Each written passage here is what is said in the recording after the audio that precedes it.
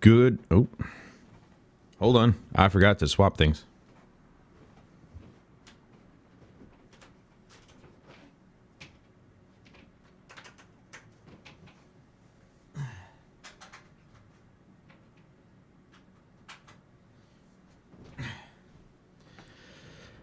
Me and my stupidity.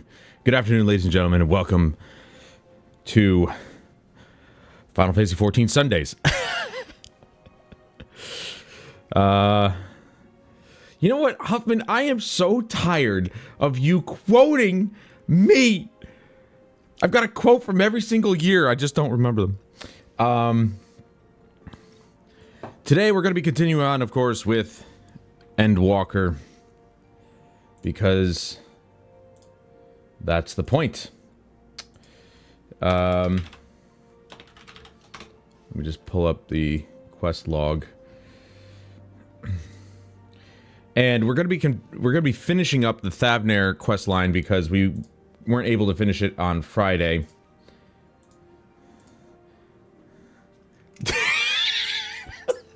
I fucking hate you, dude.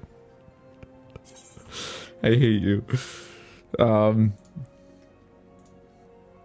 So we're gonna finish that up, and then of course after the Thavnair quest chain, we're getting right back into the main story quest and right into levels 82 and 83 quest line. There's only 3 more.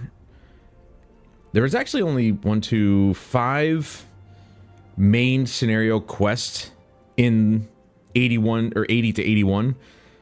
The majority of it was the Old Charlayan quest chain and the Thavnair quest chain, so still main scenario quests, just, you know, their own little story. All right.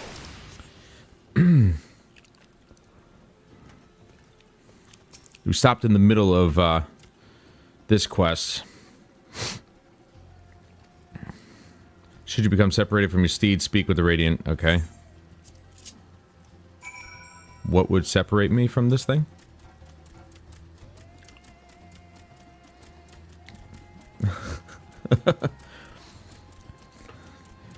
Yeah, that would be a very disappointing expansion, to say the least. To say the very least.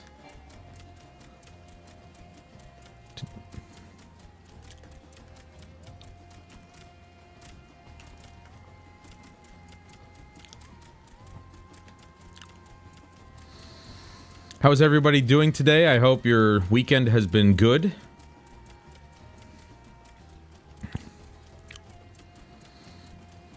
I did my test donuts yesterday, and they didn't come out like donuts. They came out like cookies in donut shape. I was unaware that, well, it was supposed to be a cake donut recipe, but I don't know, baking it turned it into a cookie, when you would think cake would be cake-like, not cookie-like. Which is probably why they say fry it, but still, it was very strange. I'm like, this is just literally interchangeable. You know, you could either use it to fry it and make a cake donut, allegedly, or you can bake it and make like a soft cookie. So, I think what I'm going to do is I'm just going to buy cake mix and then fill the donut mold that I have. And, you know, do it that way, since I am pressed for time and I need to figure something out. So, for Friday. Aye, this is indeed the Giant Scald grounds, and I am Zenua. Is there something you require?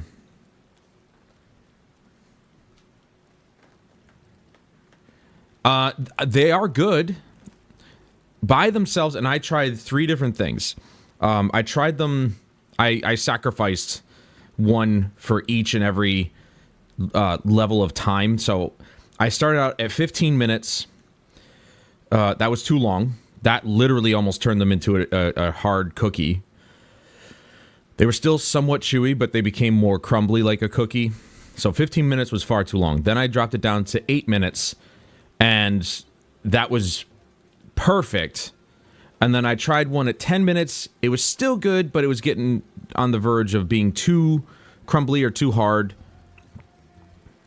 So 8 minutes at 375 degrees was perfect. They'd come out nice and soft still, but still kind of would taste like a soft cookie, you know what I mean? So, not exactly what I was expecting, but they're pretty good by themselves. They're lightly sweet, so they're good for like a cup of coffee or something like that. But I went a step further and I glazed them in chocolate glaze. The first round of chocolate glaze was very thin, and so today's second coating was a bit thicker, kind of like what you would expect on top of a Boston cream donut. It's that type of consistency. And I coated them entirely. These are small donuts, too. These aren't really big, so these are like bite-sized donuts. And I coated the whole thing in a second. I coated a batch in a second round of coating, and then I coated another plain batch in one round of coating with this thickness of glaze. And it's more than enough. If you coat them all, you let it solidify and stuff like that. It's more than enough with one coating. But two coatings really kind of ramped it up a little bit, so... But the mistake that I made, of course, was thinking I had to chill the donuts in the fridge. That was the mistake. Because once I brought out the last batch of donuts, I wanted it to cool down before I started glazing it. And, well, that was a mistake.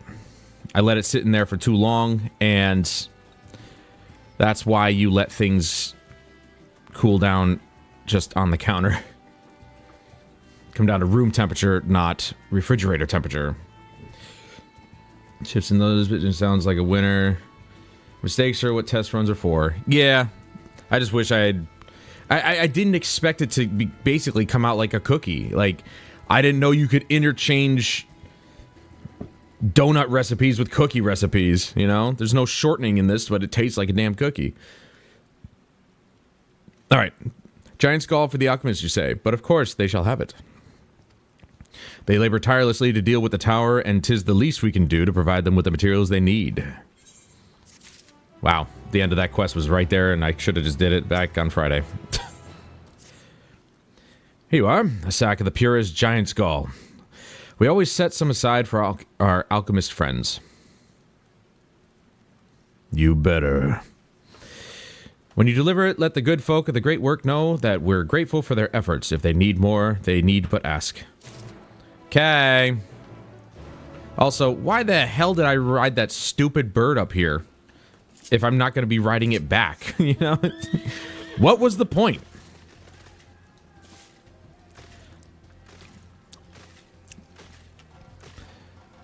But, you know, that's the thing, though, is doing these test runs, eating the mistakes.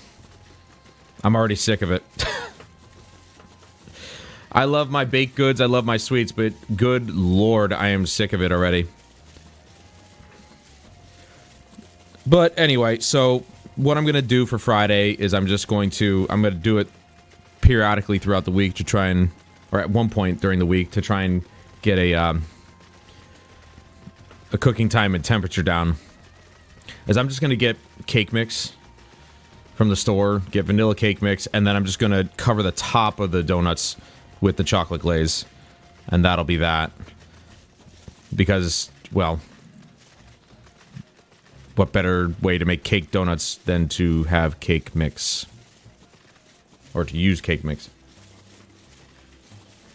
Pulled pork. I would love to make pulled pork. I don't know if I can easily get pork shoulder from the store. I'd probably have to go to Fred's, I think. Wait, where am I going? Oh.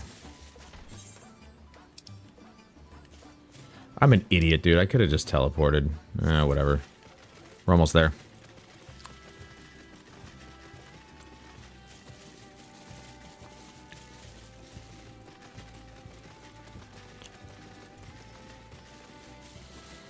So I've been watching a couple of videos from a dude on YouTube. He goes by the name of Pint, and he's like a really prominent Final Fantasy XIV creator.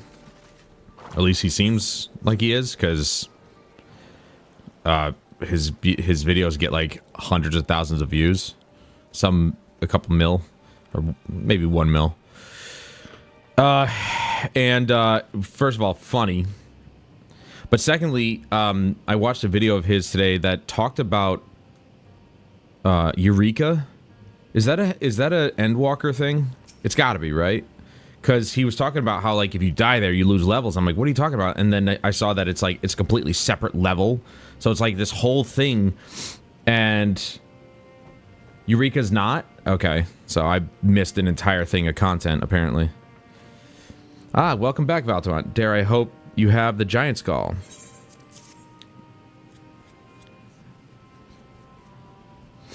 Oh my, such fine specimens. Thank you so much for bringing these. We now have everything we need to make our next prototype, one that should be capable of passing our most rigorous tests. When it is ready, it will be time for the true test, so please take your ease while you can. Take my ease.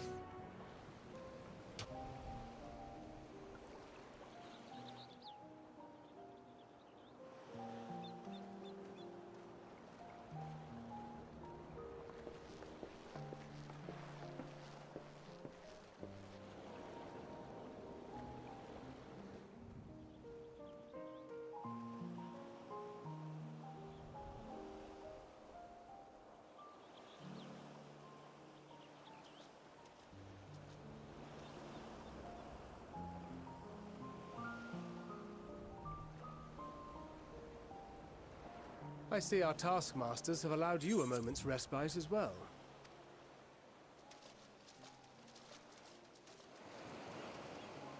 You have to hand it to these alchemists. They are determined to see this endeavor of theirs succeed. I've never been one for blind optimism, but I sincerely get the sense they're close to a breakthrough. They had better be, or all this effort was for naught. The peoples of Eorzea, of the Far East, of Thavner, children of this star united in common cause against a dire threat. Yet ere they succumbed to suicidal madness, were not the Telophoroi born of her body as were we? They who cling to life and the promise of the morrow's dawn, against they who desire death and an ending of their own orchestration. The victors of this war alone will hold the right to answer the question of existence, of its meaning, and its worth. Poetic and ominous to a fault. That said, if it's an existential debate in nature, then our arguments might not be as persuasive as you'd think.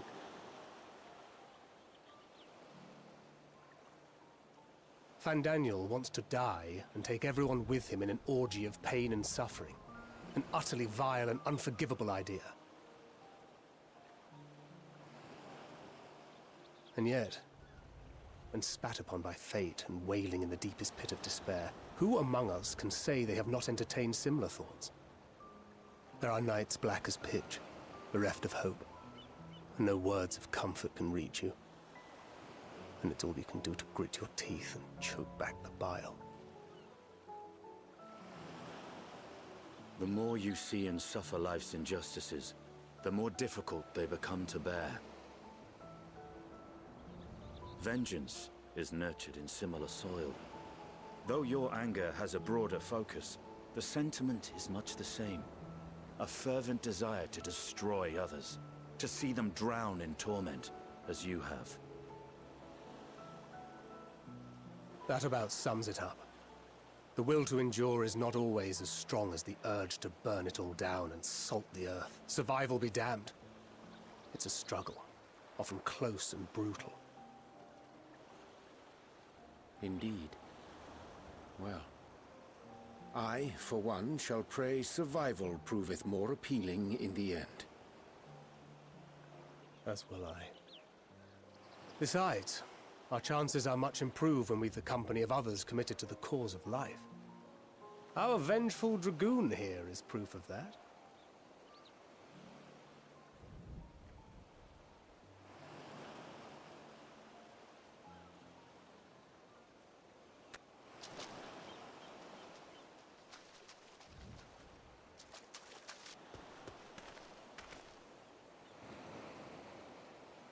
What is it? What did you see?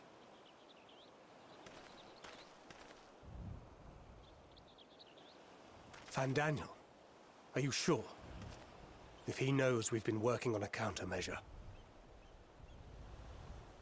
It holds. The vessel holds. This is the one. At long last.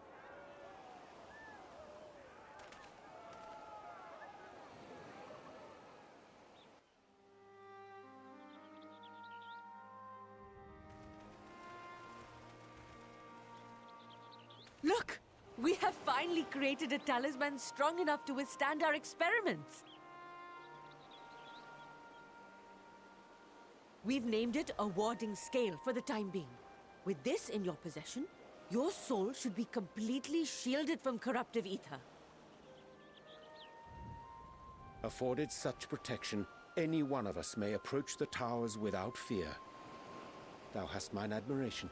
'Tis an invention of historical significance.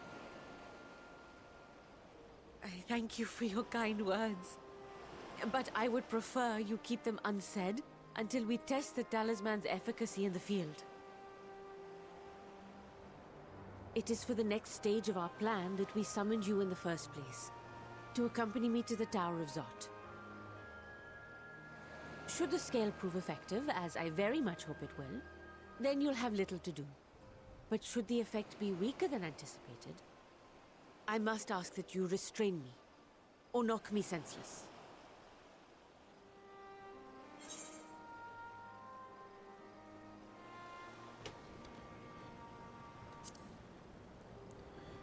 Let's hope it doesn't come to that.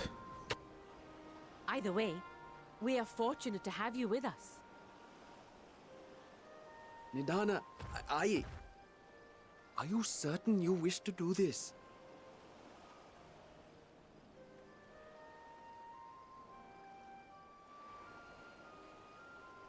If others are to trust our creations, then we must have faith in them first.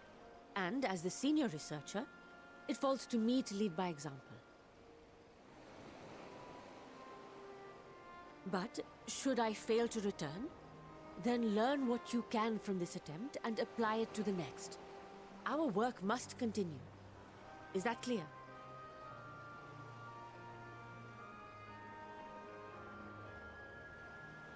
We'll keep an eye on the place while you're away.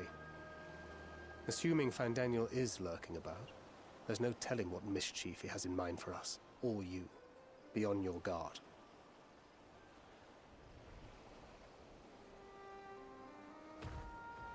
Shall we be on our way? I'll have one of the soldiers at the hatchery prepare us a boat, and we can set out from the northern shore. I'll see you there.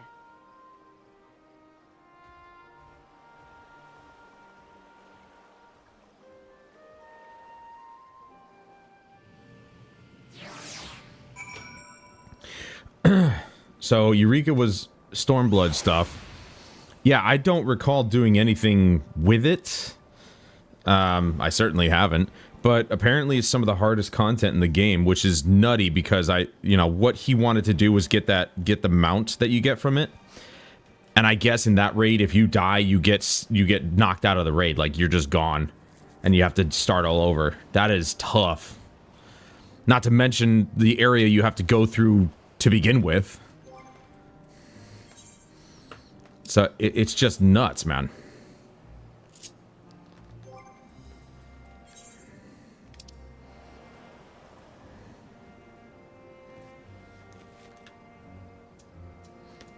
Damn it.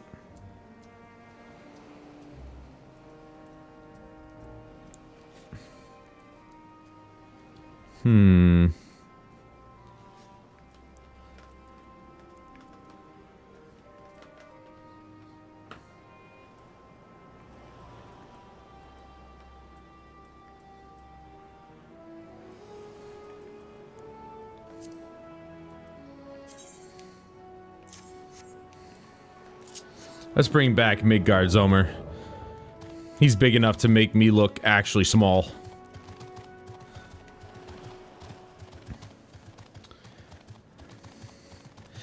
Yeah, it's crazy. It took our group a long time to find any kind of solution, and ours is even harder. But these alchemists are like, let's take a crack at it. And they do it within a few days of us coming here.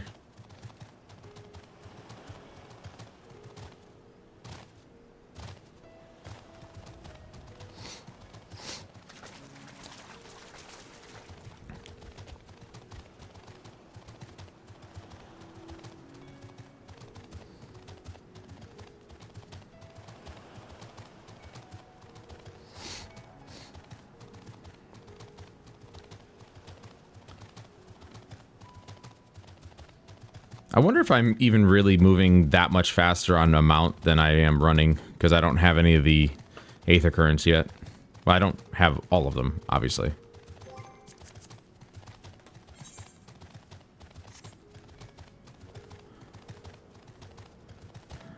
Oh. She was down there. Well, you never know.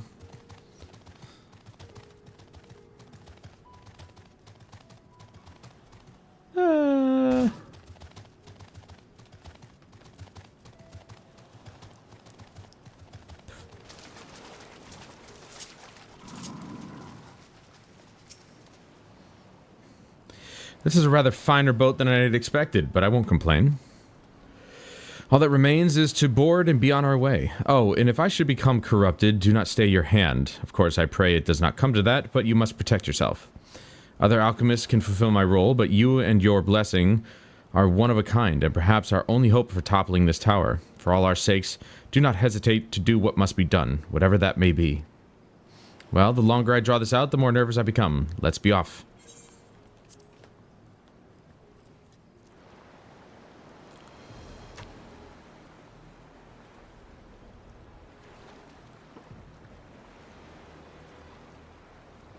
We should soon cross the threshold of the tower's influence.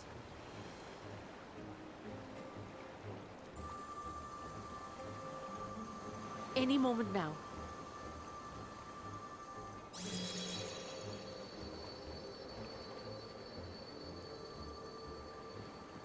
It's working! And you are still yourself? Then I'd like to see how it fares closer to the tower if we could.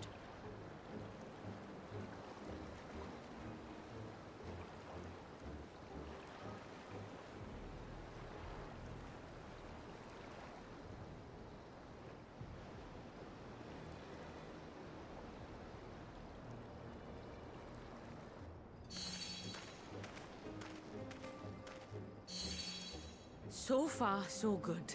The scale's protection appears to be holding. If we can just make it to the tower's entrance.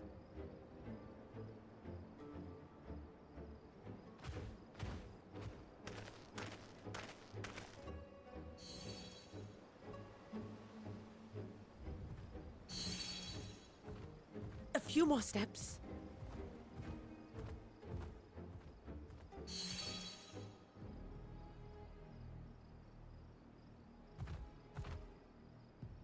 Praise be to the sisters, we made it! And the scale has proven itself to be everything we hoped it would be. Now we can focus on production. Once we've equipped and returned with an entire survey team, this menace will soon give up its secrets.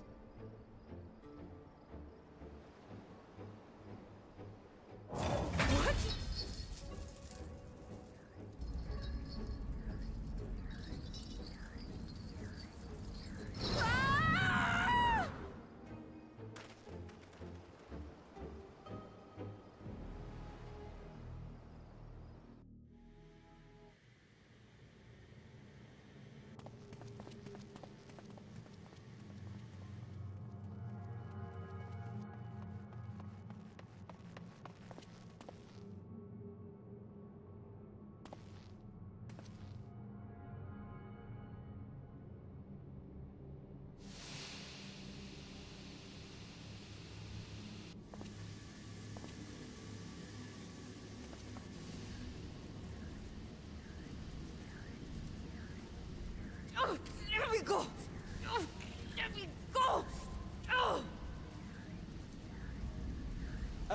Do calm down. You'll only hurt yourself thrashing about like that. Stop! Oh, you can't do this! Please!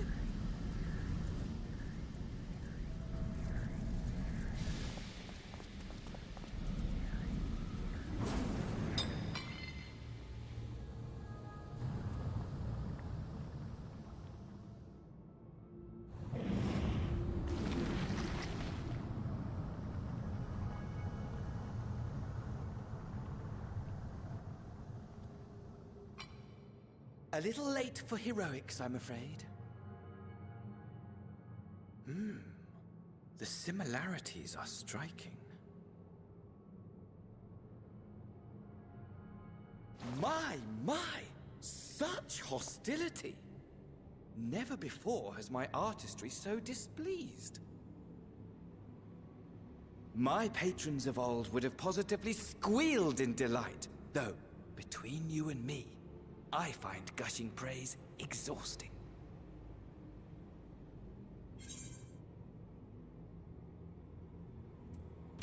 What are you talking about?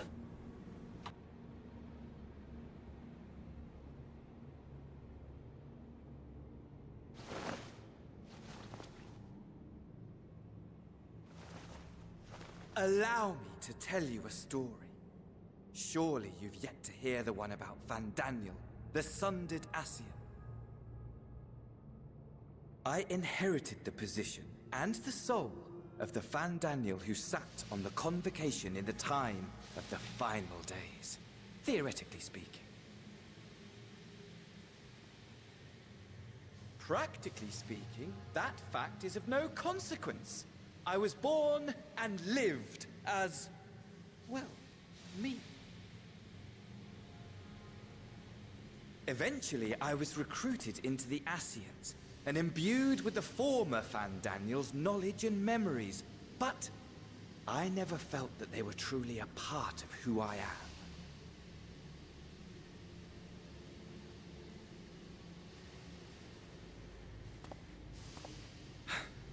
How to explain? Perhaps if I told you who I was before my Ascian embrace, although that chapter too is a past I've long since discarded. I have it on good authority you've poked your nose into an Allegan ruin or two. Yes?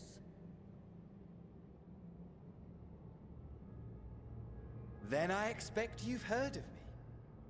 The old me.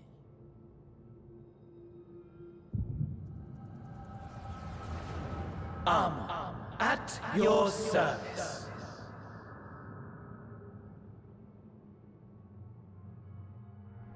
That name does sound familiar. Imagine a nation of unbridled prosperity. Every need met, day after day of unbroken, unshakable peace.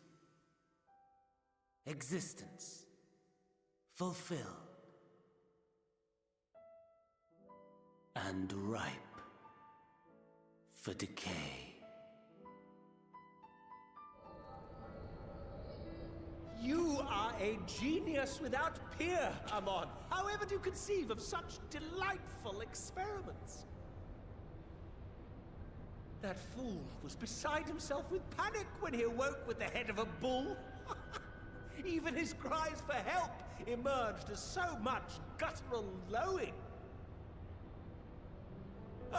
Oh, the memory of it. My poor sides. My friends and I were so consumed by laughter, we struggled to breathe. No more than entertainment for bored wastrels ignorant of its worth. My all-consuming work. But it was not their only indulgence.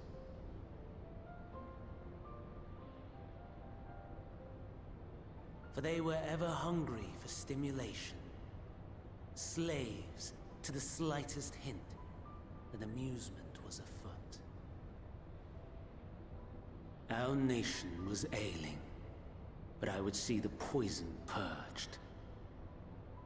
I resurrected a legend, Our first and greatest emperor.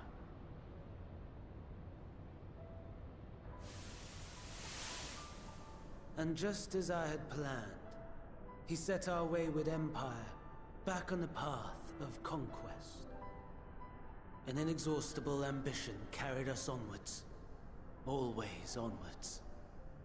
Yet, he who delivered to us such glory was not to be satisfied.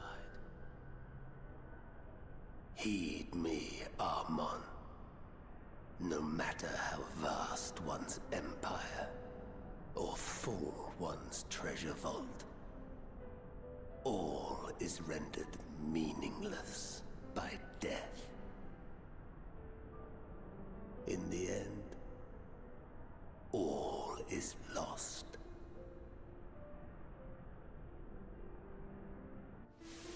You know as well as I that the Emperor stands to lose this war. And so I have come to claim you. For while your methods leave something to be desired, we cannot deny the results of your work.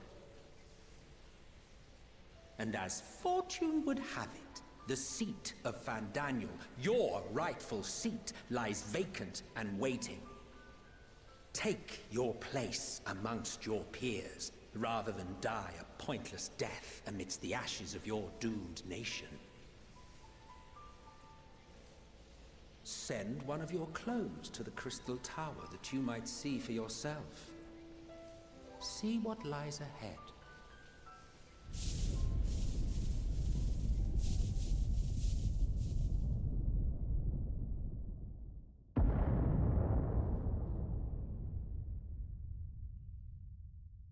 The fall of the Empire affirmed the truth. Majestic and tragic, as the Emperor foresaw. Scheme as you like, build as you will, nothing endures. What is life but a brief jaunt ending in emptiness?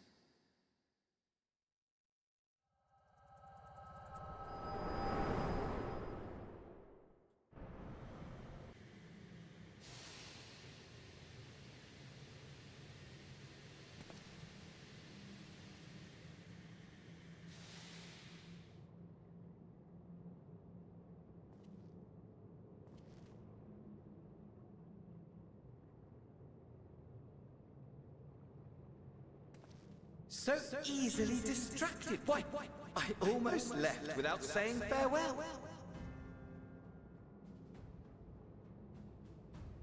As for your friend, you needn't worry. These pawns are far more useful to me alive as fuel for the primals.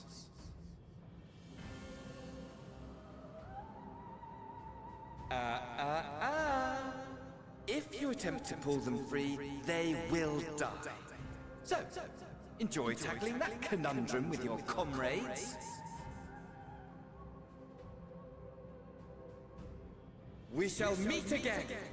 Not in one of these minor spires, oh no, but somewhere more suitably grandiose. Your favorite playmate is ever so eager to see you.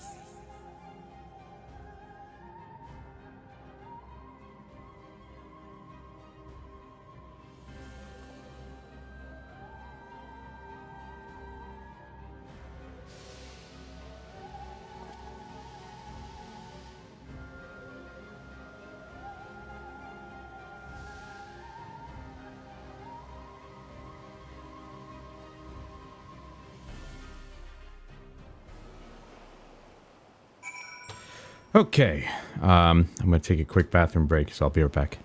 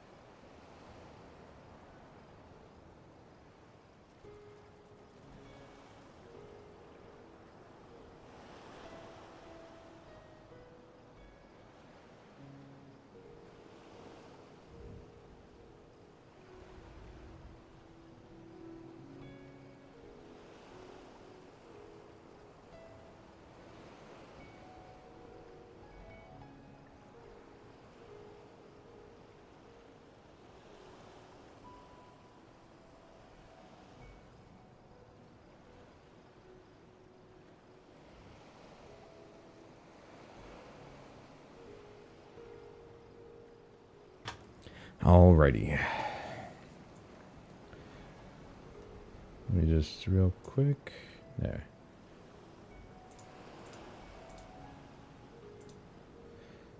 One second.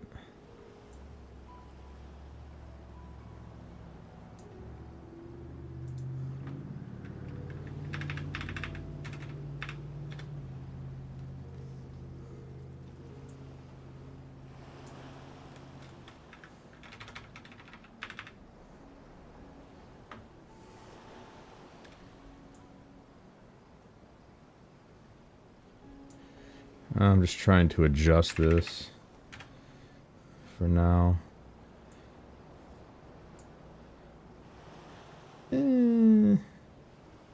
That's alright. Whatever. Anyway. Okay, so, she got caught. But, like you said, if we pull them out, everybody dies. So now we have to figure out how to get them out of there without killing everybody. Ah, you were returned, but where's Mistress Nidhana? Minutia Preserve. Just when we had succeeded in making the talisman. I must report this at once. Meanwhile, please return to the great work.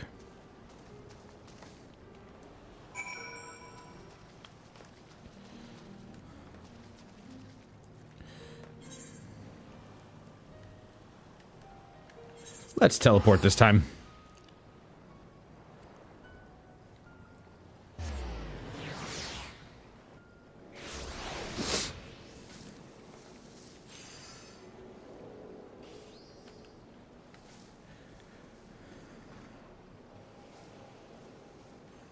The entrance to the tower that snatches people. Yeah, right? Like, I was waiting for it to happen. I'm like, okay, something's gonna happen here. She's got her back turned to the entrance.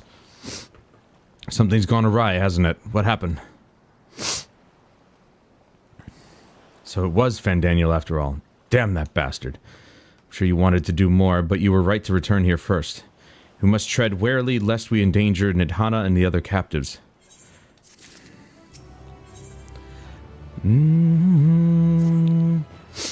First, we must inform everyone of the situation, Nidhana's colleagues included. I'll call them together for a gathering, but I think it would be best if you were the one to explain. Oh goody, I get to be the bearer of bad news.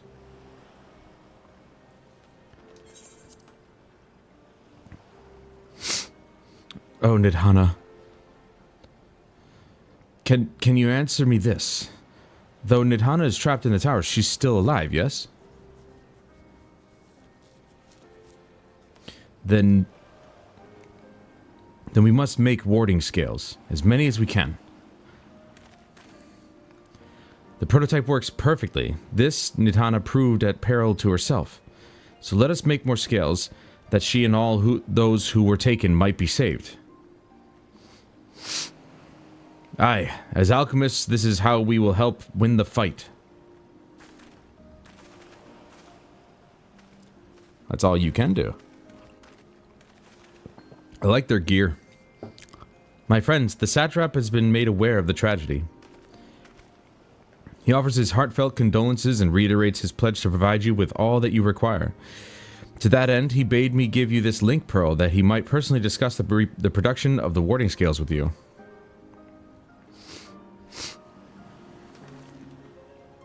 And for our Eorzean visitors, I bear an invitation. In her report, Mistress Nidhana noted your vital contributions to the talisman's creation. This fact came to the satrap's attention, and in recognition of your deeds, he wishes to meet you. Wow. It's like meeting the President of the United States, except I wouldn't. Not this one, anyway. In addition to thanking you in person, he would also discuss further avenues of collaboration. And so, if it is agreeable, will you not accompany me to Razatan for an audience with His Excellency? No. Can you imagine if we just said no? We should be honored, of course. Closer cooperation between our lands can only be to the benefit of all. Then it is settled. Please come to the gates east of the Giant Skull grounds, and I will show you into the city.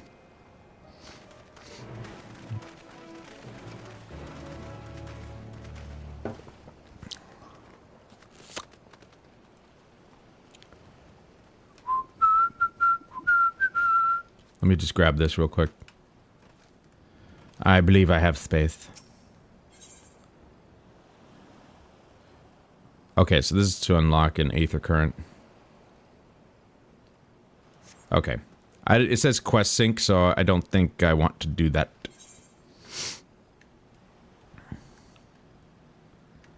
Oh boy. Got quite the travel time here. Statement that will age perfectly no matter how distant into the future someone sees this video.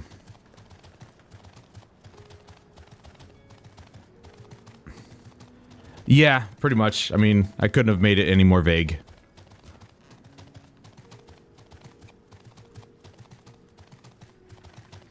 But you know what? That makes it easy for people to use it for current day, whatever day that might be.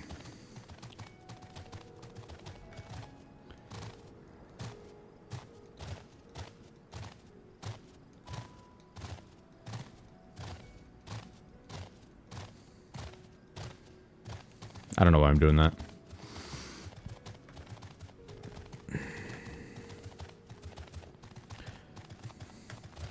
Am I to assume this is not a good shortcut? Oh, look at that! Came across an Aether Current anyway. Yeah, no, there's no shortcut here. I mean, I could jump off. I wouldn't die, but still.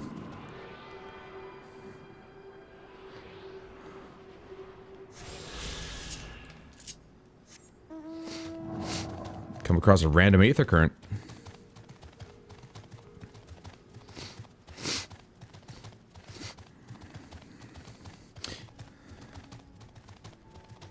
Yeah, right, I know. We all do it. RPGs just has us doing that all day, every day.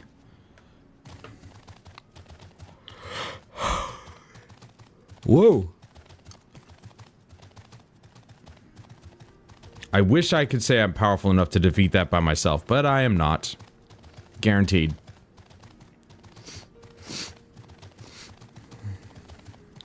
That's a cool looking world boss, though.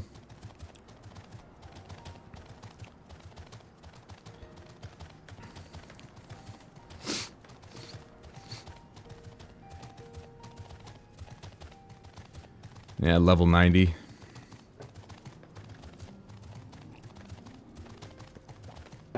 I'd at least finally get to use my level 90 abilities, but I'd get smashed. And not in the good way.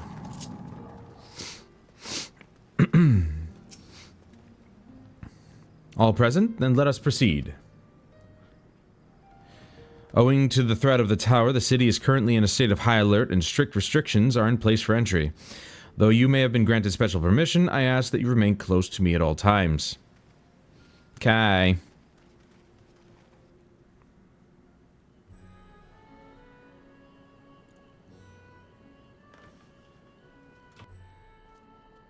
A vast rock squats upon Thavner, and to its stony surface clings the city of Rads-at-Han.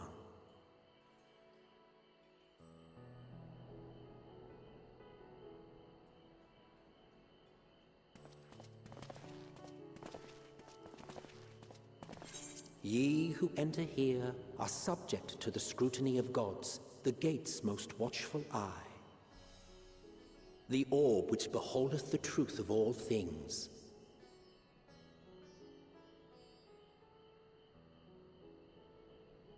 I was gonna ask you, it sounds like Fandaniel to me. Pass beneath its hot and piercing gaze, bearing down like a second midday sun.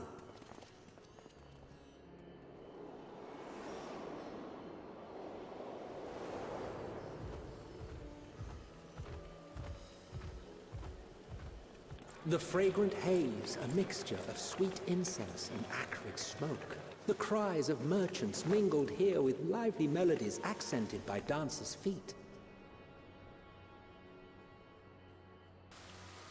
Travelers seduced by vivid sound and colors were once swallowed up by patchwork streets.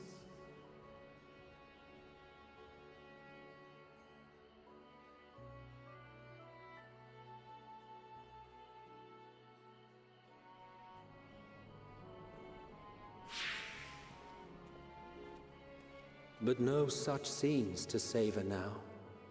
To what somber present does that divine eye bear witness?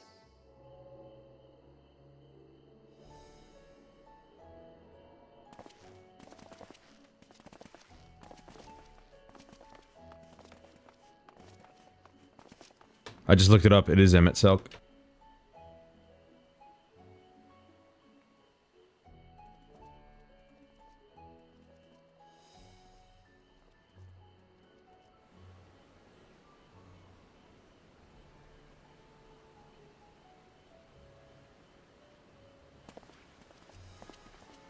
Here we are. Megaduta.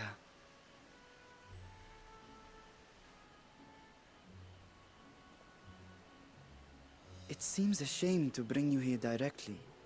Under normal circumstances, it would have been my pleasure to show you the sights. And it would have been our pleasure to see them. Alas, it seems our tour of the city will have to wait. I'm afraid so. Come, we should head inside. Megaduta. Parent city to Super Duta.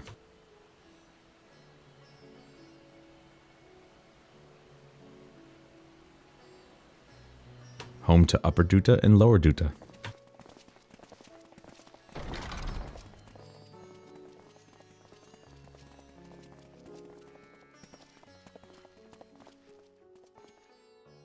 Your Excellency, may I present our honored visitors? Ah, splendid. Most splendid. Allow me to introduce myself. I am Ahawan, Satrap of Radzatan. Our alchemists tell me your assistance was invaluable in the creation of the warding scale. Such deeds ought to be recognized in person.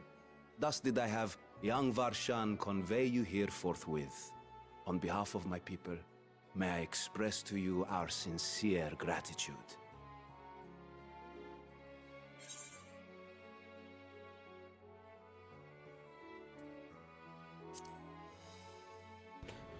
Not everything went to plan. I assume you speak of Nidana. A regrettable incident indeed. Her colleagues insist that we honor her wishes and trust in the talisman, that it will be instrumental in saving Nidana and the others. I am eager to hear your opinion on the matter, so let us not stand on ceremony. Come, sit. I think not. This charade has gone on long enough. Show yourself. Whoa. Forgive me, but were you expecting musicians, perhaps? There are no performers waiting in the wings at present, but arrangements could be made if you'd prefer.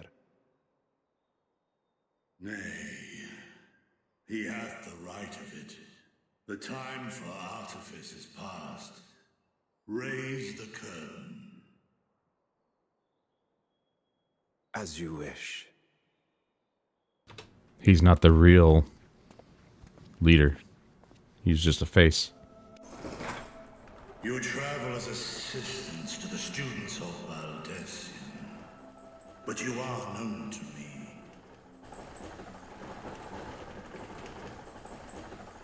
Even here have we heard of the scions of the... Yo, is that Midgard Zomer? No. Okay, no, this is a different dragon. I am Vritra, and for years uncounted hath this isle served as mine abode. Vritra, of the first brood, sibling to Hraesvelga and Nidhogg. Aye, mine elder brothers, of Midgardsormr's spawn. I was last to hatch. Well, isn't this a surprise? We were told Radzatan had an alliance with the dragon. Not that a great worm sat in the satrap's own hall. A necessary subterfuge. as the true tale of our nation history illustrates most effectively. In the beginning, the rock upon which our city is built was home to Vitra, and Vitra alone. In time, the ancestors of the Matanga came to the island and established a foothold. But never did they dare disturb the worm's lair. Next to arrive were the Aura. Adopting the example of their Akasodra allies, they too treated Vitra with reverence and respect. And for many years, an understanding between our forefathers and the Great Worm endured. Until marauding heroes Later, Chris. from the mainland came, threatening to shatter our peace and tranquility. When it seemed all would be drowned in blood, Vitra himself came forth and quelled the rising conflict. A peaceful accord was reached, and oaths sworn in Vitra's name. Thus began the dragon's governance of the fledgling state, which was to grow into Radz Athan. But if Vitra is still here, then your position as Satrap is just... A charade, yes. And one which my family has performed faithfully for generations. Many envy the Great Worms their power. Were it known that I ruled here, then the fires of war would burn without end. I would not be the flame which consumeth my people. Those few who join me in laying our country's foundations were, perforce, sworn to secrecy. Your eye. It was taken.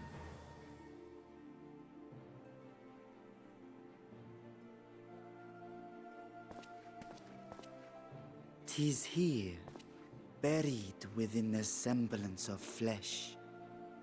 The body before thee is but a simulacrum, constructed by the finest artisans of Razatan. With mine eye nestled within, it doth serve as an inconspicuous vessel for my will." That would explain why I felt the presence of a dragon upon our first meeting. I am woven with words fashioned to deceive such arcane senses. Though 'twas short-lived, it seemeth thy fusion with my brother hath left thee much altered, Estinian warm blood.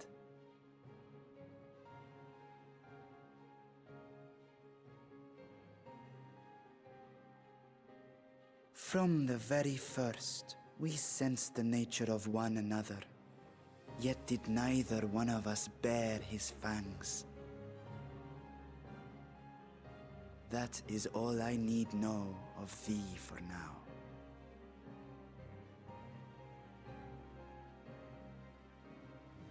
With my secret thus revealed, I have for you a proposal. Not as a worm of the first brood, but as the ruler of Radz Athan. With all haste must we take in hand the finished talismans and breach this foul spire. Thence, should it lay within our power, dispel its wicked influence. Yet even with the assurance of the warding scales, the narrow confines of the tower doth limit the size of our force. And thus denied strength in numbers, thou must choose thy soldiers with care. Just so. Yet though our radiant host is formidable, I see a surer path before me. Thou and thy comrades have contended with a multitude of primal beings. Most recently, thou didst cast down false gods in Pagalthan and Cartanau, I am told. 'Tis upon that strength I would call. The Scions have proven themselves the most capable, and I ask that you serve as the tip of our spear. Talismans would, of course, be provided for each of thy companions. And should you agree to this undertaking, more will be provided to make use of as you see fit.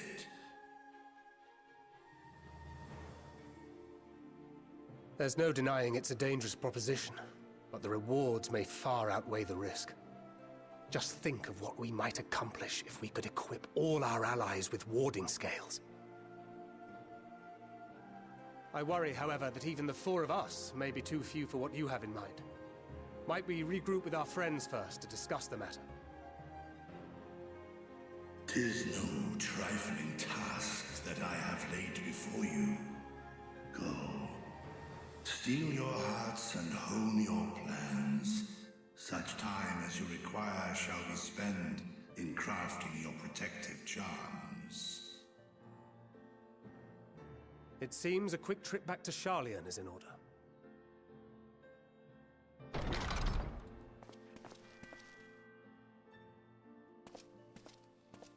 Wilt thou not lend thine aid?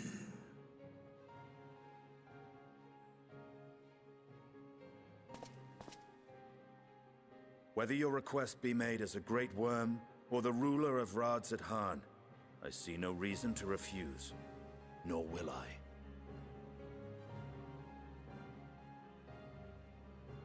I am in thy debt.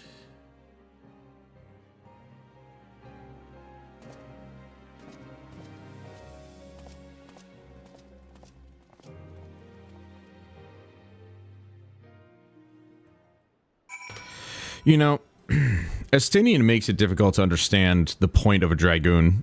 I thought the Dragoons were Dragoons because they inherited the powers of the dragons, not because they hated the dragons. Right? Like, I know they were meant to fight the dragons in the Dragon Song War, but that's all past, and we've already dealt with that in Heavensward.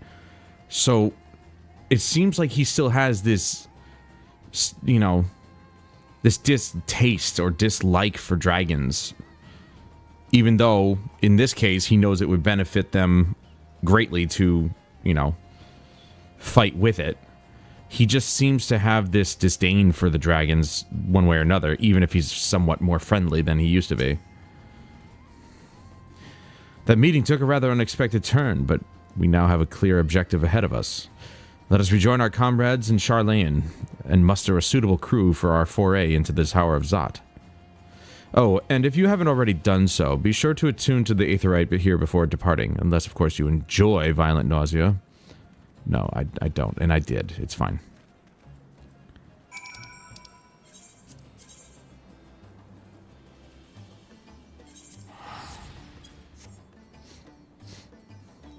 Yeah, Estinian is the character, man. He is something else. Easily one of the most badass characters in the game, but I don't know. You can't read the guy. Unless he purposefully makes it known what he's thinking about, how he feels. Speaking of badass looking, look at this chick. No! Wow, what are the odds? I don't know what class that was. I wish I did. Oops. Also, Huff, one of the other videos that I watched from Pint,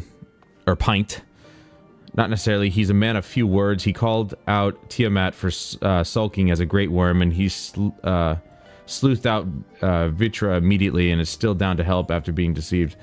Well, yeah, but the way that he presents himself makes him seem like he still has a slight distaste for the dragons, but he's still willing to help any way he can. So I don't know. He's a very complex character, it seems. Oh, the video I watched on Pint's channel, he said Black Mage is like the hardest class in the game. Is that true? And that, like, most even high-level raiders don't play it. Because I guess Red Mage is just a much better class. If you want to play some sort of class that casts a lot of, you know, black magic spells. Or some black magic. Just as I was getting used to balmy Thavnir, we're back in chilly Charlane. Take care not to catch your death, eh? We need you for the battles to come. Now then, everyone appears to be here, so let us take stock of all the developments and discoveries. Right. So that, I think he's just brutish and standoffish to everyone except the people he's closest to, like you and Alphino. Yeah, probably. That concludes the Thavnir quest chain. There you go. Now we just have 3 more in the levels 80 to 81. The next one, it'll be the Tower of Zot, so we'll be unlocking that duty.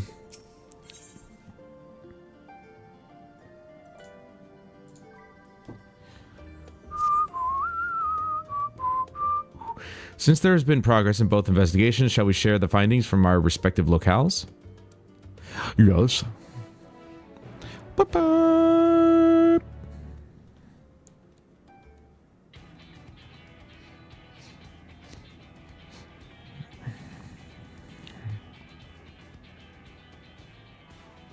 Your time in Thavnir has certainly been eventful.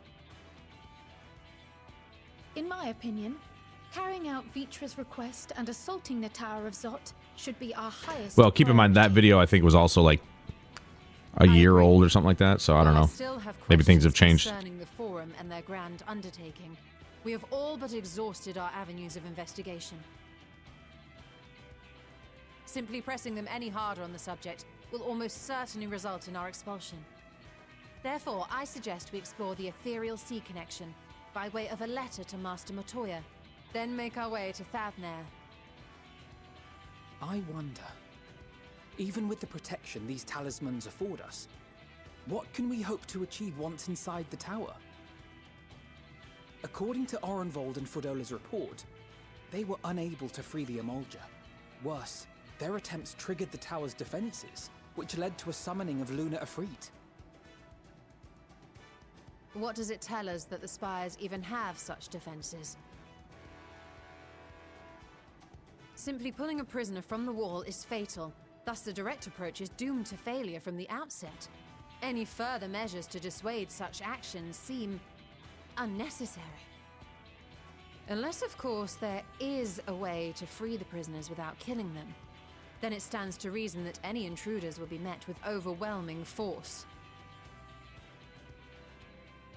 The towers appeared throughout the world in but the twinkling of an eye.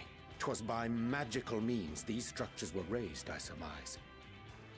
A spire thus conjured must needs be maintained, and I suspect an arcane catalyst, some manner of core, doth lie hidden within. Destroy the core, and the tower ceaseth to be, thus liberating the captives without harm. So we can hope, and I would prefer to enter the tower with a working theory than with no plan at all. Assuming Ishtola's reasoning is correct, the chances of the defenses remaining dormant are small to none. Any primals will have to be dealt with, and defeating one will likely only lead to the summoning of another. Our every victory will only compound the prisoner's suffering. May we not then divide our forces? Those proficient in healing will focus on sustaining the captives. That duty can be covered by Urianger, Kryl, Yostola, and myself. The remaining scions will proceed with the search for the core. Admittedly, this strategy puts both parties at greater risk, but it should bolster our chances of saving the Arcosodora by a considerable margin.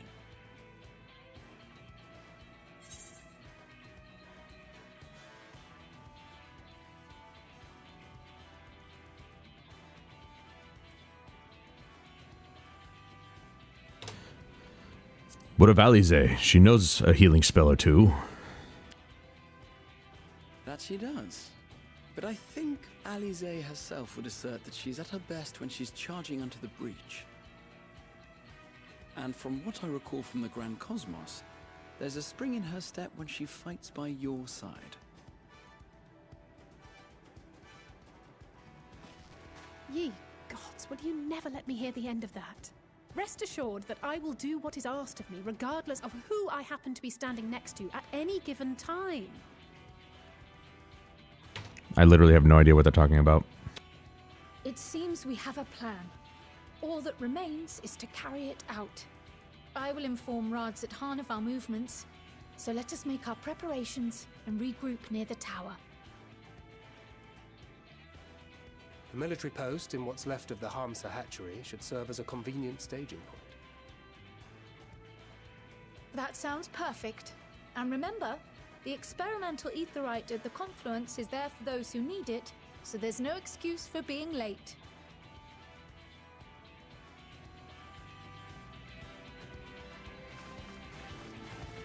I can't wait till the textures are upgraded. The close-up shots will be much better looking. Yeah, they're like my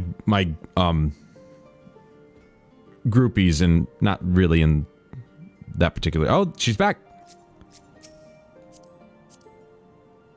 Dark Knight. Okay, I thought so. That's some badass looking armor, though. Why wouldn't she have the helmet on, though? I'd have the helmet on. Crypt Lurker's Curious. Offending. So he's wearing all level 80, which means either he's just starting or that's just what he's wanting to wear. I don't know. Oh, that dude looked good. Come back. That's a paladin, isn't it?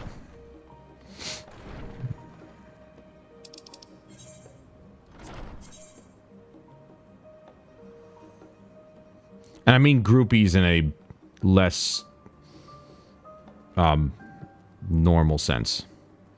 You know, groupies of like a rock band or something entirely different. She's just the one that denies it. Because most people don't like the helmets. I want to see my face. Dude, I would love an awesome helmet, but I know I'm not going to get one. Not with this class. But yeah, after watching that Pint video on the Black Mage, it kind of makes me want to go with that next. Just to see, really, if it is that difficult. Actually, my Black Mage, or my Thaumaturge, is at 15, but I'm pretty sure I unlocked the Black Mage. I probably didn't, to be honest.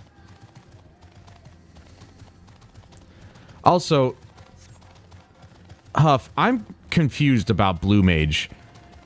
It's a limited class. Is my understanding of it, but it doesn't go past a certain level. Is that a good summation of it?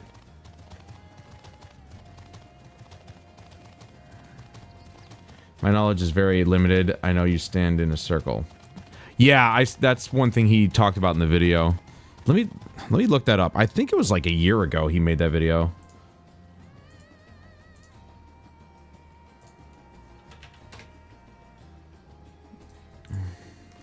I'll go to history.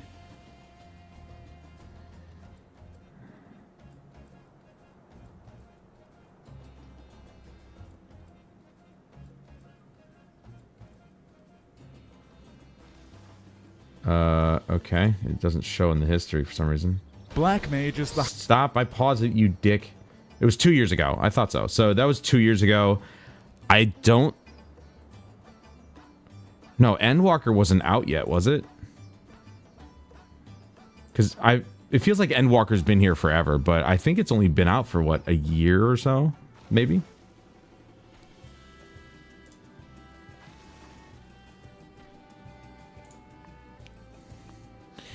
Well, none of the classes go above a certain level. I will explain when on PC since I have briefly Blue Mage grouped.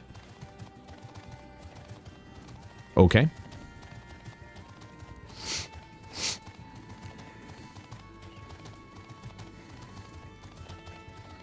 Because I've always been curious about Blue Mage. It's such an odd class.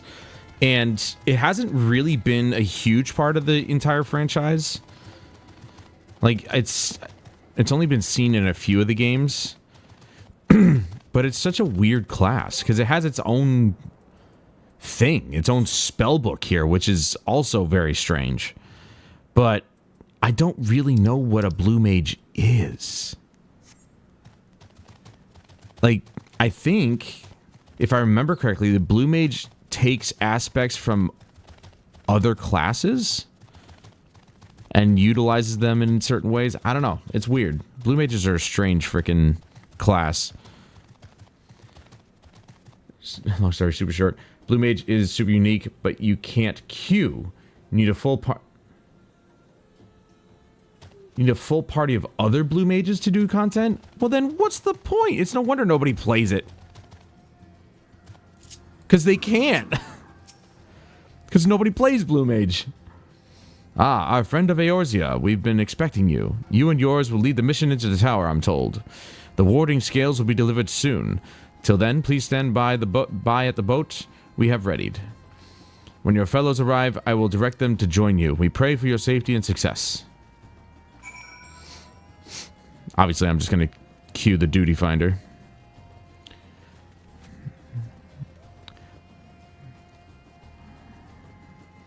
But yeah, I really want to...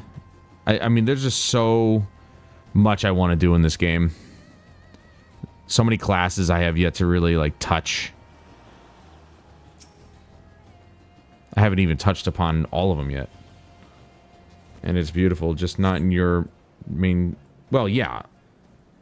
Well, like you said, you wouldn't be able to do roulettes unless you specifically looked for a group of blue mages, which is... I don't know if that would ever happen, but hey.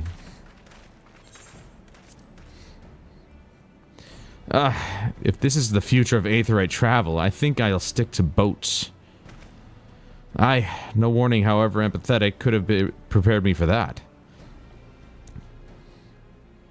On account of which, we are a little late, but fighting fit, mostly.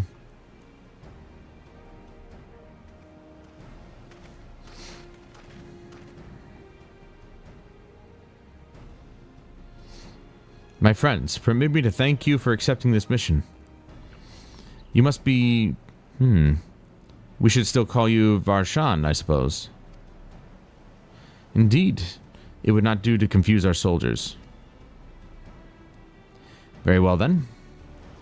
For our part, we are humbled that you should see fit to entrust us with your warding scales. Please convey as much to His Excellency.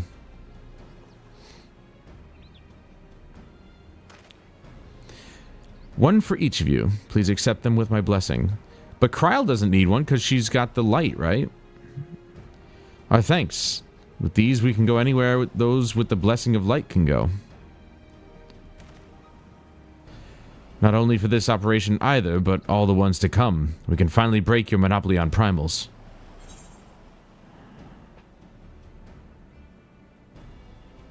I'm gonna be funny. In that case, they're all yours from now on. But I'm afraid we can't let you retire just yet. You're the Scion's brightest star, after all. If everyone is amenable, let us review the strategy for good measure. As previously agreed, we will divide into 2 groups. Valtamont and his band will break through the tower's defenses and locate its core. Meanwhile, the rest of us will tend to the prisoners, who will doubtless want for healing due to the duress of repeated summonings.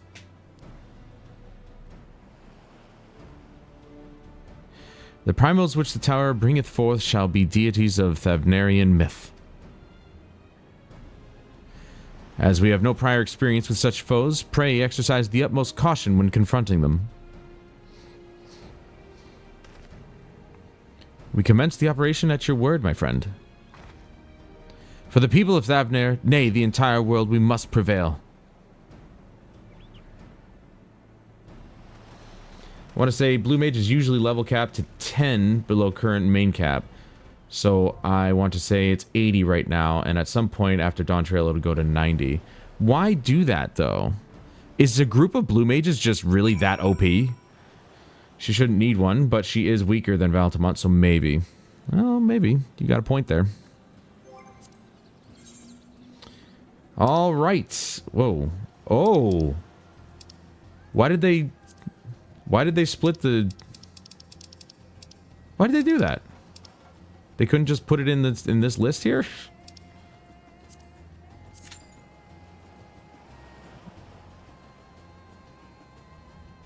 Man, I would love to see it. If they're that powerful, I'd love to see that. I mean, probably just watch a YouTube video, but still. Yeah, I know, you said. Now I'm curious about that class, though. Very interesting.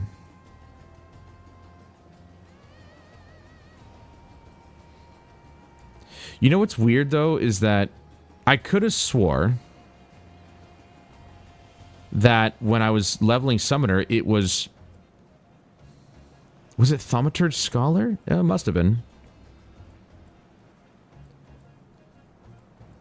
So yeah, it was... Right, Thaumaturge Scholar. But... Oh no, I'm sorry. It was... I thought it was Thaumaturge Arcanist. But then I guess Arcanist turned into Scholar? No, that wouldn't make sense. I'm so confused as to how they changed everything. Oh, here we go. Oh, no, Arcanist turned into Summoner. Depending on the raid boss, the big high-end content ones, they can kill a boss from like 20% health remaining. Holy crap, dude. And that's no small amount of health either.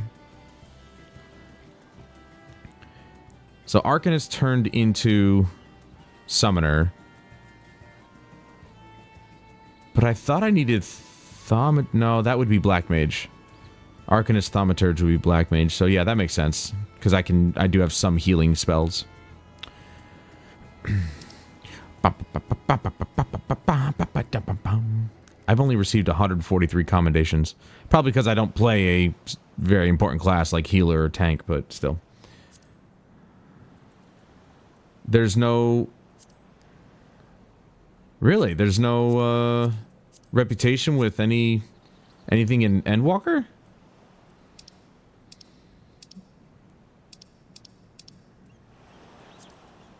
Or no, because we've met a few groups. The Charlayans and now the people of Razatan. Huh. They've just stopped a whole bunch of stuff, you know? It kind of sucks. I mean, there's still tons in the game to do. It's just, it's a little disappointing to see that they basically have stopped doing some things. Maybe they just saw no point because people weren't really doing it, but I just became disconnected, you know, like, how would you go about raising the Amalja reputation and the Sylphs?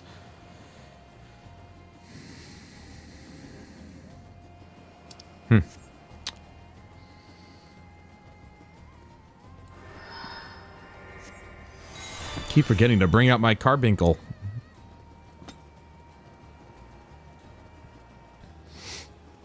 Yeah, I'm still trying to figure out what class I want to work on next after all is said and done. Yo, look, my defense is lit. The Gunbreaker. I mean, come on, dude. Gunblades. Honestly, like, Thancred looks badass. I mean, his weapon is nice. I really like his weapon. I don't remember getting Dark Knight to 30. Anyway. But I was thinking Gunbreaker. I liked the time that I spent on Archer.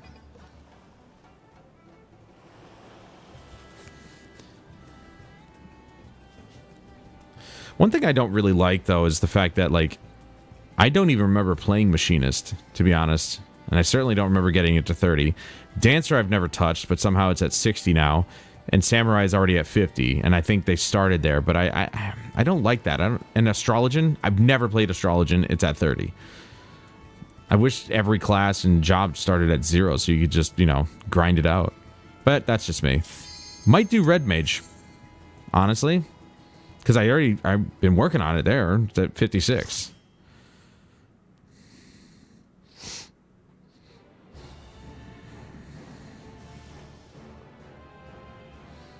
The Tower of Zot. Ooh.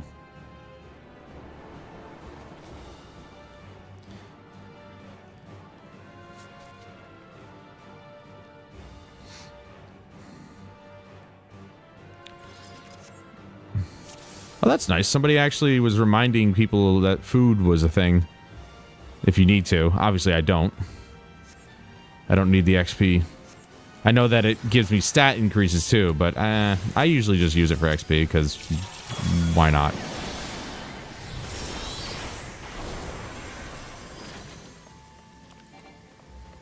Damn it, I should have known he was going to pull. I shouldn't have done that. Welcome back.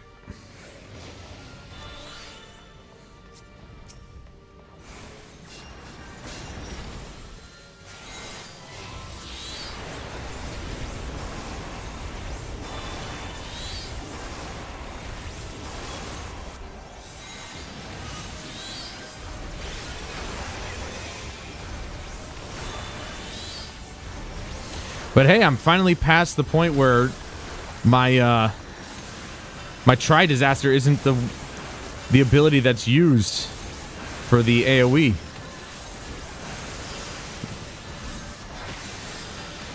We're finally using my summons abilities, so to speak.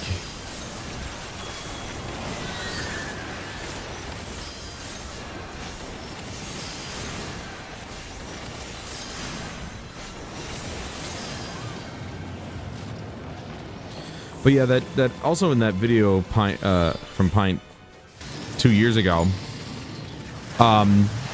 he says that Black Mage was like, was it the top DPS at the time? And he was busting on summoners in that video as well, which really kind of annoyed me, because I'm like, dude, come on. Even back then, summoners were still pretty badass. You just had to get the rotation right. But I wonder if that's still true, if Black Mage is still top DPS when, you know, done correctly.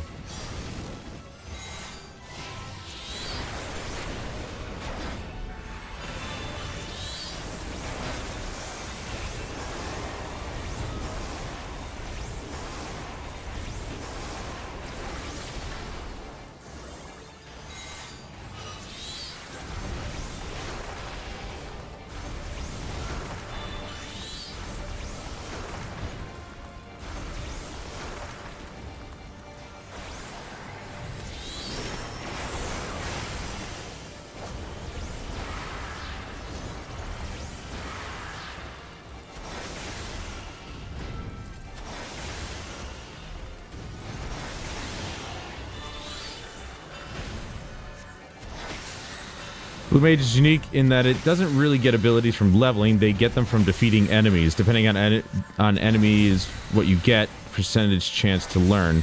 Blue Mages can also fill any role, healer, DPS, and tank. Damn, a mage can be a tank? That's new. That's a new one on me, dude. So that's why their spellbook is so massive. Like, I just saw how many pages was in that thing.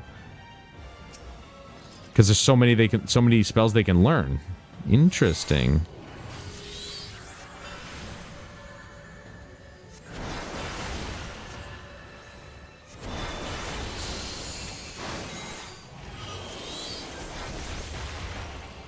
Ooh, look at that. Lucky me.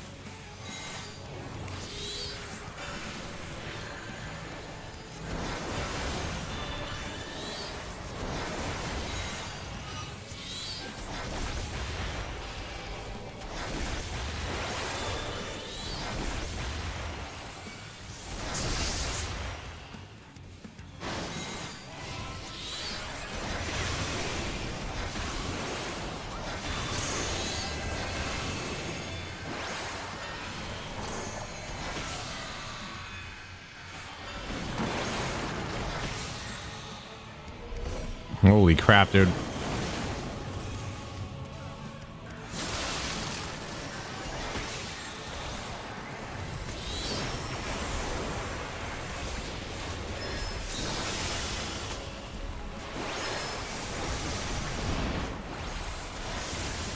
Dude, this first boss is nuts.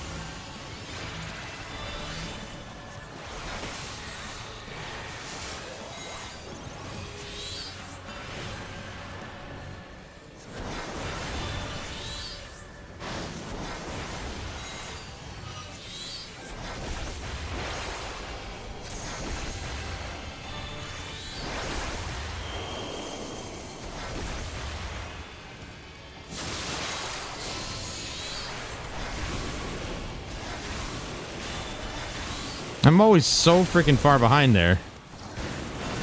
Oh, I didn't get hit that time. All right, lucky me.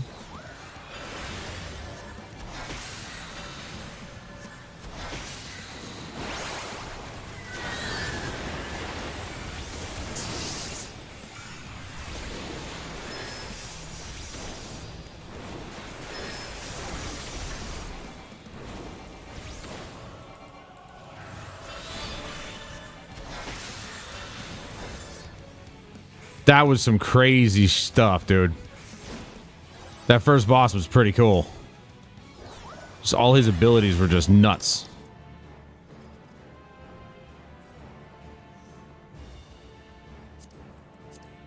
I don't know why I looked at that because it really wouldn't help me. Oh, that will.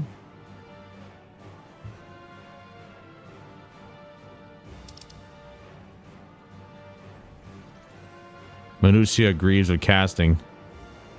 Dude, seriously? I haven't... I'll do a need. Screw it. I haven't gotten any gear from a dungeon in years.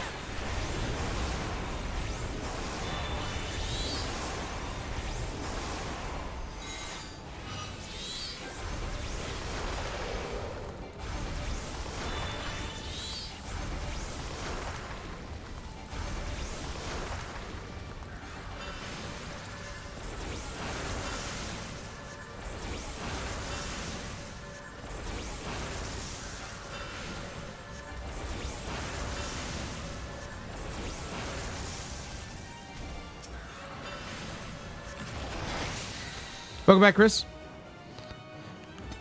What did you get for grilling?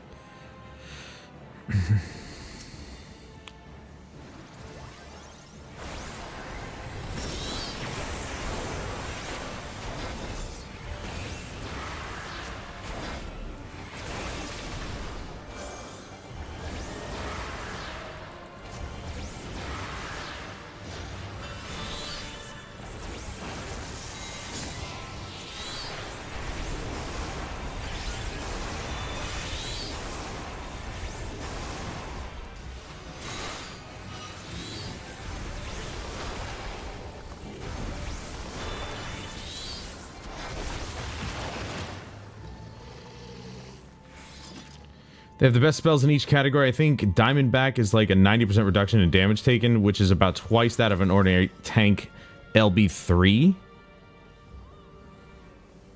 What's LB3? White Wind heals everyone by your current HP. Oh, damn.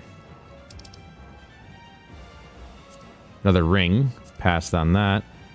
That is not mine.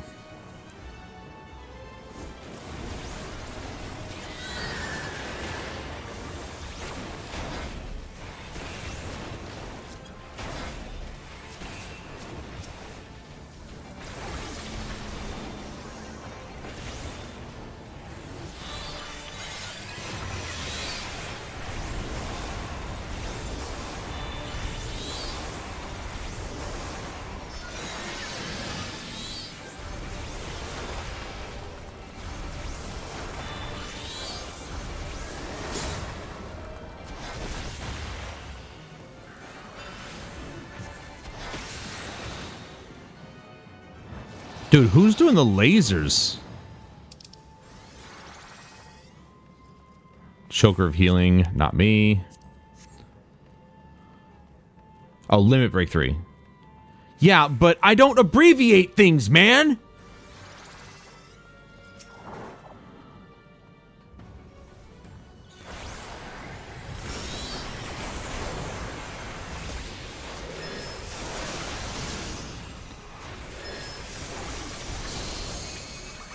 Oops, wrong one.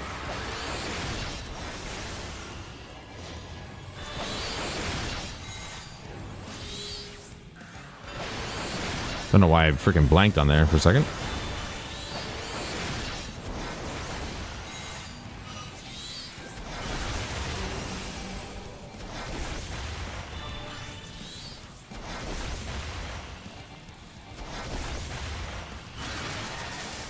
Ooh! No! Uh-oh. I'm dead. Maybe? Never mind. We're good. Oh, because I had Radiant Aegis on. Hey, suck it.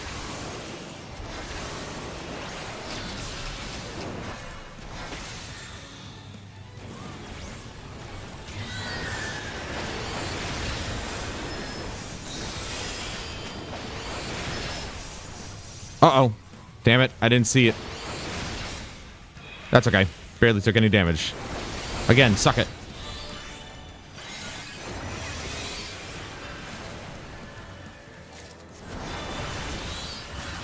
I got my new piece.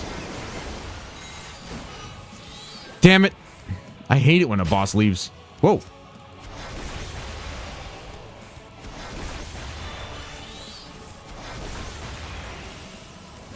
Dude, how did I choose the right freaking boss?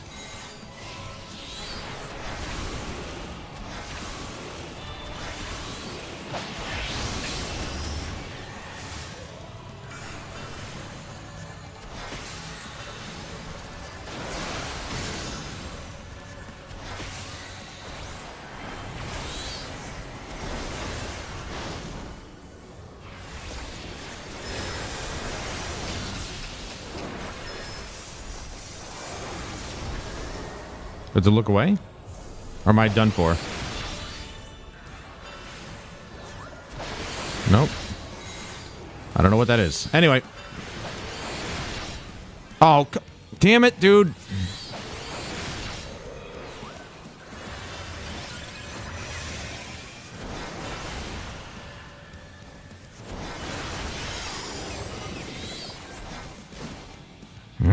That's the second time that he's done it. That one. I'm guessing it's always the one that's standing still.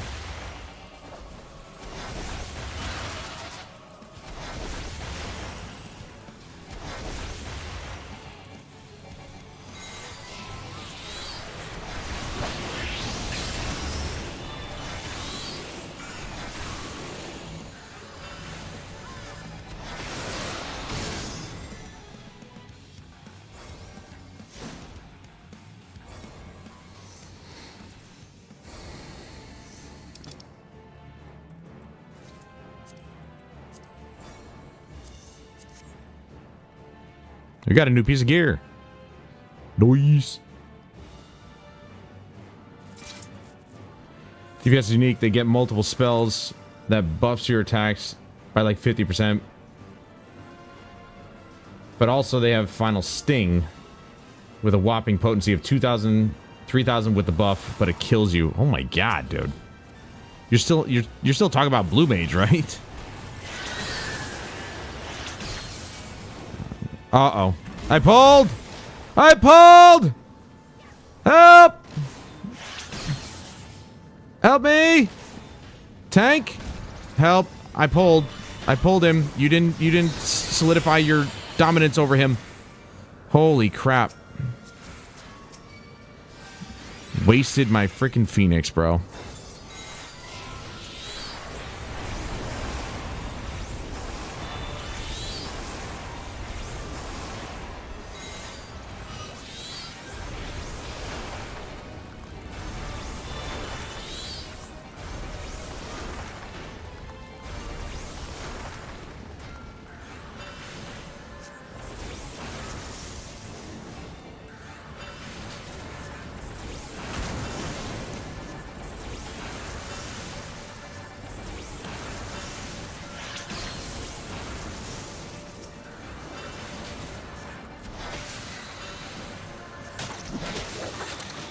Ooh, creepy. Again, healing. Man, lots of stuff in this dungeon, and it's not even from, like, boss drops or anything. It's just random chests all over the place. And I only got one piece so far. I only got one new piece of gear. Ain't that a kick in the dick?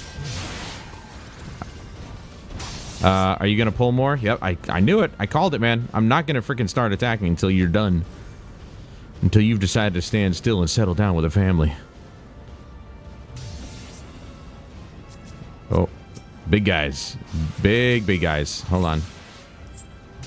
That, I keep forgetting that's a thing. It's so weird.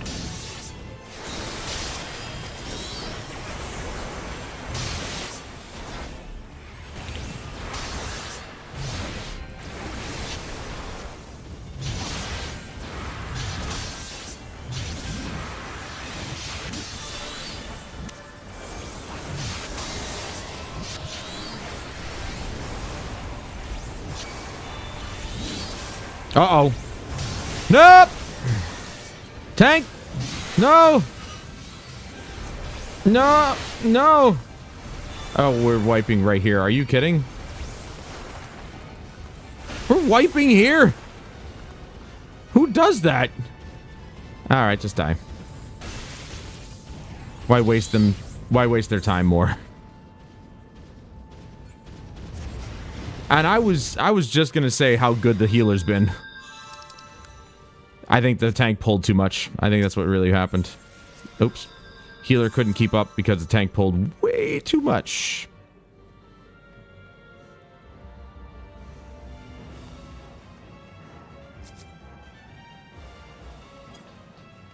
Wait, so the healer had too much aggro? But the tank died.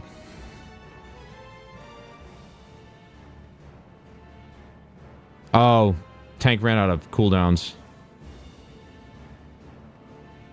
Carboy wanted me dead. That is how blue mage kills. Mages kill bosses at big percentages because if the boss dies, you win, even if everyone else dies. So 7 to 8 people doing a potency, 3,000 attack. Holy crap! I think the lasers are the sage. I haven't been paying attention to the tank. Is he getting healed a lot?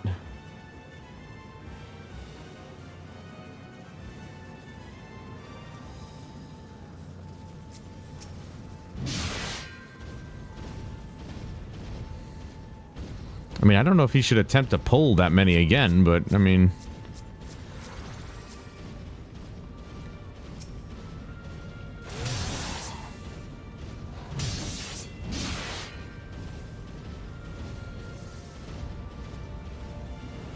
isn't he playing a paladin?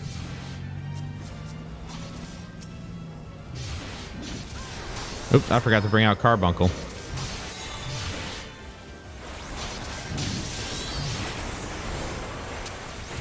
Instantaneous second place on the freaking DPS right there.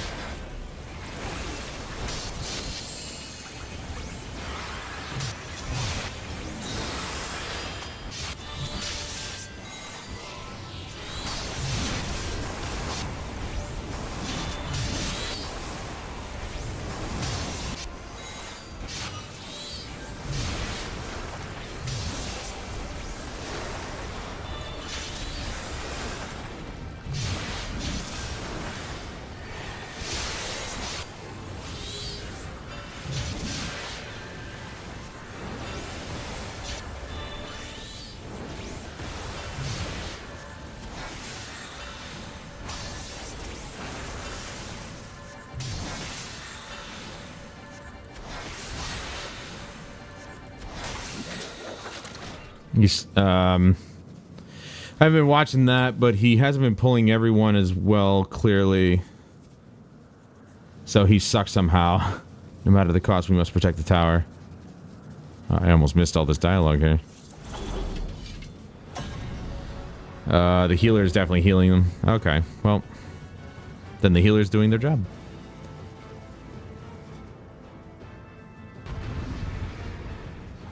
I don't know why. I thought the healer was an astrologian, but you said it was a sage. Oh, that's all done.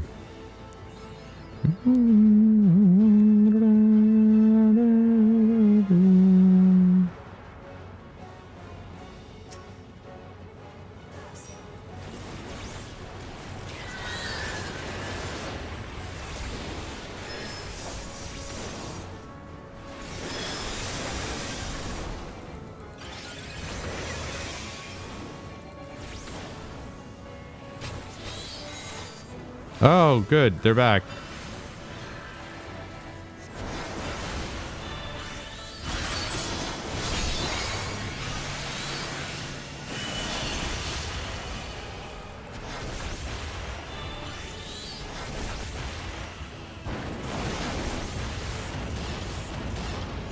Holy crap! I was too late. Let's...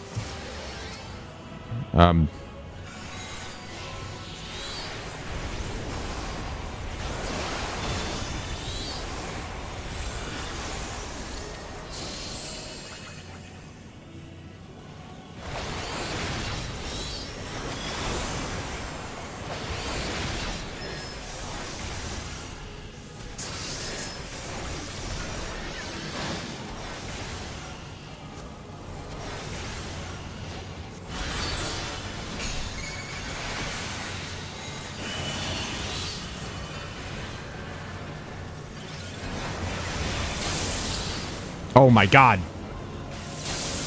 Ah.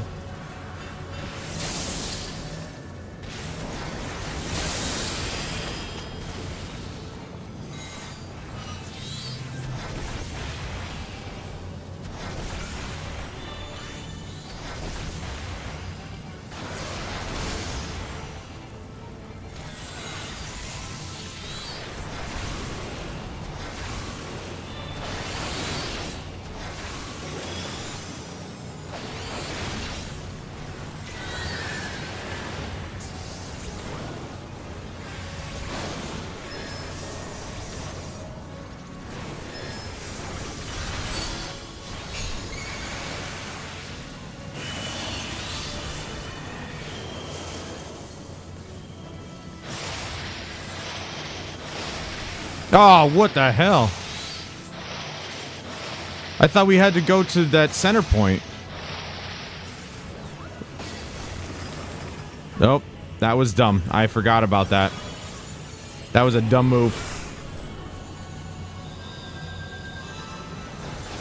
Boy, oh boy. That was stupid. That was a dummy dumb. I forgot what that meant for some reason. No, that was the epicenter of whatever was coming down.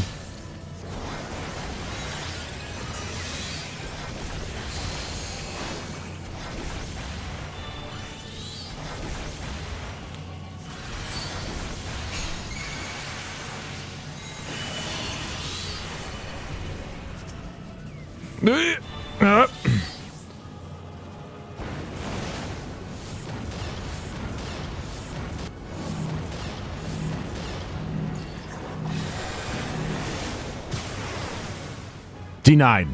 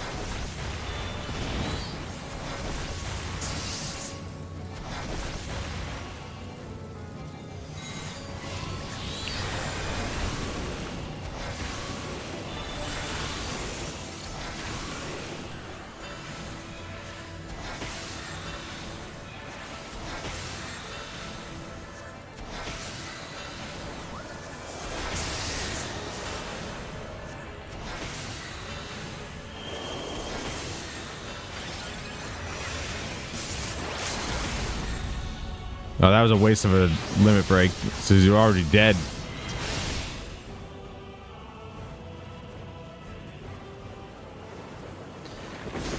Tank running out of cooldowns is BS too, because I have a level 90 tank.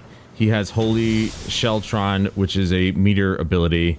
That plus his regular mitigation and his backup clemency spam. There's no way he wasn't just dozing off in the chair. The opposite. Get as far away from the center as possible. It's a waste not to LB. Well, I mean, it was already dead though. Giving it to the frickin' healer.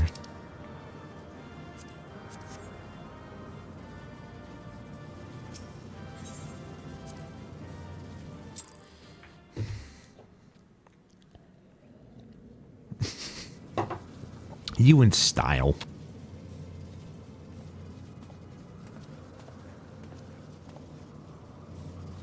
Is everyone all right? We fortified the captives with what magics we could. Have the defenses been disabled? All appears quiet for the moment. The lower floors were disturbing enough, but this place feels wrong. The ether is heavy and thick, like wading through a quagmire. Quagmire? I believe we stand in the tower's beating heart. What sayest thou, Stola? I see it. Ether siphoned from the land runs up through the spire, flowing to a single point. This is the core we seek. Yet something is off. As large as this structure is, it siphons far more ether than is required to sustain it. 'Tis as if the core is feeding on the energy, consuming it. I need to take a closer look.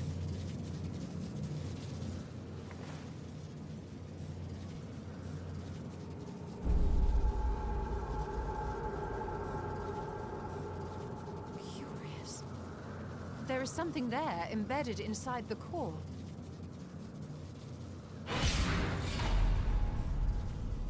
A man's limb. This is what we came to destroy? Yes, if you would be so kind.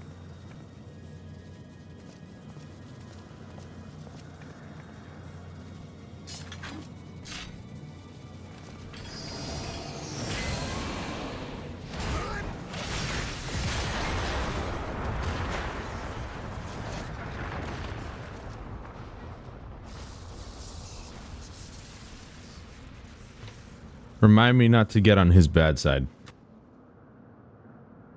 And that should be the end of it.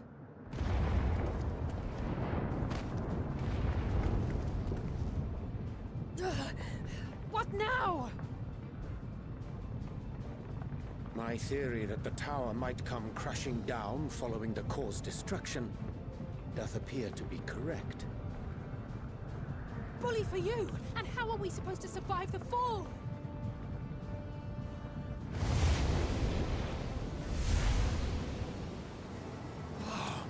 What of the prisoners below? The floor beneath our very feet dissolves. Brace yourselves! I pray I'm not too late.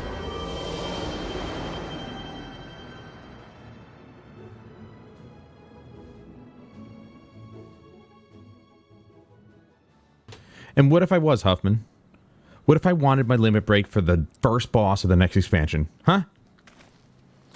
Go out in style, please.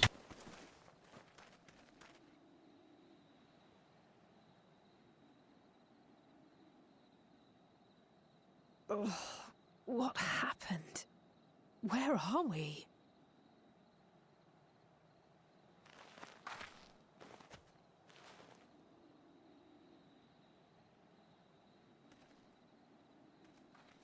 Bodies litter the beach. By my reckoning, we're still on the island where the tower stood.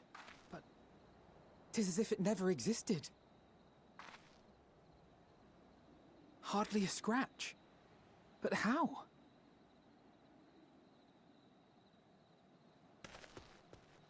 Graha.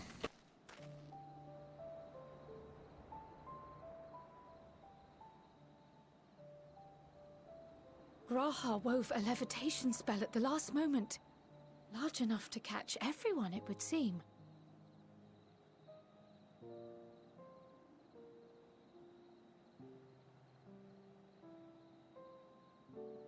That explains the lack of obvious injuries.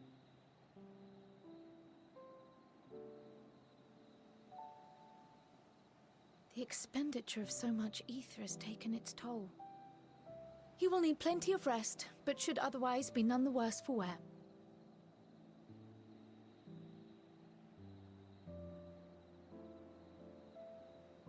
Then the immediate problem is what to do with our new friends here. They'll be much changed for their time in the tower. Even if their bodies are intact, I doubt we could say the same for their minds.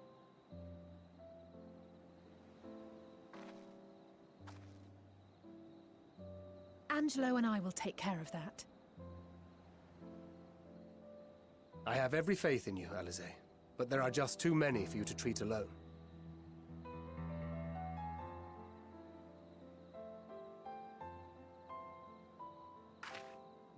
We'll send at once to Eorzea for more Porksies, and call on the local mages to lend a hand. Alize's a red mage, right? Hail, Scions! We were watching the tower when it simply disappeared. What happened here? The threat is banished, and thy people delivered. They are, however, in need of treatment, and we of a secure locale and helping hands to assist us in its provision.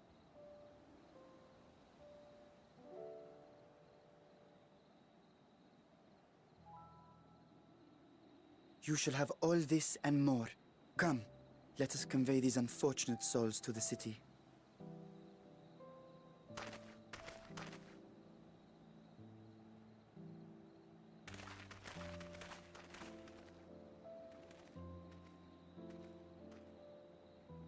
There's no way they're carrying any of those elephants.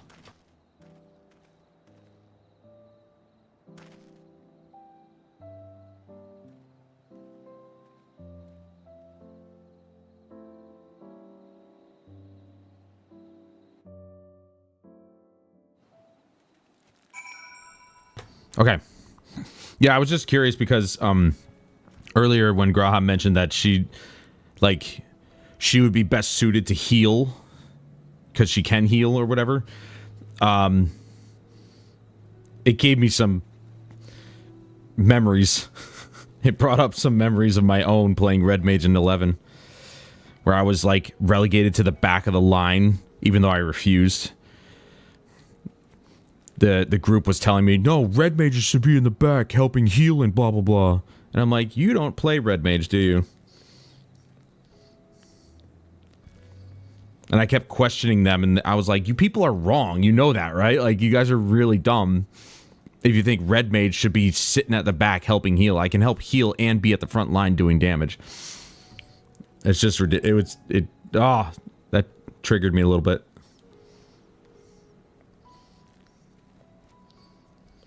Because it reminded me of when I was told to get to the back of the line and help heal. Those people were imbeciles. Like, I never understood why they felt the need to just, like, tell me that and be like, no, you should be healing. You're a red mage. I'm like, no, that's for a white mage, you idiot. I can do both red or white and black magic, so... And I have a sword and a shield. So what are you going to do? And then they kicked me. Bathroom break. Be right back.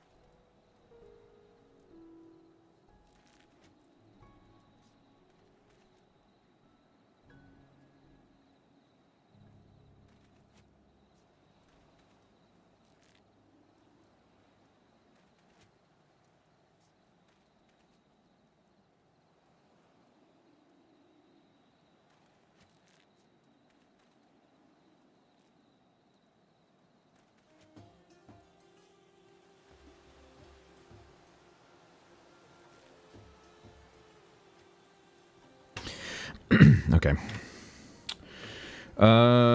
She's a red mage. Thancred is a gunbreaker. I know. Y'shtola is a black mage. Okay, that I didn't know. And Estinian is obvious. He's probably the only obvious one. Alphino is a sage. Graha swaps around. Urianger is astrologian. I think that covers it. Also, it was you that said she should sit back, right? Because she had a few healing spells. Well, I did say that. Yeah. You're right. I mixed that up.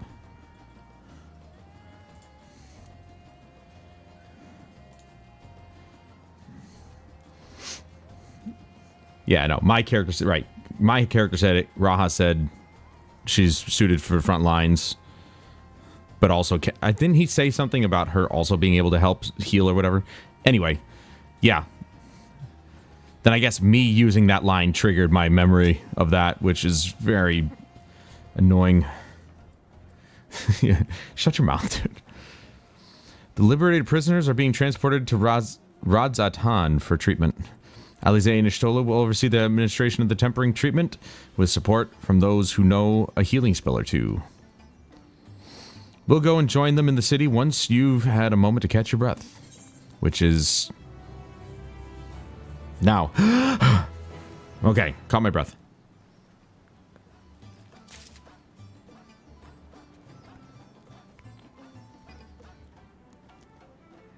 You know what I haven't done in a while? And we're going to do this, you know, in between expansions. I haven't gone back to, like, pick up any hunts for extra cash and, you know, seals. Or even done anything with my, what is it called? Little group thing.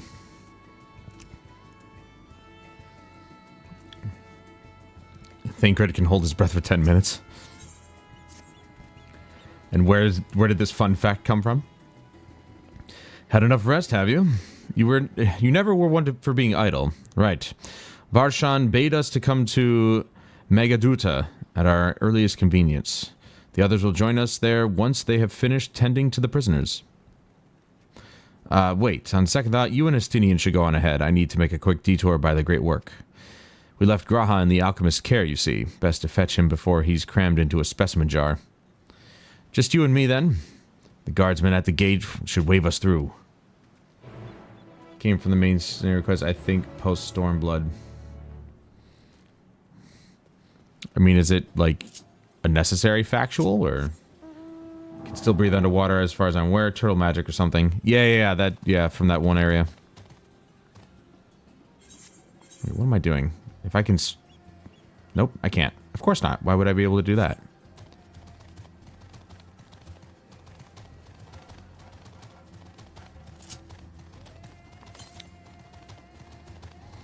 It will definitely be very interesting. So it's up there. Nice. It'll be interesting to start a new expansion from the very beginning, because I haven't been able to do that ever. Pretty much since the first expansion. I've been overpowered for every single expansion, so I haven't really had the need to, you know, start from the bottom and have to, I don't know, not have every main scenario quest be available to me because I'm not at the right level.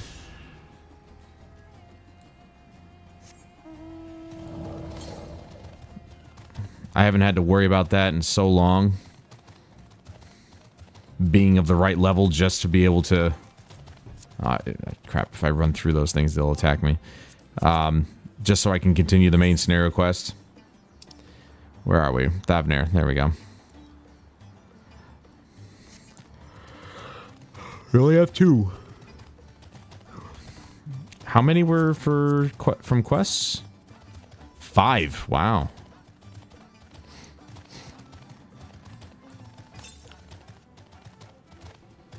Ah, the northeast. I mean, I'm already going this way, so I might as well make a couple pit stops to get some Aether Currents.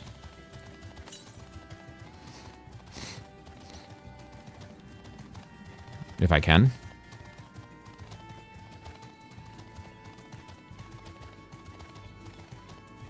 Nope, there it is. I thought it might be up, but it's not. It's right there. Good. I technically haven't either. I think I started and finished Endwalker before the first major patch, though, so I count that.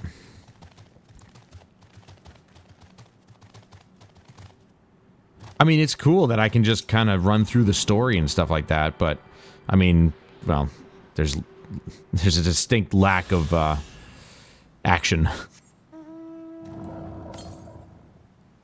to the southeast. Oh, what? You don't like it? It's just water.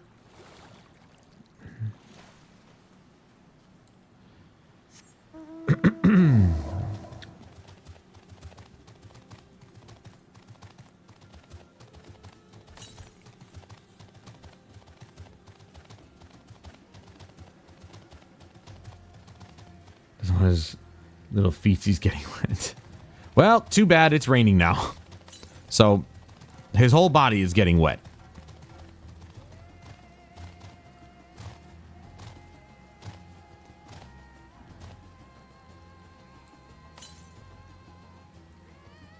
It's right down below me. What? I can't... Really? I'd survive that, obviously.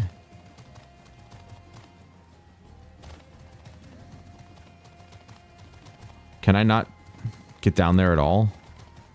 Oh, man. I guess not. Oh, well.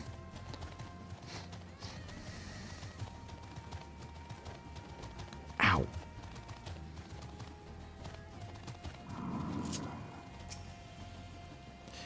Ah, honored scions. You are free to enter at your leisure. As I cannot leave my post, I'm afraid you must make your own way. Should you require directions in the city, the sentry stationed at the fountain atop the steps should be glad to assist you. Nah, we'll just walk around. And we'll send Estinian to the market. Though I have been to Razatan before, this place is a veritable maze. Rather than risk getting lost, we had best ask for directions from the sentry at the fountain. Lead the way. And don't expect me to act as your tour guide like certain others. Okay. Calm yourself.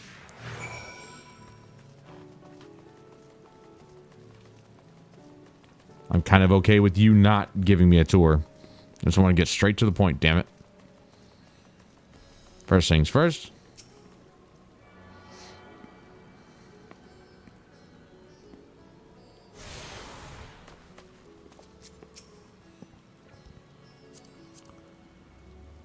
That's cool. The machinist kind of looks badass.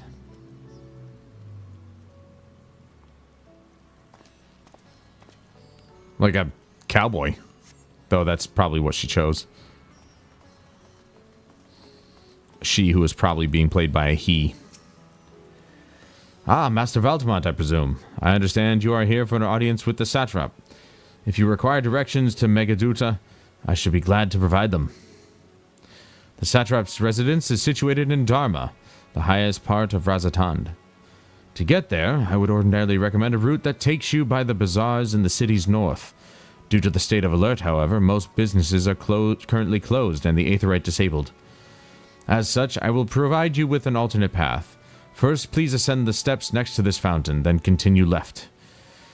There will be more steps upon ascending them, you will emerge on Paxa's path. Proceed through the large door on the right, and you will arrive at Ruveda Fibers. Within, you will find another sentry who will give you further guidance. In other words, we head up. Sounds straightforward enough. Okay. I mean, why bother telling us all that when there's a marker on the map? Estinian, take all of our money, go get a manual or something. I dig that gunslinger vibes. Yeah, it looks pretty badass, actually. What? That's down there. Look, I thought you weren't going to be my tour guide, Estinian. But yet now we have something to go look at.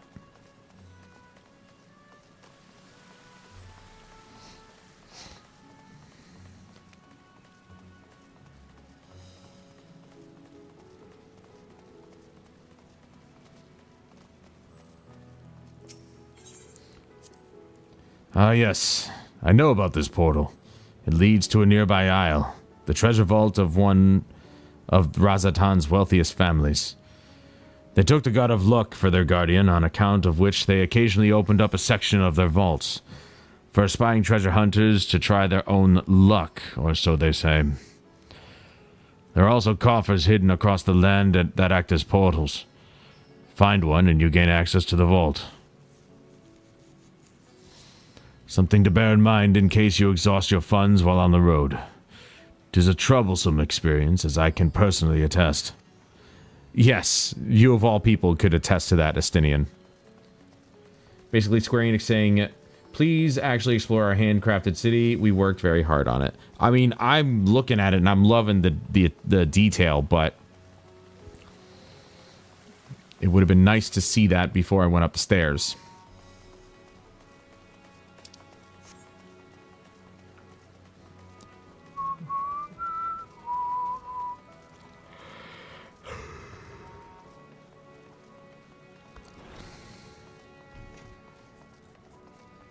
No, I like the fact that they have like little blurbs like that. Heading to Megaduta, are you? In that case, please follow this hallway to my right and go through the door at the top of the stairs. You'll emerge at the entrance to the airship landing, where another sentry should be on hand to assist you.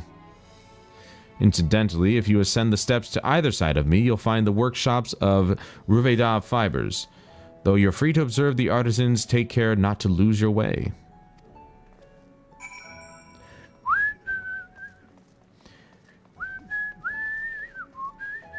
Oh, I know. I know what you meant.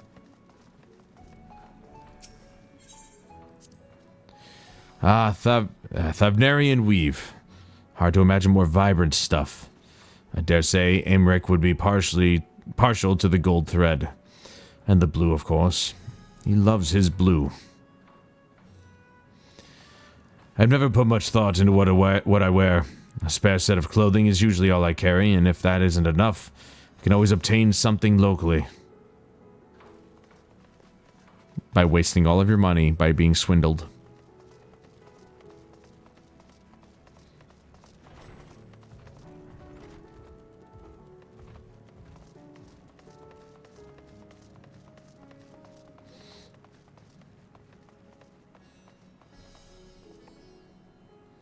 Wait a second, he said go up the stairs to the right. Didn't he? Or am I just, like, dumb? I just went in a circle. If you are here for an airship, I'm afraid all flights have been suspended until further notice. So the state of alert is still in effect. Perhaps it's for the best. That aside, we're not here for an airship. We have business at Megaduta. Oh, in that case, permit me to direct you. From here, it's quite simple, really. Ascend these steps and then continue straight ahead and across the bridge. You cannot miss it. Oh, good.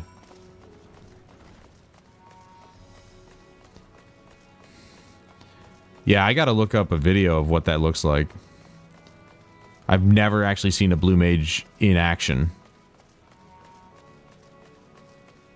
Even out in the wild. Or I did and I didn't recognize it. I remember passing by here with Varshan. Situation being as it was, he regretted not being able to show us the sights. Life has yet to return to normal here, but when it does, you ought to pay another visit. Though the city is confusing, the food is quite good. I'm partial to Hamsa myself. The meat's surprisingly tender and flavorful. So, does it taste like chicken? What? I believe you upset him.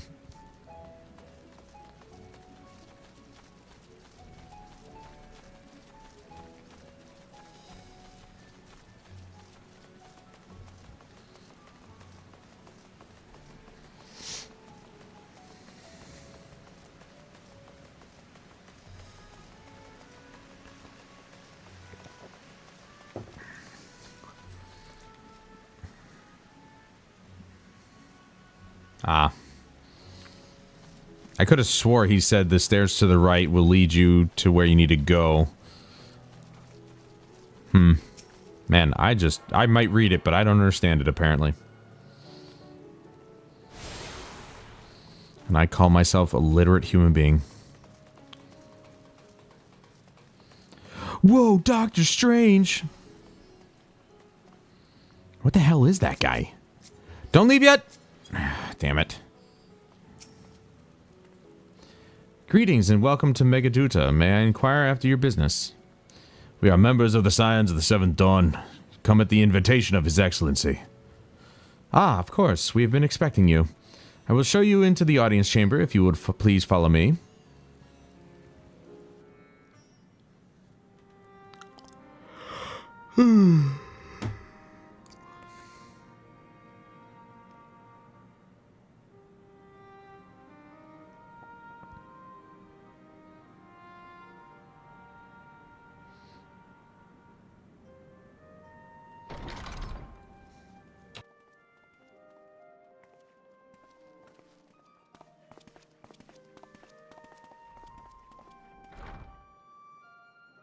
Are we the last to arrive? I hope we've not kept you waiting. Not at all.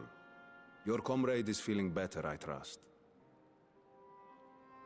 Much better, thank you.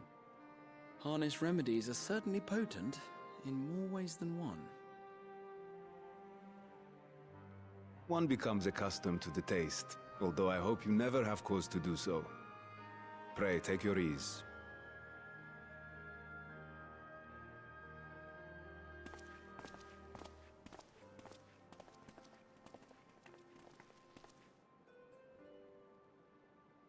Full glad I am to see you all unharmed.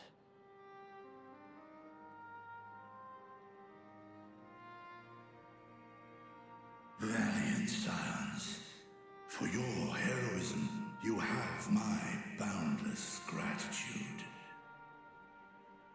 You cast down that dire tower and set free its hapless captives. You cleanse their souls of its corrupting influence. No words of thanks will suffice. In place of platitudes, I offer a bounty of warding scales. Pray accept your due reward, along with the goodwill of Radzatan. Alchemists throughout the land were put to work in the forging of your talismans. The finished ones have been collected, and now await you at the High Crucible of Alchemia. Present this letter when you are ready to take them into your possession.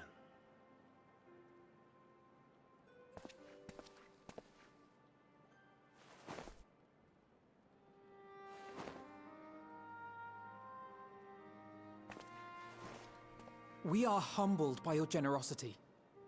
Know that the inventive wisdom of Radzatan will be vital in restoring serenity to our star. Every single one of those scales came from you, didn't they? You must still be in such pain.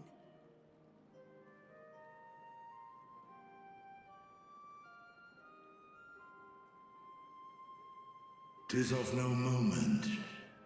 A mere annoyance compared to the dreadful suffering inflicted upon this land and its people.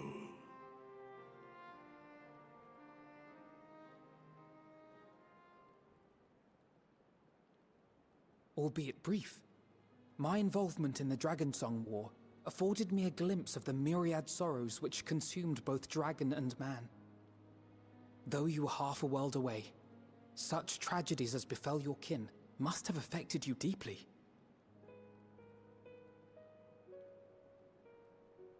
And yet, you chose to live among men.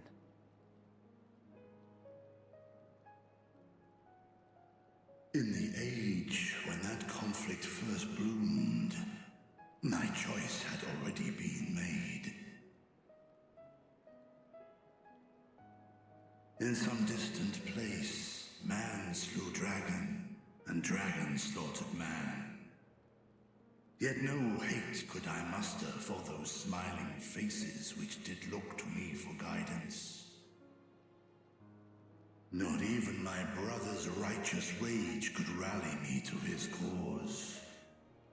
I huddled here, secret and still, hoping against hope that which I had built would remain untouched. untouched by the chaos and carnage.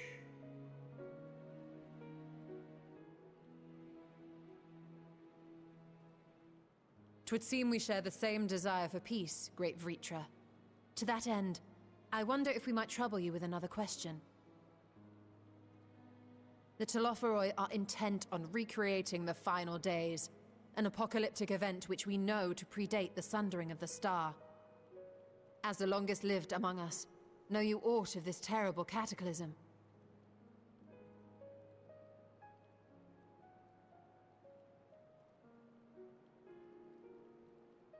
Nay.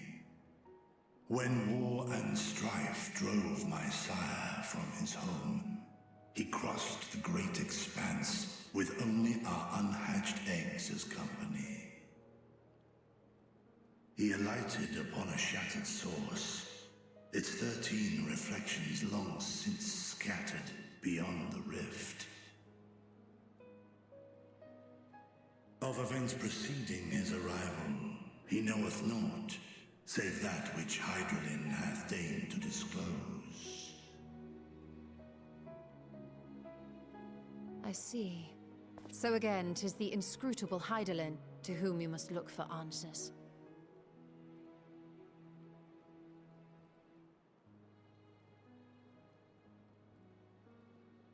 Seek you to divine the will of this star? If so, I have a tale which may afford you some small comfort.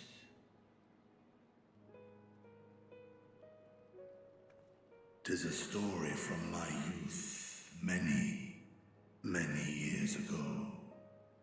To my sire, I once posed the question, of all the stars in the sky, why didst thou settle upon this one? To which Midgardsummer did reply, 'twas the last bastion of hope. He believed so long as Hydaelyn endured, so too might dragonkind. Solemn and portentous were his words. What deeper meaning they held, I could not, dared not pursue. 'Tis a stone I've left unturned ever since. Yet take you solace in the knowledge that whatsoever Hydaelyn does strive towards, 'tis an ideal which hath earned my sire's conviction.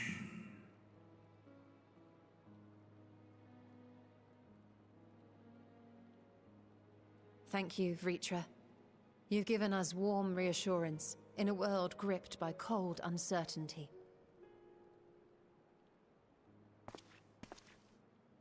While I'm sure we all have a great many questions, I think it's time we collect the talismans and be on our way. Our fight against the Telophoroi is far from finished.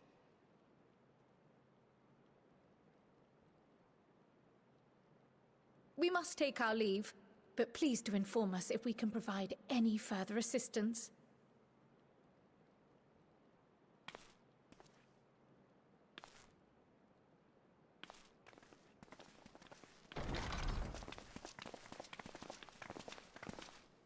Prithee, a moment.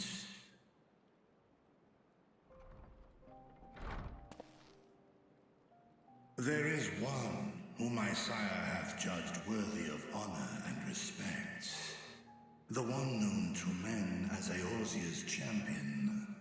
This hero of renown and rumor, 'tis thee.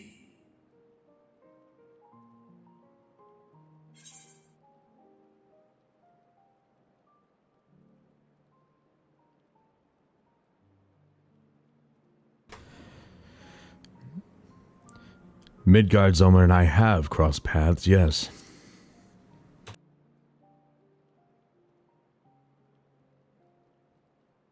I knew it to be so. From man and dragon alike have I learned of thine exploits. 'Twas a revelation most pleasing that thou, a child of man, had gained Midgardsummer's trust, but alongside mine elation runneth a rivulet of dread. For upon thy life's reel wind too many threads of fate, power, wheel enmeshed with woe. Amidst this tangled knot thou shalt know no rest. 'Tis an endless confluence of forces, a struggle without surcease. More terrible still is the attrition wrought upon thy companions, as they are swept up in the storm of thine existence.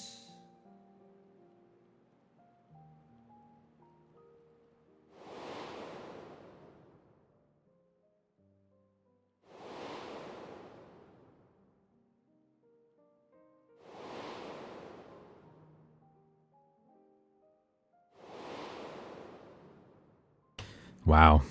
Just reliving everybody.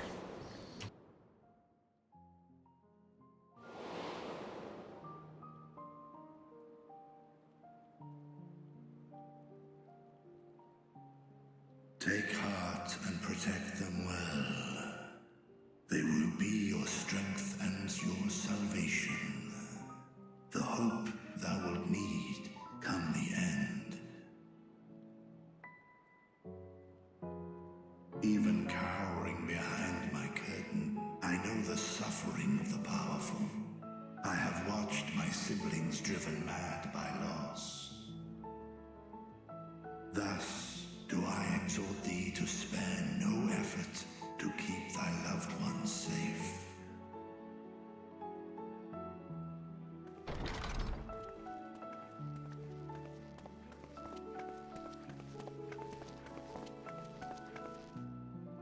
Apologies. We hadn't meant to interrupt. It's just that we do have a history of suddenly collapsing, and when you didn't follow us out... 'Tis I who must apologize. I have detained your champion overlong with idle chatter. Go. At war's end, I pray I welcome thee back into my hall, where together with thy joyful comrades, you may toast your triumph. Nice. We're getting a party.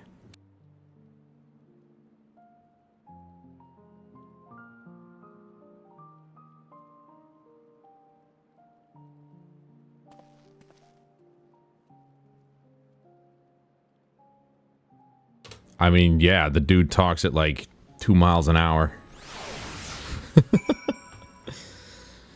I'm reheating some food, so I'll be back and forth here.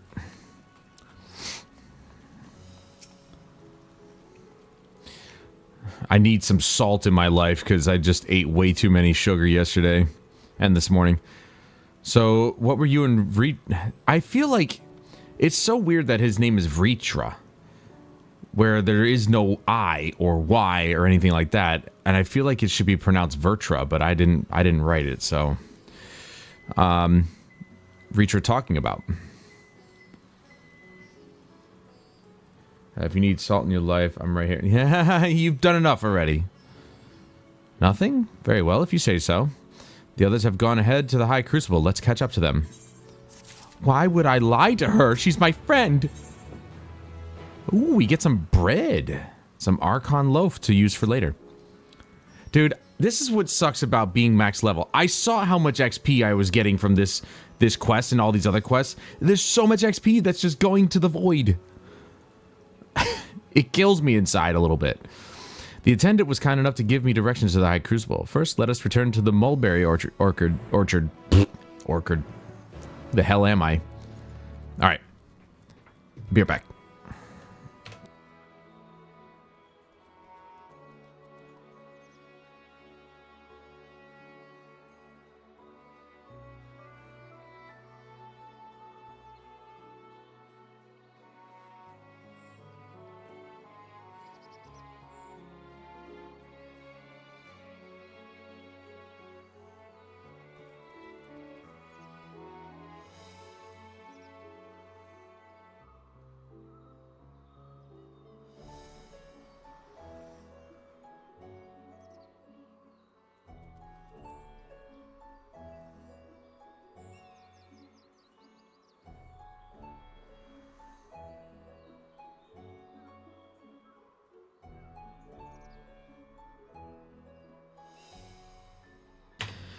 Oh man, I'm reheating the food I made yesterday, which consists of some rice mixed with corn and onions and mashed taters.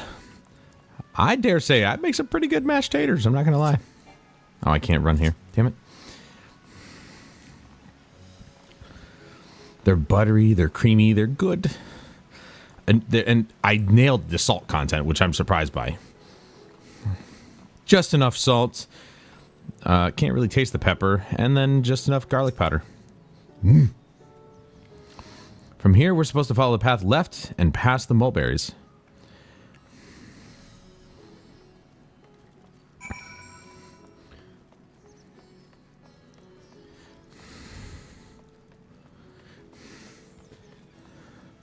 I gotta reinstall 16. Eventually, I'm gonna grab those freaking DLCs and I'm gonna play the crap out of them.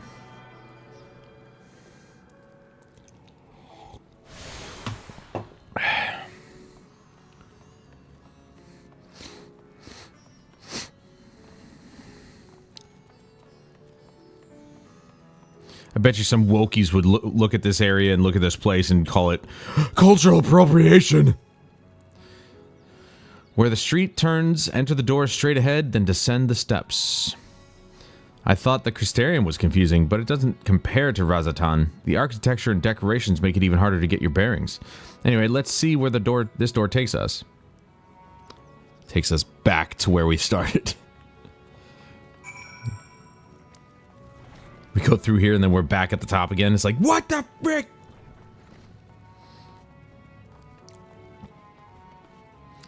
I just want to get out of here. This place is a maze. I suppose we can finally attune ourselves to this crystal, which I'm going to do before I talk to them. Ah, there's a lot of people gathered here. According to the message... Oh. Never mind. I guess we can't yet. There's a dancer. Oops. Using their relic weapon?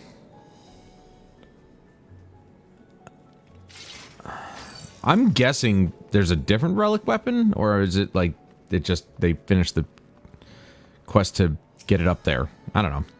And here's the Aetheryte Plaza. So far so good, and there isn't much further to go. From here, we just need to cross to the other side of the hall, then pass through the larger of two doorways. The High Crucible lies beyond. I suspect the others have already collected the warding scales. Come, let us join them. Let me just make sure that all my stuff is repaired first. I actually didn't realize that Razatan was a central hub here. Look at this. There's vendors and everything.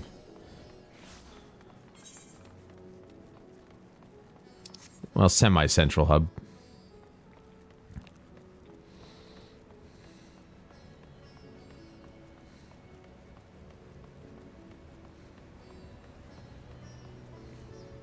Okay. Right back one more time. Maybe 2 more times.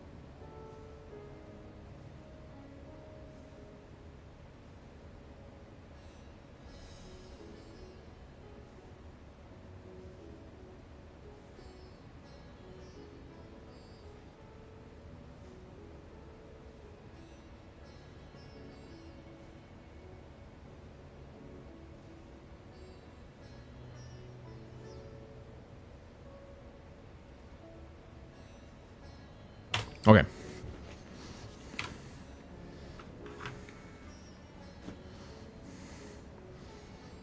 Just push back my keyboard here.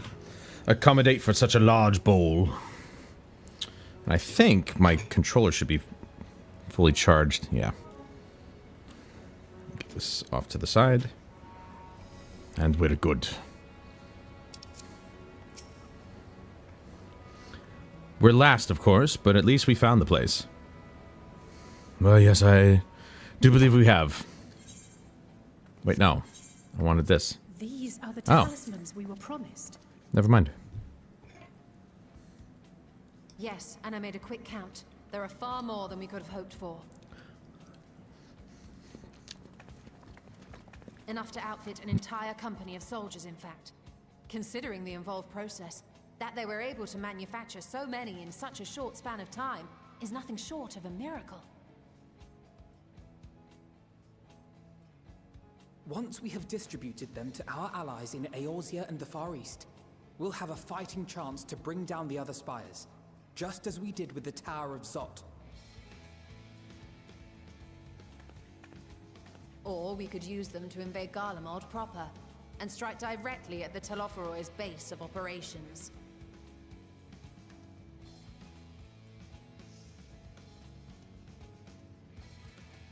Of course, we would need to consult with various Alliance leaders before such a drastic measure could even be contemplated. To which end, I could set out forthwith and present the idea to each of our allies in person. Pray allow me to undertake some few of those journeys. I find myself restless and in need of purposeful duties. I can head eastward. Bosnia and Dalmasca are just a short hop from here.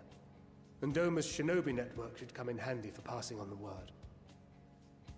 We shall share the burden then. Meanwhile, I think it best that you and the others take the talismans back to the Baldessian Annex. We must keep them safe and secure until we've decided upon a course of action.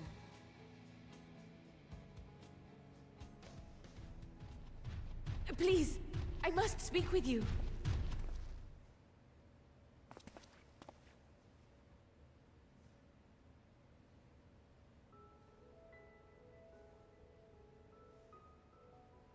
Nidana, you're awake. Yes. When I spoke with the carer at my bedside, she told me that one of the scions, a young woman, had cleansed me of the tower's corruption.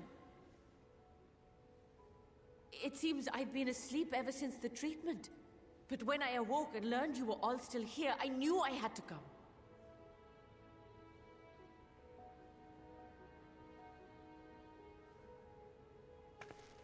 As you said, Nidana was captured only recently. Such a brief exposure is swiftly cured, so I tended to her before we gathered at Megaduta. And I am truly grateful that you did. I cannot thank you enough. All of you, for everything you've done.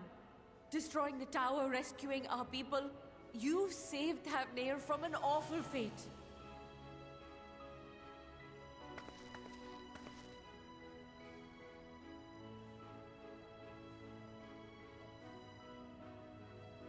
Yet who hath truly saved whom? Due in no small part to thine inspirational courage, the alchemists were successful in reproducing warding scales of proven efficacy. Replications of thy work now stand ready to travel across the seas, unto the hands of those who might wield them against this rising evil. The talisman? Is this true?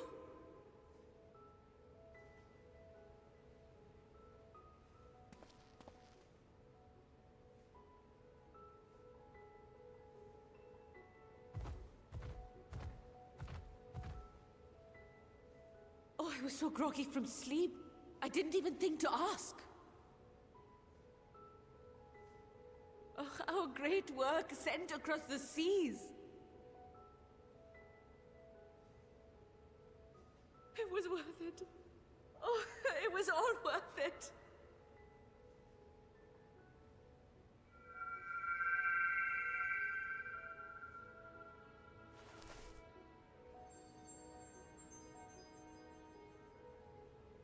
that? Its color is completely changed.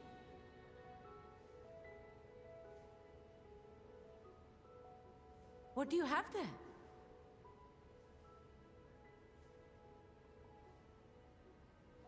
How unusual. I wonder if the effect is a reaction to Akasha. I'm afraid I'm not familiar with that term. Akasha? It is one of the unseen energies defined by Harnish alchemical theory. Though a gross oversimplification, some describe it as an essence influenced by feelings. You imply that it is distinct from ether? As foreign scholars often conflate the two, but we see them as separate concepts. Ether is an energy which permeates the land. It exists within animals, objects, even the air we breathe, affecting all through which it flows. Akasha, on the other hand, exists in a domain beyond our reach. A gift bestowed from on high, or torn from the heavens in some traditions. Akasha can neither be created nor destroyed. It is beyond our power to purposefully alter or manipulate. The only thing observed to influence it is an abundance of, I want to say, spiritual emotion. As a veteran of the battlefield, surely you've experienced moments of desperation or exaltation when you've transcended the usual limits of your capabilities. That is a manifestation of Akasha, the invisible essence harnessed by heart, mind, and unyielding spirit. I really must hear more about this theory. Our disciplines are based entirely upon the idea that ether is the fundamental form of all energy. I'm glad my haphazard explanation has piqued your interest. But even for us, Akasha is a somewhat abstract field of study. A lack of practical application lends itself poorly to formalized research. Which is why my analysis of your flower can amount to little more than idle speculation. I am sorry. Nonsense! You have nothing to be sorry for. Your insight is much appreciated.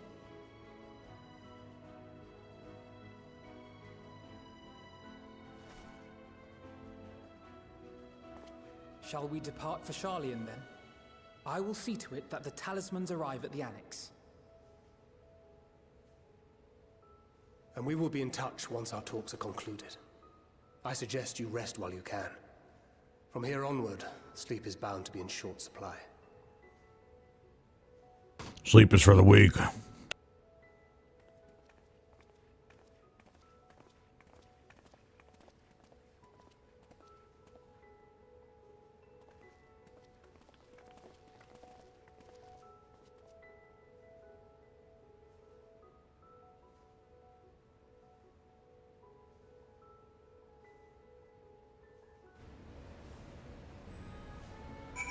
Okay. Yeah, throughout that whole cutscene, I almost finished my bowl of food. To make that absolutely clear, it is a bowl of food.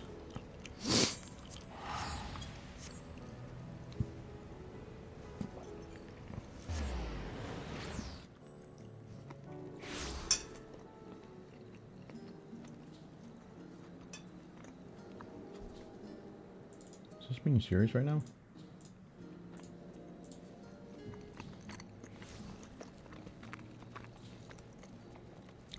Freaking capture card was crackling. It hasn't done that in like a week. Oh, over here.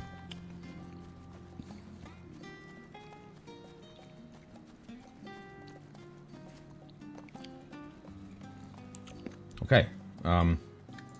We're on the Color of Joy. So this is the last one in the 80 to 81 range of quests.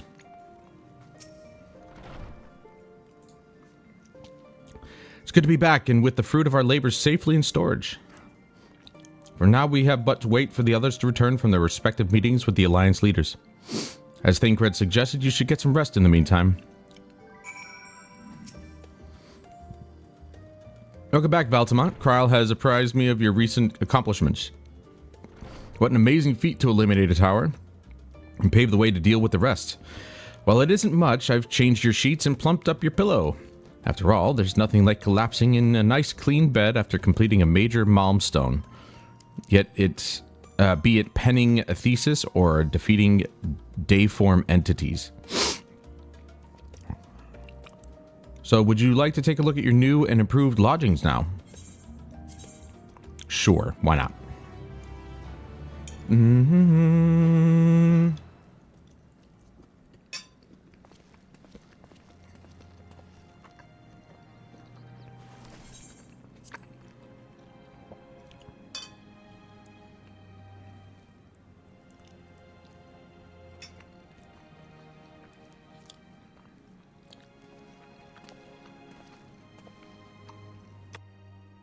Take heart and protect them well.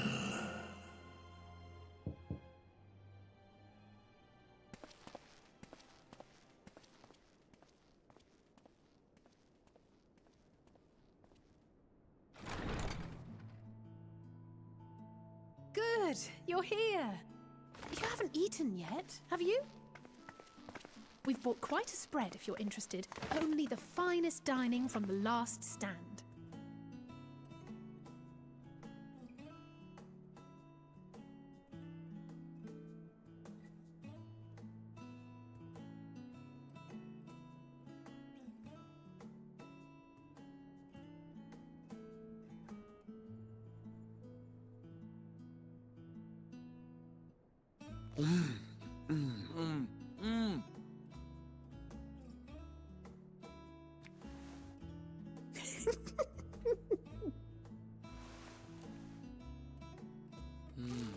Who doesn't like pickles?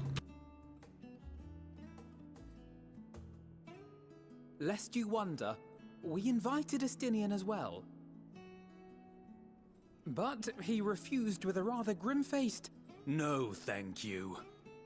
I suspect Charlian cuisine is not to his liking. Oh, I don't know about that.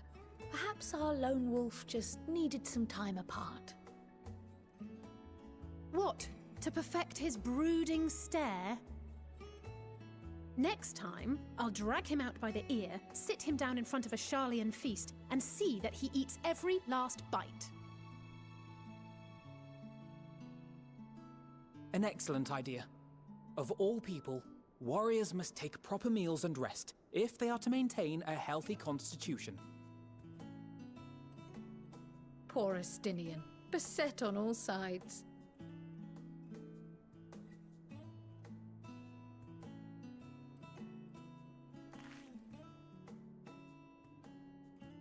Speaking of one's physical condition, Mistress Kryle, I hear you recently played literal host to Heidelin herself.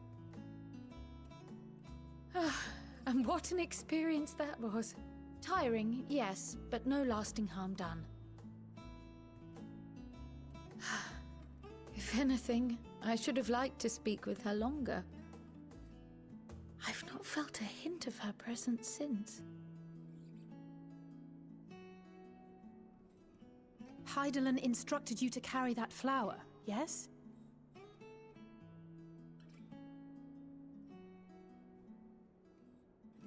Twill be your guide, test and proof of your conviction. And then something about seeking joy in darkness, was it? Come to think of it, isn't that what happened with Nidana back in Radzat-Han? The flower did seem to radiate a joyful glow, as if reflecting the elation we all felt, the relief of a people with renewed hope. Indeed, and in turn I felt buoyed by that radiance. 'Twas akin to spotting a beacon and knowing we were on the right path. I know we've not yet triumphed over the Telophoroi, or learned the full breadth of the Forum's plans. But even within the midst of our struggles, we find small moments of joy to sustain us. Rare and hard-won perhaps, but it is this pursuit of happiness that gives us the strength to carry on day after day.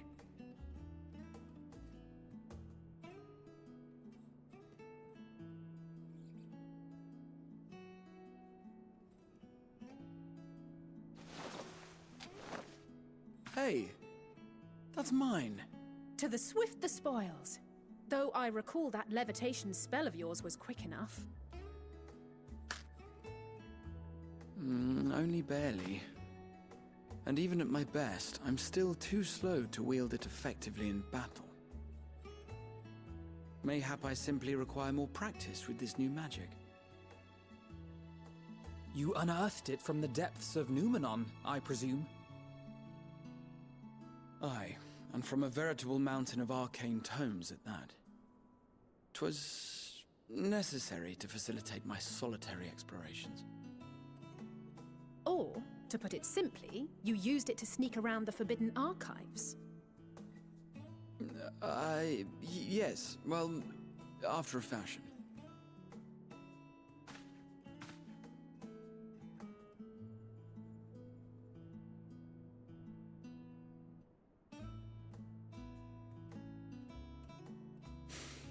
They're tall, you see. The shelves, they're too tall for me. And I could hardly move the library's platforms without attracting attention now, could I? Oh.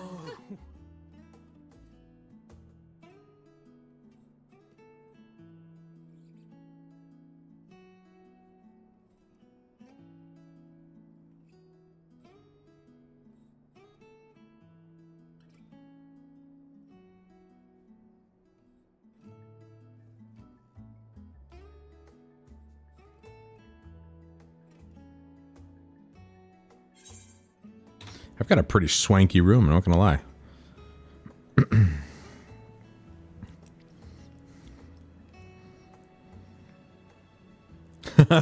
You do know these are my quarters. Are we pushing on until dawn? I'm not that ambitious. But 'tis pleasant to idle away the hours every once in a while. How did they eat all that food? That was far too much food even for them. I know, right? I saw that too. I'm like, they got a muffin and a donut left over. Like, what the hell? Look at that.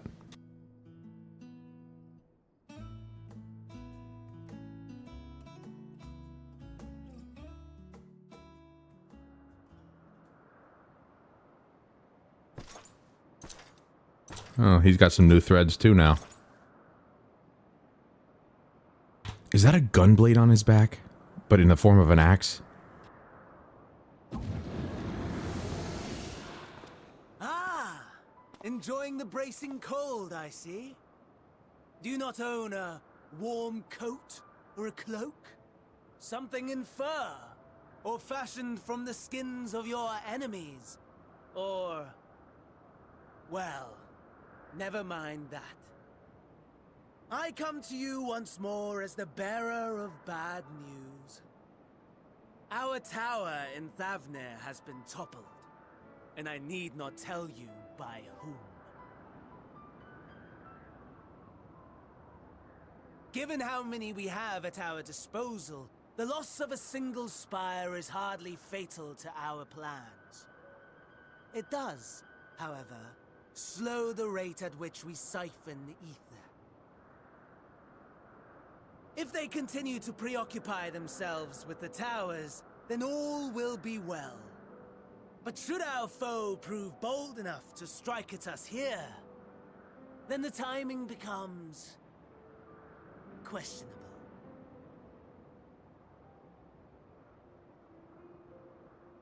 Our foe is bold enough.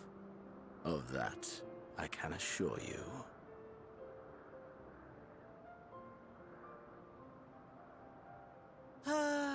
Yes, very well then. I suppose I must prepare a proper welcome. Honestly, talk of your nemesis is the only thing you seem to enjoy. Does nothing else spark your interest?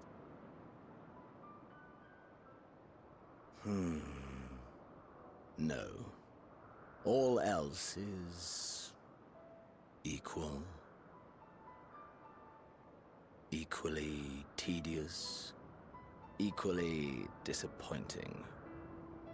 The world is a tepid bog into which we sink, too weak to thrash as the mud clings to our eyes and fills our throats till we blissfully choke. But then came the light, blinding and pure and hot, so very hot, enough to set my soul aflame. I basked in the afterglow until the void yawned once more, and then I knew the muck would never claim me again. There was naught for me ahead, so I drew the curtain on all that had come before.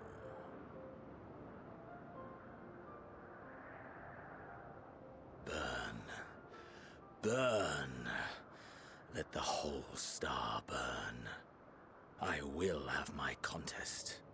I will reclaim my moment.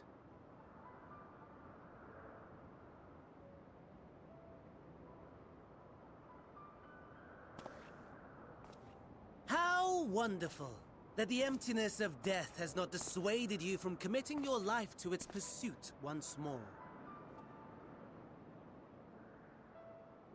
I don't know whether to envy you or pity you.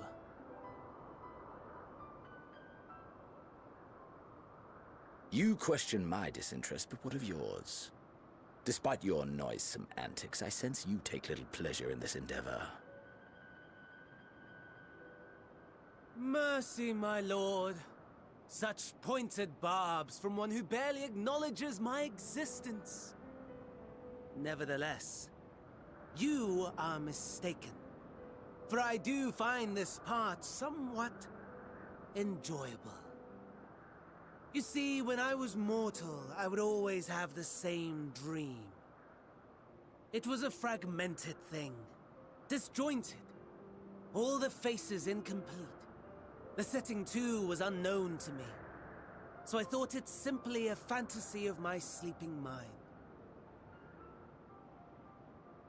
Until one day, I realized it was showing me the truth. Much as your dream of the final days enlightened you.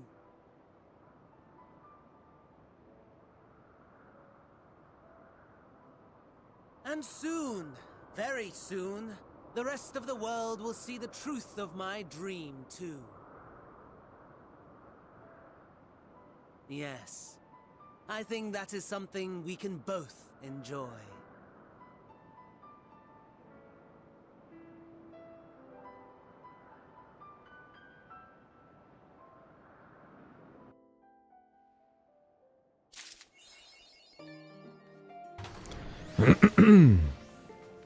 Okay. See, for me, that was just a bunch of, that was just them musing, essentially. She's not wearing any pants. I feel like I've seen her before, though. Huh. Musings of madmen, basically. Oh my god, I completely forgot I had a new piece of gear. It was feet, I think. Sorted. Yes, it was.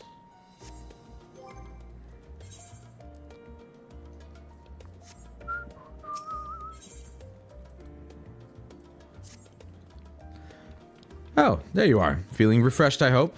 Yes, and belly full of much food. Also, I forgot to respond to your message. You came back for that cutscene because of the burger? I also forgot to mention,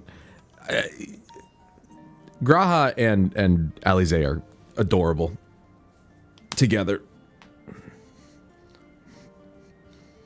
I know there's no romancing in this freaking game, but they'd make a great couple. No, I'm too focused on the stylish hat, something all red mages are required to have. One of the few exceptions to the no head slot rule. I came back conveniently in time for the burger. I figured it was about the burger. The back and forth between Graha and Alize is funny, though. I was about to make my way to the studium, as it happens. I want to try and speak with Scholark Monty-Shane and thank him for coming to our rescue in the Rostra. As it turns out, he'd come here to see us following the hearing, only to find that we'd already departed for Thavner. Knowing him, he was probably hoping to chew the cud with his former students. Since we're still waiting for Ishtola and the others, I thought now the perfect time to pay him a visit. Care to join me? Then it's settled. The twins will be coming too, assuming Alphino can tear himself away from his new toys. I'll let you rally the troops while I go on ahead to Phenomenon. Consider my recent impropriety. Perhaps I should avoid showing my face around the studium for a time. That might be the best. If the others should return, tell them we will not be long. Yeah. Very true. I forgot. They're my homies. And what new toys does Alphino have? Oh. The things that are on his back, right. That's cool. Heading out for a stroll. The Scholark himself was here? In that case, what are we waiting for? I too am eager to see him, though I somewhat dread the thought of visiting the studium. I dare say our notoriety precedes us. Alphino, of all people worrying over his reputation, and at our alma mater no less, will wonders never cease. You'll understand soon enough. Off we go.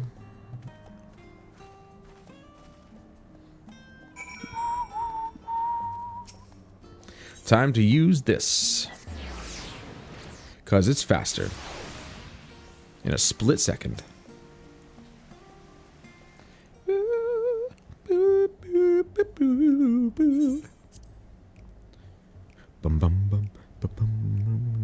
Here it is. Phenomenon. Phenomena. Well, I expect you made note of it before. One can hardly miss it. This is the first time you've been here on official business, correct? While most of the space is taken up by the expansive auditoriums, it also houses numerous laboratories, testing grounds for experimental magics, and a host of administrative offices and so forth.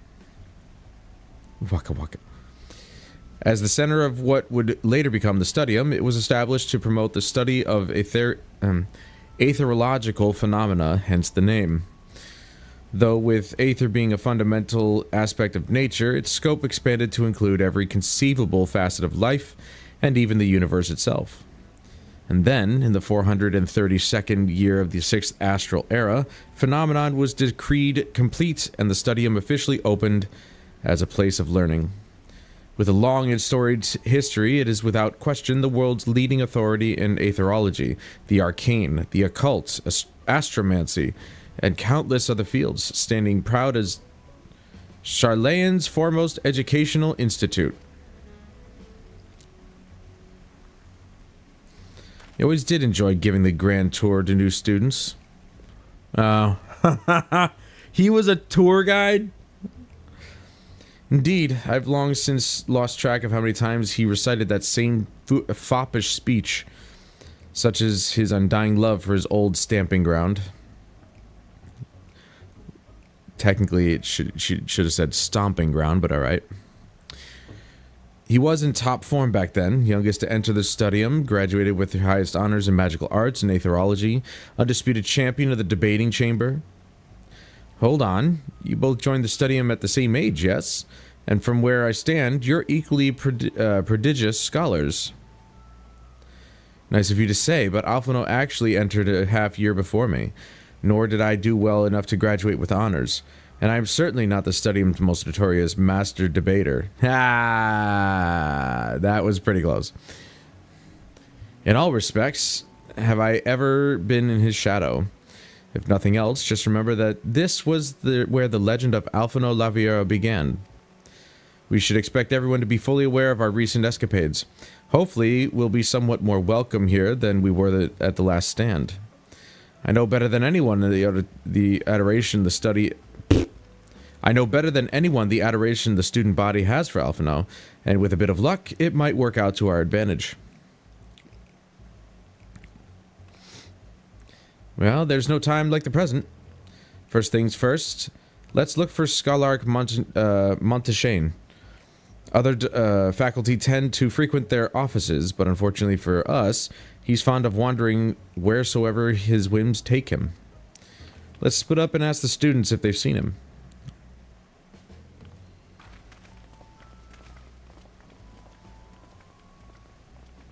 This music. There's a summoning bell in here. Seems a bit strange. That was Alphino Lavieur, wasn't it? The Alphino Lavieur. And he's with his sister and Master Baldesion's granddaughter. This can only mean one thing. An event of epoch-shattering proportions is fast approaching. Spread the word. I work with him. Oh, sorry, you said you're looking for the Scholark, yes? Knowing him, he could be anywhere, but Miss Aliapo should have a better idea. Let's see what this merchant sells. Look at all... This is what I don't understand. Okay. I get that it's probably in here for... I don't know. Nostalgic reasons. But who the hell buys potions anymore? That's what I want to know. Why is she running around carrying her sword? You're in Charlayan. Well, it's legal. Shrimp ball. Oh. Ah, for fishing. I just don't know. I mean, maybe one of these would come in handy. Though, I don't know. 1,330 gil just for 15 seconds of an increase? Ugh. And a 5-minute recast time? That's kind of crap. This makes sense. These make sense. But the rest of it doesn't make sense. Potions are kind of obsolete at this point with this game.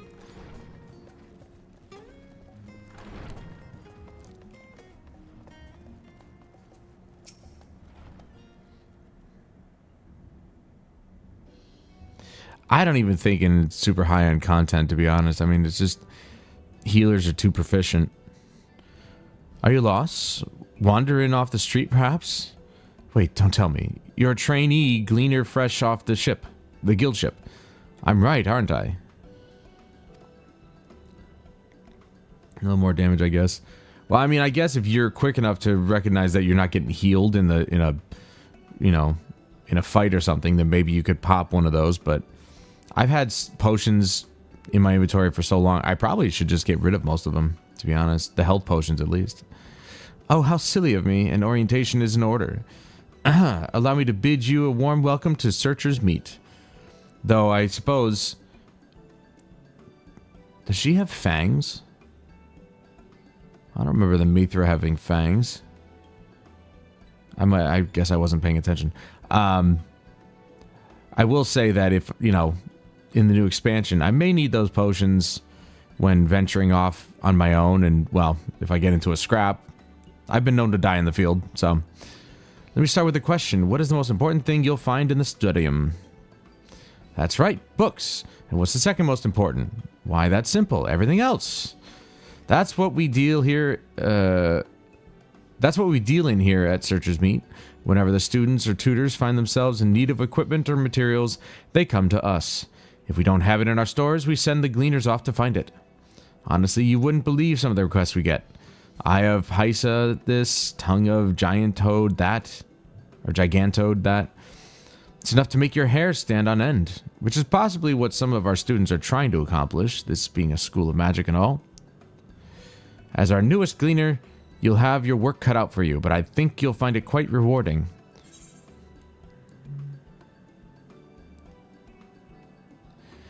The only thing I'm interested in gleaning is information on the Scholark's whereabouts.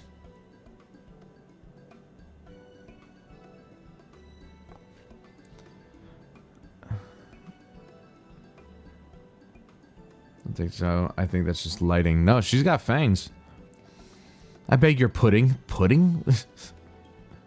You're not a gleaner? Then this was all an elaborate ruse? No, wait.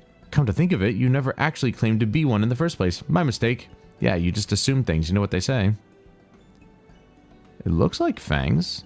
Maybe it is the lighting. Maybe it's the way that her teeth round around, like go around. I don't know. He was here, but now he's not. I did speak with him shortly before you arrived, though. He said he was on his way to Maker's Meet. Go back the way you... Yeah, that might be the angle. Not particularly lighting, but just the way that the teeth are in the mouth. Go back the way you came in, and you'll see it on the opposite side of the entrance. It's a laboratory of sorts, home to many rare and expensive curios, not to mention alarmingly frequent accidents. If you lose your way, just follow the blood-curdling screams. Well, you can't say she's not enthusiastic. Ha! In the time it's taken me to tell you all this, the Scholark has probably already left. Best of luck finding him. I have a feeling you'll need it. White spots on the side of her mouth, undeniably. What that is, leave it. Leave it. Oh, we know what it is. Wouldn't surprise me if Mithra had fangs, though. They are cat people, after all.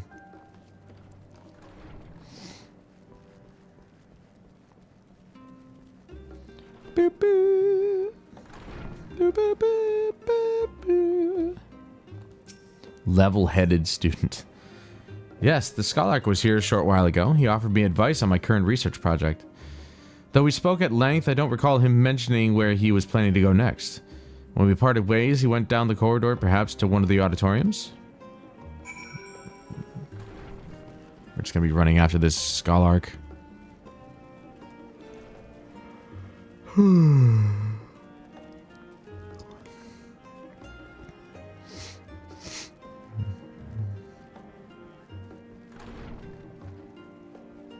There he is. We found him. Lucked out. Ah, I remember you.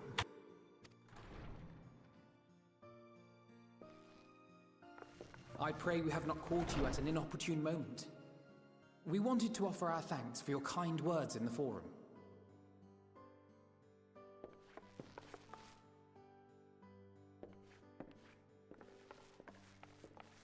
Well, I could hardly let that Inquisition go unchallenged. I've always believed that curiosity should be nurtured, not stifled. Thankfully, a majority of my colleagues agreed. A slender majority, aye, but a majority nonetheless. Had the vote not gone our way, we would be having a very different conversation, if any at all. Though I'd like to think you would have not given up on our cause. I'm told you paid a visit to the Annex afterwards. Yes, that's right. I was hoping to speak with the grandchildren of my dearly departed friends Galuf and Louisoix in a less dour setting. But it seems I just missed you. Dour setting. I still can't believe how much you've grown. If only your grandsires could have seen the way you presented yourselves to the forum. Why, it fair brought a tear to my own eye.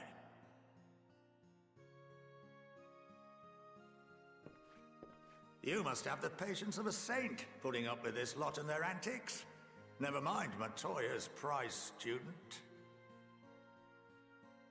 Luckily, I know a thing or two about managing unruly younglings.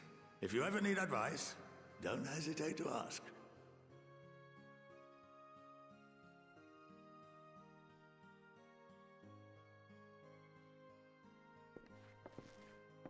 If I may, there is a rather more pressing matter we wish to discuss.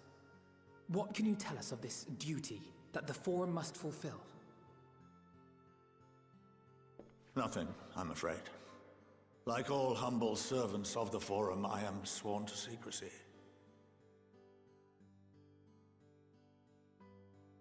Or rather, I couldn't tell you if I tried. Our duty is of the gravest importance.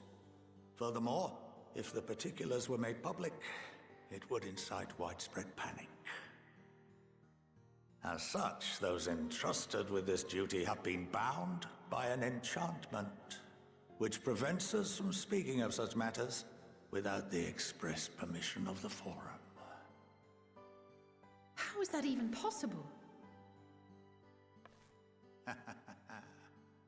It's been some time since I last gave a lecture. Please, take a seat.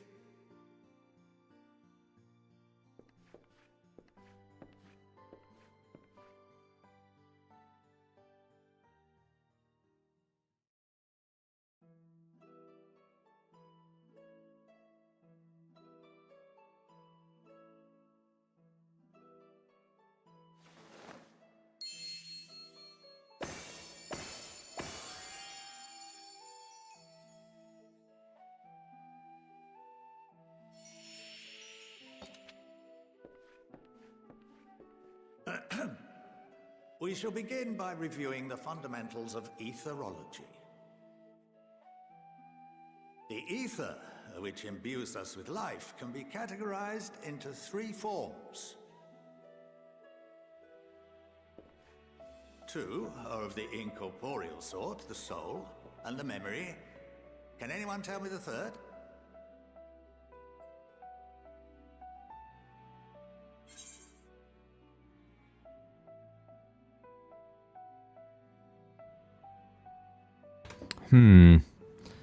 Is it the first?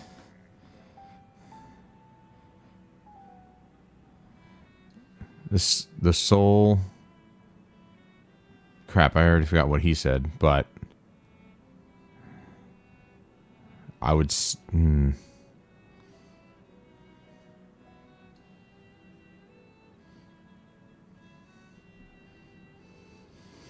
Let's go with the first one. Yes, very good. Nailed it. This is the form with which the layman is most familiar. Consumed by even the simplest of daily activities, and replenished by the food and drink that sustain us, this form of ether is in constant flux. In contrast, the ether that comprises the soul is rarely subject to dramatic change. The same can be said for memory, as the two are intrinsically linked.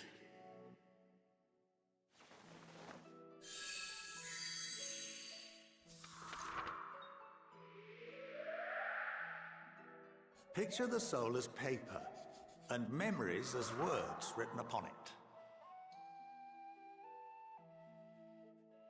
Now, what would happen if that paper was doused with ink? The same type of ether as comprises the memories.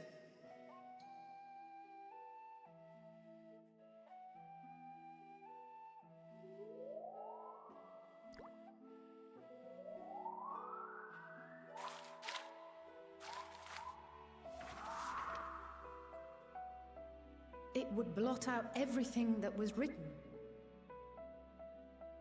Precisely. We would be unable to recall the memories, and any activities that depend upon them would be hindered as well. In fact, this exact phenomenon was observed on a vast scale not so long ago. And what might that have been?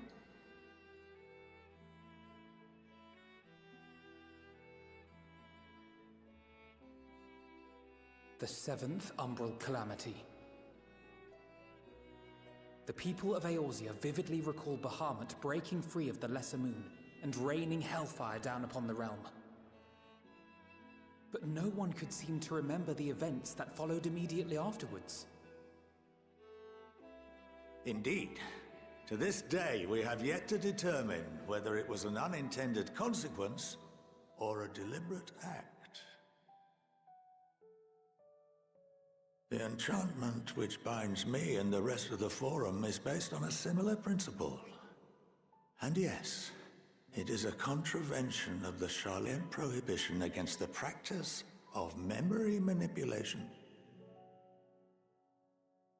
Only when a new member is inducted and told of our great duty are they subjected to the process. A necessary evil. You have my word that it would never be used to manipulate the populace. I should hope not. But can this enchantment be dispelled and your memories restored? If 9/10 of our members give their approval, then the process may be reversed.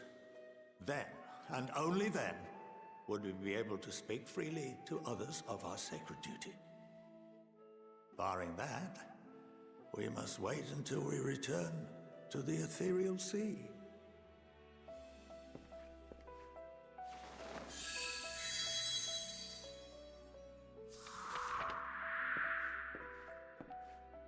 For there we will be purified, the blots upon our souls washed clean.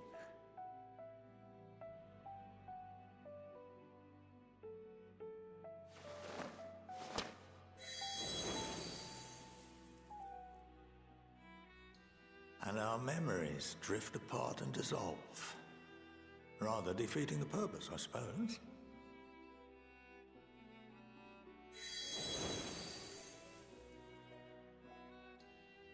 But there are those memories that are indelibly etched upon our souls, some believe.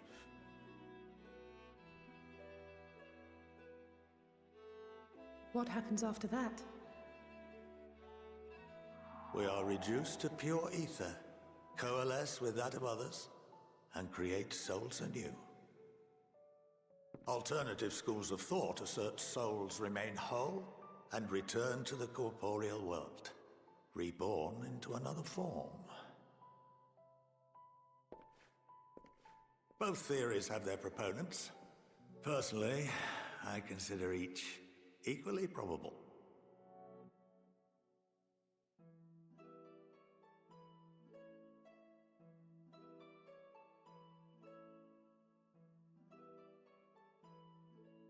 Well, I think that's enough education for today, now that I've given you some food for thought. Or rather, an entire banquet.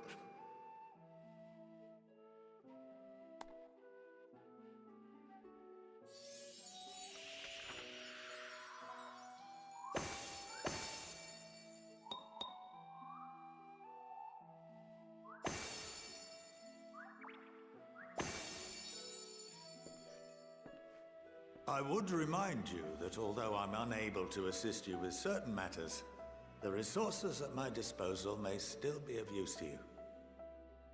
I'll arrange for you all to be given the run of Phenomenon. Of course, as associate to our alumni and the students of Baldessian, this privilege is extended to you as well, my friend. Oh, and I suggest you speak with Ki Aliapo. She's well known among the artisans of Sharlayan, and her network of contacts may prove useful in your search for knowledge. I wish you all the best in your pursuits, wheresoever they may take you.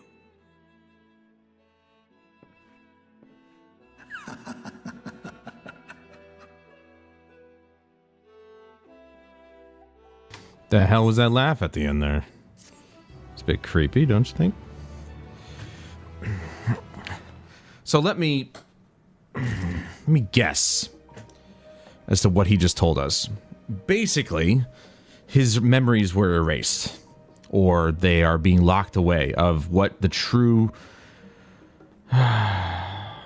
Yeah, I know he's an ally, but it's just like... I mean, the laugh didn't seem really necessary.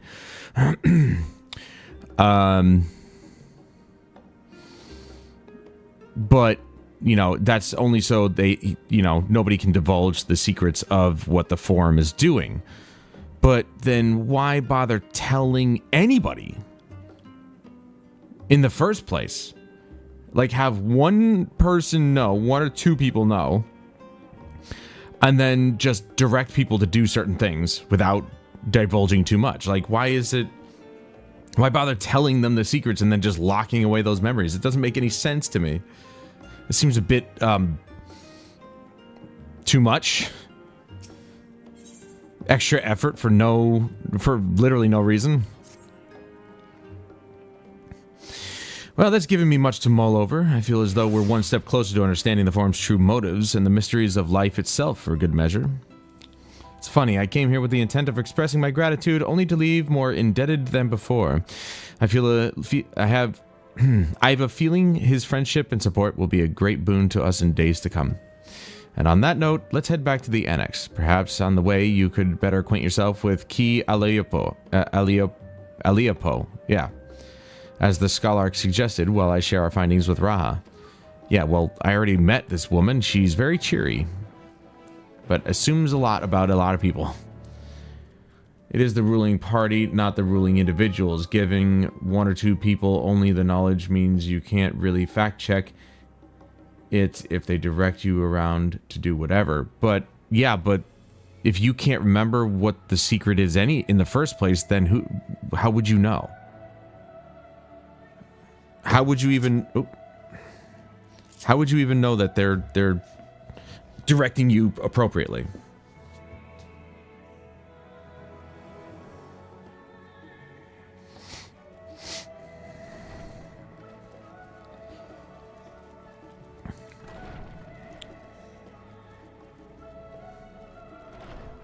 Actually, what does it take to unlock this one? Oh, I guess I can't talk to her? Okay, hold on. Required class job, Disciple of the Land or Hand, level 80. Oh, wow. Okay, so I can't do that for a very long time. Finding a worthy gleaner is proving tougher than I thought. Maybe I'm not suited for this line of work. Okay.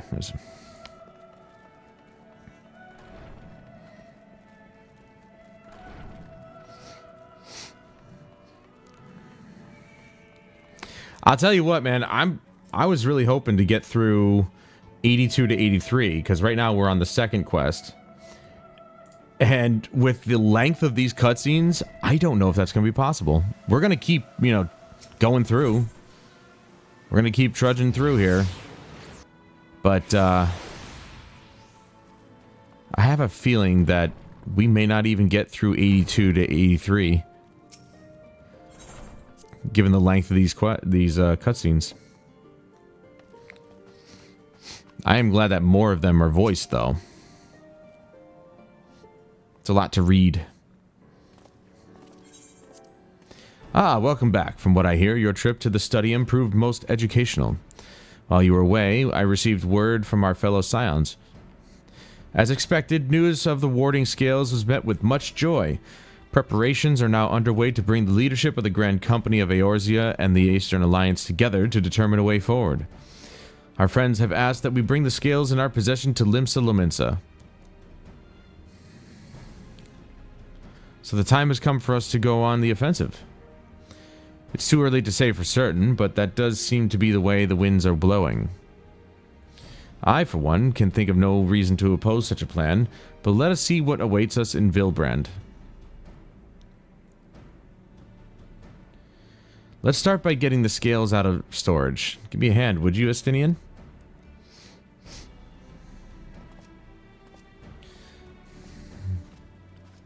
I feel like the English explanation is kind of flawed because, I mean, clearly they know what is going on and they just can't tell anyone because magic. Otherwise, like you said, what is the point? Right. That's where I was confused. Maybe they meant it in a different way, but they didn't know how to explain it.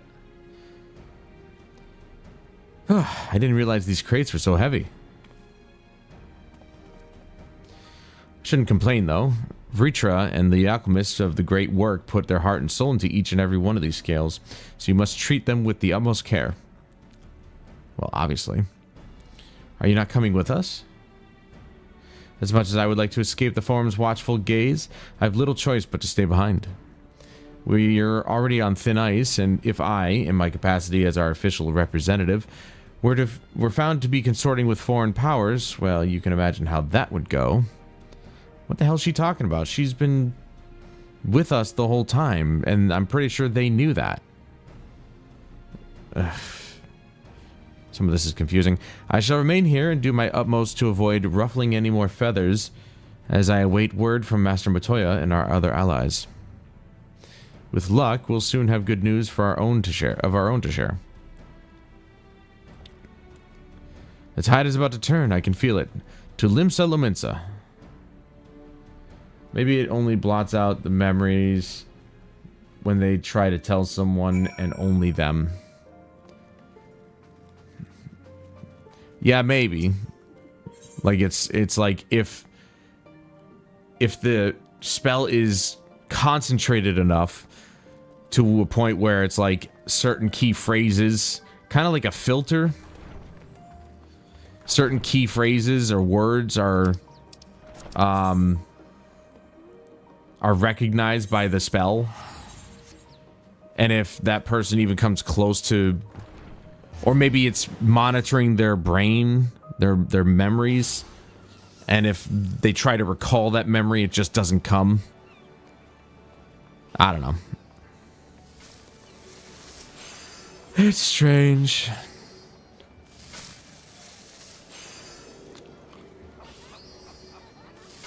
Oh, it is down here.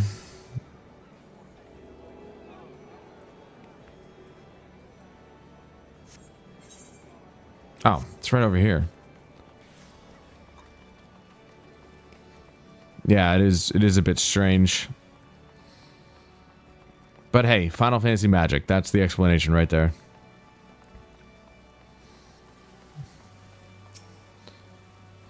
I was told to expect you. As you may or may not be aware, the Admiral is at present entertaining the Elder Seedseer and the Sultana. 3 of the most powerful women in the world in one room. Do you need a moment to prepare, or shall I show you to them? Ooh, I don't know. Kane-sana in the same room with me. Okay, I'm ready.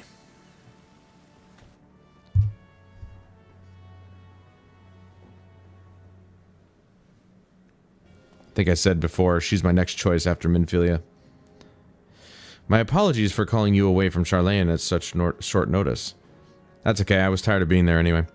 On the contrary, we are honored and grateful, and pleasantly surprised to be joined by such esteemed company. Oh, she does it for me, absolutely. Soft-spoken, blonde. It was only right that this discussion be conducted in person. I'm not really partial to blondes, I just don't mind it. We are locked in a war of attrition. Our forces struggle to contain the threat posed by the towers, and it is only a matter of time before we are overwhelmed. Victory will only be claimed through decisive action, and we have taken the initiative to set the wheels in motion.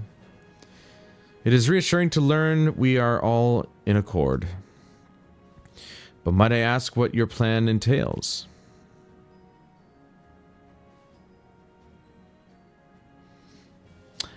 I know who does it for you. Nanamo. Oh, she gets you going, doesn't she? Miss Sultana herself. It hinges entirely on the warding skills and our ability to utilize their potential to the fullest. That's where your hatred of Taru comes from.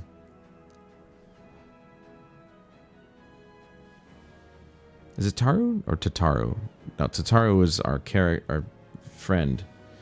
You were gonna say her? I mean, she does love showing the girls off, let's be honest. No, it's Taru, right? Yeah. Though that's the 11 term. What are they known as in here? Lalafell, there we go. Wow, my brain just recalls Final Fantasy XI names somehow way easier than the 14. I've been playing 14 probably longer than Final Fantasy XI, and I cannot remember the names of the races. For some reason, 11 names are really just stuck in my brain. During your time in Charlene, the Allied nations have been engaged on separate fronts with no end in sight. Plus, she's pale as ash, dude. Like Kratos ash. To make matters worse, a surge in abductions of kobolds Sahagin, Ixal, and Ananta have given rise to an increasing number of primals as well. But your triumph in Razatan has given us cause to hope once more.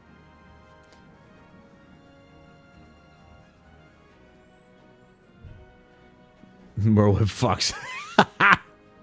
I mean, she doesn't take no shit, that's for sure. The time has come to free ourselves of this menace, and it is you, the Scions of the Seventh Dawn, who have shown us the way. While the bulk of our forces will continue to hold the Telophori at bay, we will dispatch our finest to strike at the enemy's heart, Garlemald. These brave few will be Ilsabard contingent. To think such progress has been made in so short a span. Its objectives are twofold. The first is to provide aid to the people of Garlemald. As previously reported, countless Imperial soldiers and civilians have been tempered. Robbed of their free will, they serve the Telophoroi's every whim without question. They too are victims. It is our duty to deliver them from their suffering. Not for strategic or political gain, but because it is the right thing to do. I do not ask that we set aside the decades of conflict and conquest, that we simply choose to forgive and forget. Man, can you imagine what the world might be like if governments just ran like this? Where, you know, say, oh, leaders actually just did the right thing instead of the one thing that's politically correct? Or motivated? You can't tell me she doesn't know her way around a bed. I mean, I don't know. I honestly couldn't tell you.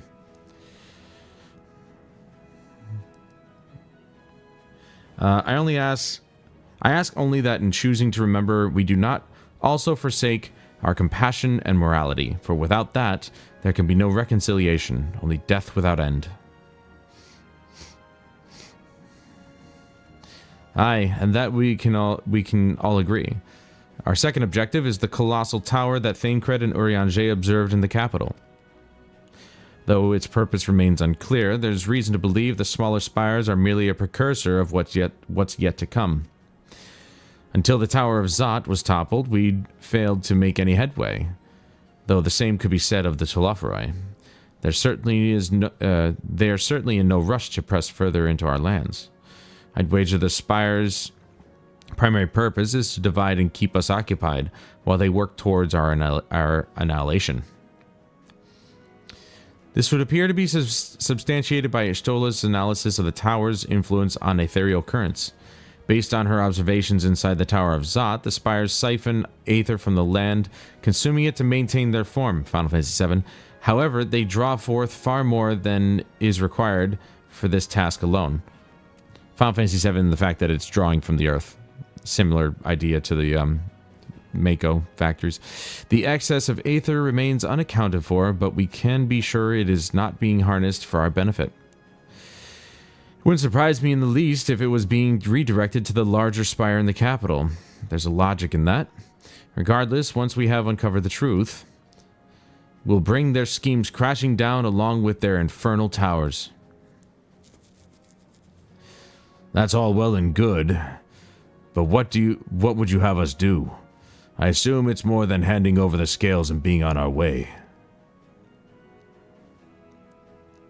We want you and your scales to join the Ilsabard contingent. Consider it an official request from both the Grand Company of Eorzea and the Eastern Alliance. Do you accept? Perhaps you should be the one to answer that. Well, what do you think I'm going to say? For revenge against the Telophori? No.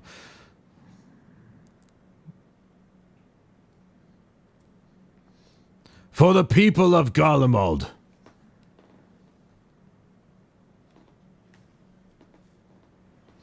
Couldn't have put it better myself. I figured if I said honor and glory, they wouldn't take so kindly to that, because that's not what this is about. Y'shtola, Thancred, and Urianger have already pledged their support and are on their way to meet the rest of the contingent. They were positive you would come to the same decision as they did. Luckily for all involved, their prediction was correct. I mean, they're acting like I would have just said, nah, fuck this, I'm out. You know? Once you have delivered the warding scales to Alamigo, the contingent will embark on its journey to Ilsabard. Raubon and Lord Emmerich are overseeing preparations, so I suggest you make yourselves known upon arrival. Pack warm clothing, furs, and the like. Without it, the cold will do you in before the Telophori so much as draw steel. As for us, we'll keep the enemy busy while you're gone. They're not the only ones who can create a diversion. Now go, safe in the knowledge Eorzea will be as you left it, or better upon your return. Along with Raubon's adopted son, get a pass in the sense that I tolerate them and won't try for an one onside kick over the stance. Hoffman, come on.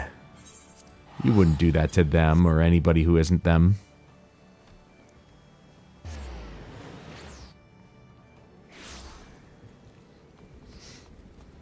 I do wonder though why they changed the names of the races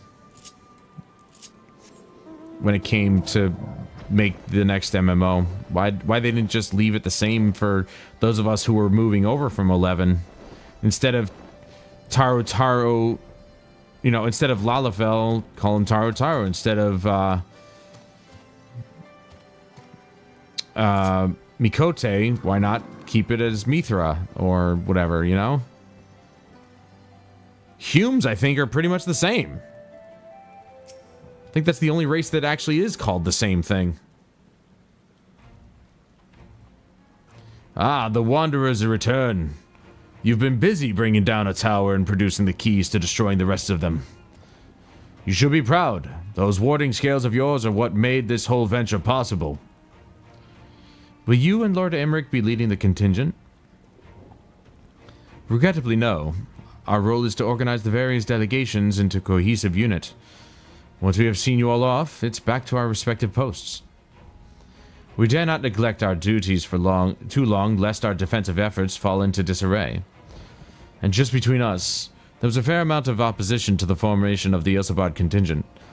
The very suggestion that we send out some of our finest troops behind enemy lines to render aid unto the Garleans has made me rather unpopular in certain quarters. Huh. Can't please them all. Sadly not, though I do my best. Truth be told, I'd much rather be at your side, charging into the fray. Alas, I have battles of my own to fight, where words may serve me better than any blade. I hate to say it, but Lord Emmerich's struggle mirror my own. For the time being, the best we can offer you is the peace of mind from knowing Eorzea is in safe hands. As you fight the good fight in Ilsabard, I and the other commanders will do what we can to convince the naysayers that our cause is just. Thank you, both of you. We meet again. Oh, look who it is. Why did it get so dark? Everybody's just like disappeared. Word of your exploit travels quickly.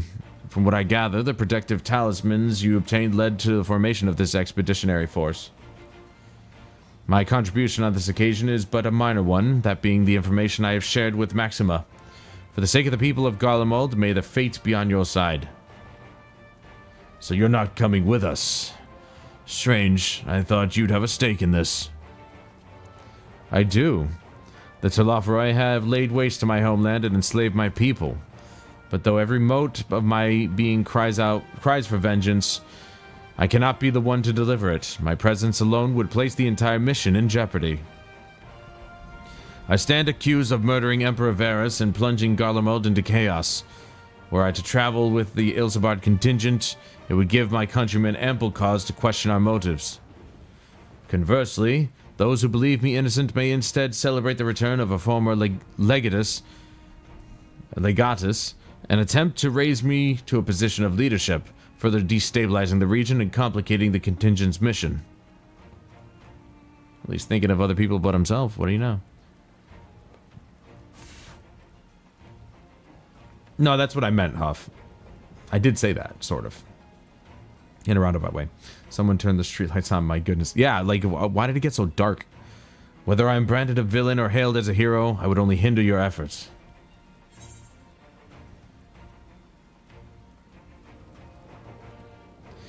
We will deliver your people from harm in your stead.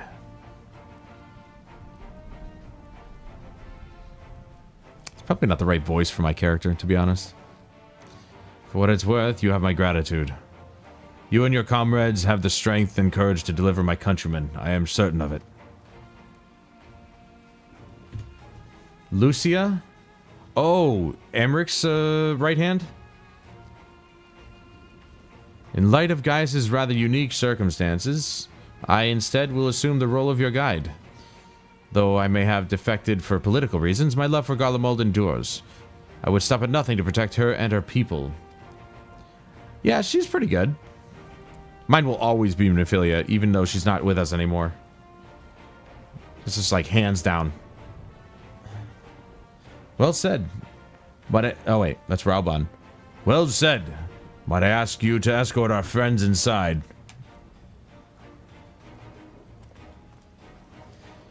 You might even bump into an old acquaintance or two. And if I don't see you again ere you depart, may the Fury guide and protect you, all of you.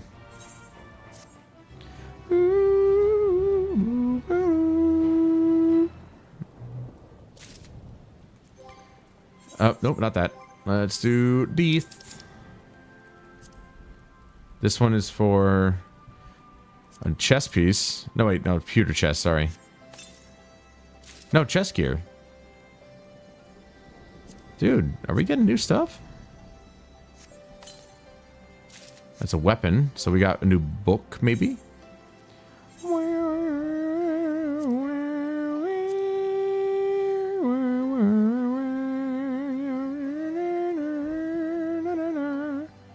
By 1 point.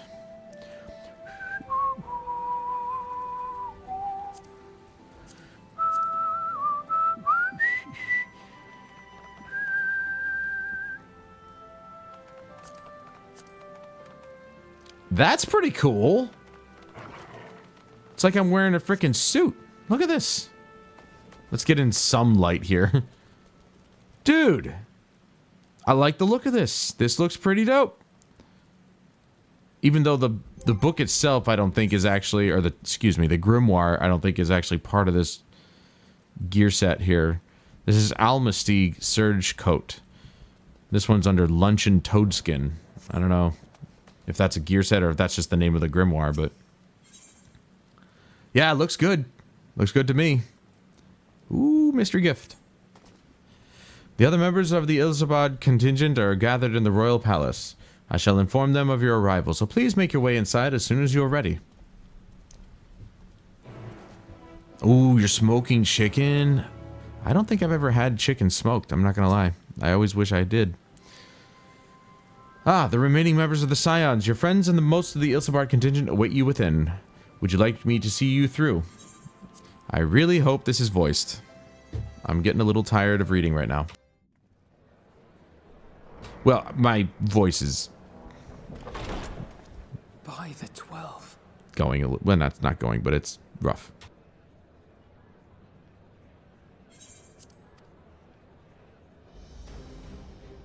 Whoa, that's a lot of people. Oh, there's also Lise. Lise is nice. Glad you could join us. I hope you don't mind, but we went ahead and started without you. As you can imagine, our traveling companions were eager to become acquainted.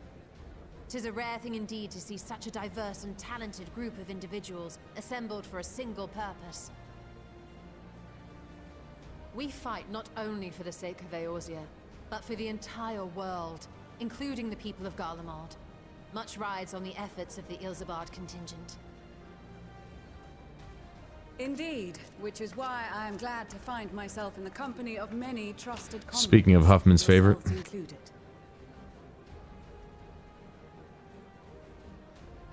Lucia. I have come at the behest of Lord Emmerich, who has honored me with the role of Ishgard's representative. And for the good of all nations, not least my former homeland, I am determined to see this mission through to its end.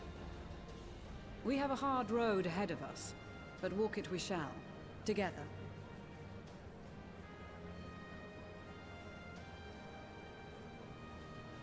We too welcome this opportunity to work together once more. I have faith that, if there is a way to resolve this conflict, we will find it. Allow me to introduce you to the rest of our company. Everyone! If I may have your attention.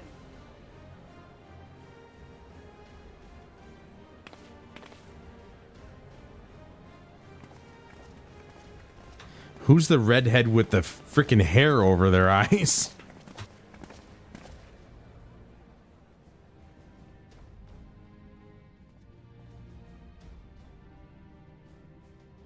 Might I ask you to speak first? I guess we're about to find out. If I must, I am Arun Senna, spokesman for the Gridanian delegation, here on behalf of my esteemed sister. I was just gonna say that's her brother. We shall provide support and protection to those in need during our time in Garlemald. To that end, I am joined by healers selected by the Conjurers Guild, with the Order of the Twin Adder's Finest serving as our escort.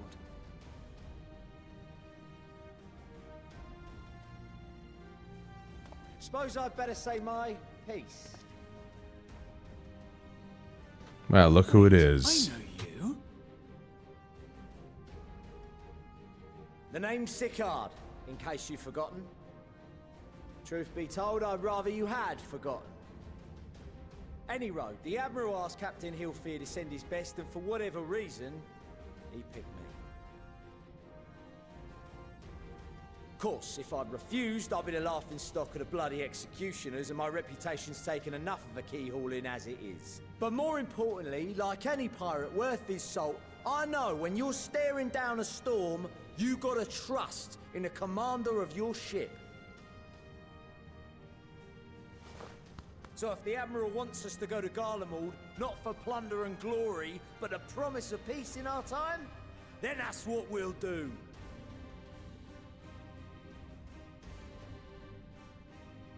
Since we all know how much the Empire loves its steel, we thought we'd bring along a few smiths to make the most of it.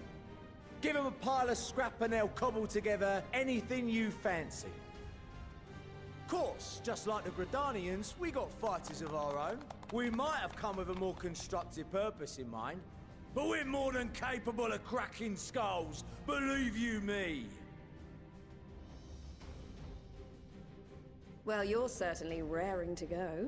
But then again, so are we. The most dependable warriors of Uldar and Alamigo have assembled at the Sultana and General Aldin's behest.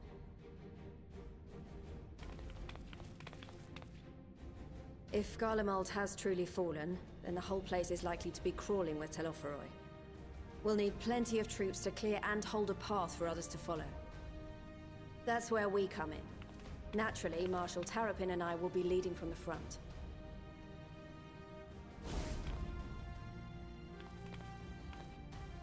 It's been some time since I last saw you in your element on the battlefield. From what I've heard, you've become pretty fearsome yourself. Master Matoya, the Avatar of Destruction.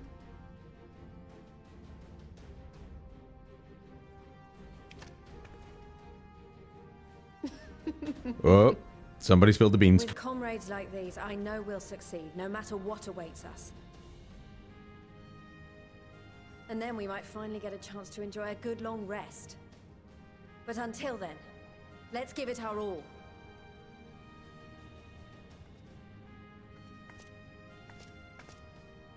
As for Ishgard, we Temple Knights have come in force to uphold our nation's commitment to the peace and welfare of our allies.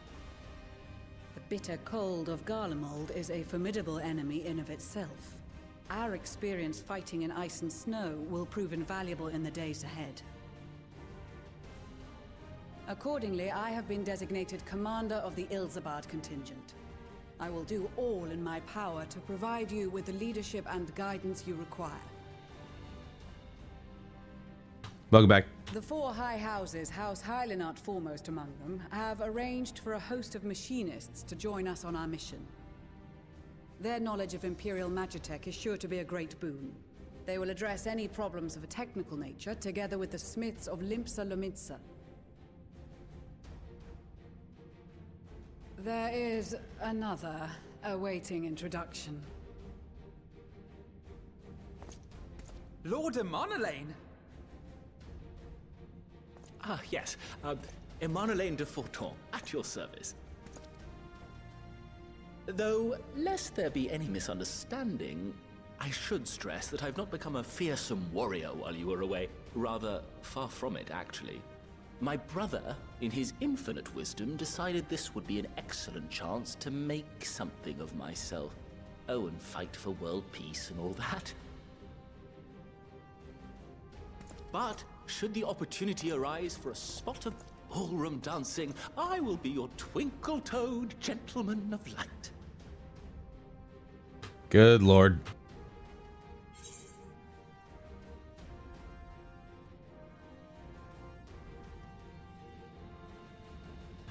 I could be a total dick and just say the second thing.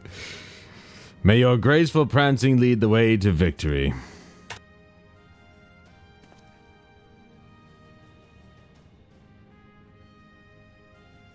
Huzzah! I cannot wait to regale Honoroa with my tales of daring do. He sounded like he hawked a loogie up there.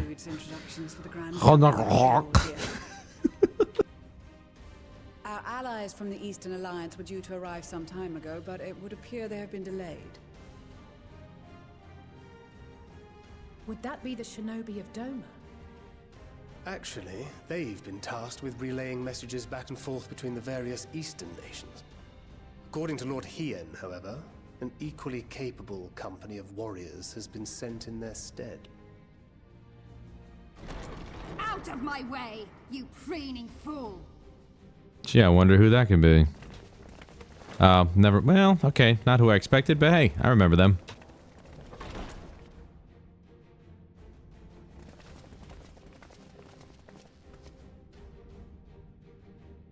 Forgive us for coming late. We are the delegates of the Eastern Alliance. Cyrena, and you've brought company. For battle and blood we come, as a step is sorely lacking in both. I'd take her. No towers befoul our lands, so we marched on those of Doma, only to find them beyond our reach. But now our thirst for slaughter will be slaked. No quarter to the enemy! Sadu Hatun, no. We go to make peace with the Iron Men, not war. Yeah, probably. Warriors of the Steppe, we've heard many. I can say the same thing about Lucia, dude. We welcome you as allies. And these other ones you have brought are... Members of the Dalmascan resistance group, Lente's Tears. Actually, I take that back. Give me any Vieira. I'll take them all. And the Bosnian resistance. Between them, they have a wealth of experience in espionage, and are particularly adept at infiltrating Imperial facilities. Which is fortuitous, since Garlemald's domain is so vast that I could never hope to handle reconnaissance duties all by myself. Or maybe just Fran, even though she's not in this game. Dalmasca, Bosnia, Alamigo. All lands which have suffered the tyranny of the Empire. I would never presume to question your motives. Nevertheless, I must reiterate that our goal is to aid the victims of the Telophoroi, the common folk of Garlemald. And they are victims, make no mistake. Though I understand that many may struggle to see them as such. You're more right than you know. For every one of us that answered the call, there were a dozen that refused. Not only in Alamigo, but everywhere we went. And who could blame them? The Empire's always been the enemy. But after seeing what we've seen, fighting and working against and with Garleans, there's no denying the simple truth. They're just people. No different from you or I. They've got their share of liars and murderers, but so do we. So do we all. Fordola, who once swore herself to Garlemald, has proven herself a trusted ally time and time again. Every Eorzean here knows Sid Garland, the Imperial defector who shared with us countless technological wonders. Maxima, who stands with us today, tried to reform Garlemald from within and make peace with Doma.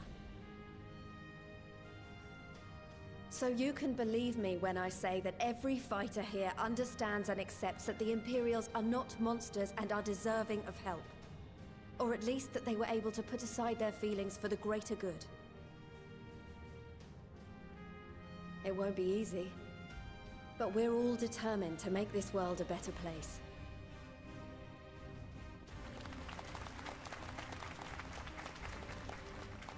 What lingering concerns I may have had were clearly unwarranted. I agree with everything you said wholeheartedly.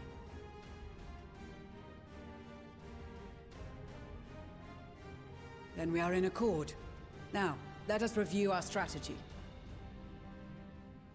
To reach the Garlean capital in northern Ilsabard, we must cross the central mountain range. Fortunately, Garland Ironworks can provide aerial Who was her transport, sister? sparing us this most treacherous part of our journey. However, attempting to fly any closer to Garlemald would attract the attention of the Telophoroi. As they appear to have seized control of the majority of the Imperial military, we must assume that includes its fleet. In addition, Garlemald possesses devices that can interfere with airship navigational systems, further discouraging an airborne approach. Given the circumstances, the closest we dare deploy our contingent is an area between the range and the capital, the Magna Glaciers. From there, we must travel the rest of the way on foot. We will also need to bring the airships with us to ensure we can withdraw with haste. Although much of the terrain will be blanketed in snow, we should be able to make use of local roads and shipping facilities. The vast ice field will afford us an unobstructed view of the surrounding area. On the other hand, it will also allow others to easily spot us. So it is imperative that we only make camp in positions where we can easily defend ourselves.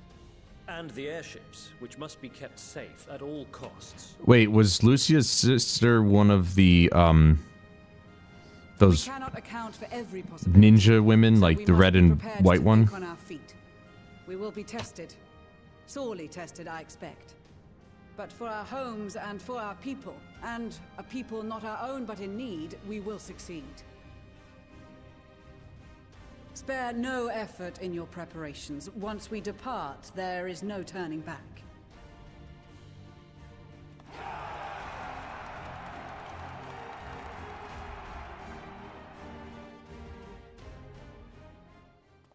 Dude, that was a cutscene worthy of like the end of the expansion. Like, I feel we're just at the beginning still.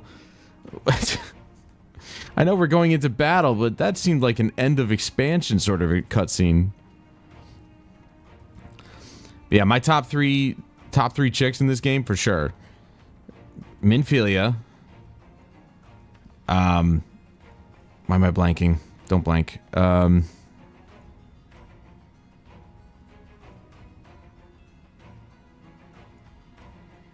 Oh yeah, Kane-sana. So Minfilia, Kane-sana, and then Y'shtola. She was the white one. I don't know of the other ninja woman. Well, there was a red and a white one in A Realm Reborn. I remember them very well. They were a pain in the ass. They're actually part of the only main scenario duty thing. Besides the delegates assembled here, the Amalja and several other tribes offered to send troops of their own. Unfortunately, due to their physiology, many would struggle simply to survive in the harsh climate of Ilsabard. They would also likely prove tempting targets for abduction by the Telophoroi. All things considered, they can better aid the cause by bolstering our defenses in Eorzea, though their eagerness to do more than has been noted. We few shall have to suffice. Ere we embark, we must distribute the warding scales to our comrades. Care to do the honors? May not be the same one. She fights you solo at the end of a dungeon. Let me see if I can find who that is.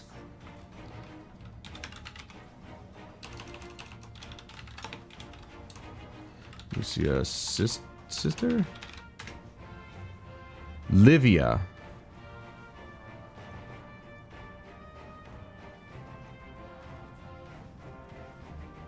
Yeah, it's the red one.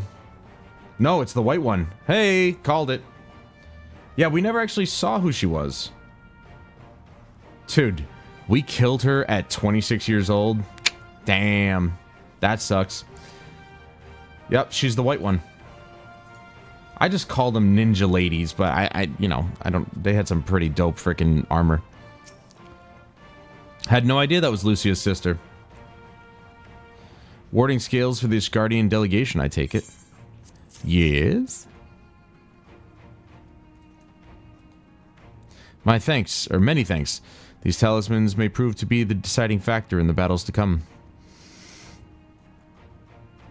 I find myself conflicted by this foray into Garlemald, sent by the Empire to infiltrate Ishgard, only to throw in my lot with those whose secrets I was supposed to be stealing. And now I lead a mission to save the countrymen I betrayed. But that is doubtless why I was chosen by Lord Emmerich. He would have me put my extensive knowledge and former ties to good use. I will not disappoint him. For the future of Ishgard, Garlemald, and the world at large, I will lead us to victory.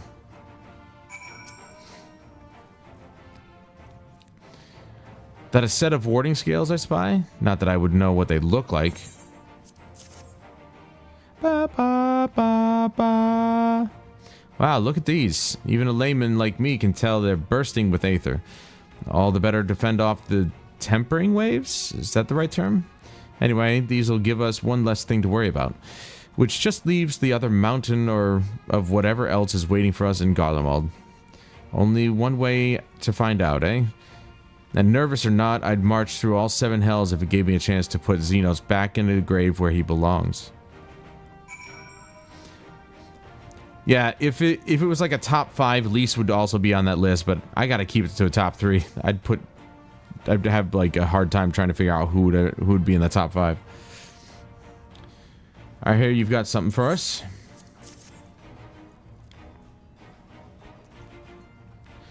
Ah, them skills everyone's been talking about. Pretty little things, ain't they? Reckon they'll be worth a gil or two when this is all over, but we'll hold on to them for now. And one more thing. I know what you're all thinking. Why didn't they send Ainzar instead? Buggered if I know. All the Admiral and Captain Hilfir told me was they needed someone to help safeguard the future. And here I am. Can't say they haven't got a sense of humor. Of course, some of you might be wondering what good a pirate is on dry land in the middle of a sodden snow of all places. Well, me and my crew will do whatever needs doing. So let's set sail, or however the saying goes on airships. Yeah, that's pretty much it. I think in Heaven's Word, she brings it up when you ask about her in a cutscene. Basically, she was a spy or something, and met Emmerich and decided to follow him instead. Interesting. Yeah, Lucia definitely seems like she's in more of a complex position, just because, well, everything she literally just described. Oh, Alrune ever mentioned how I want to do your sister? Yes.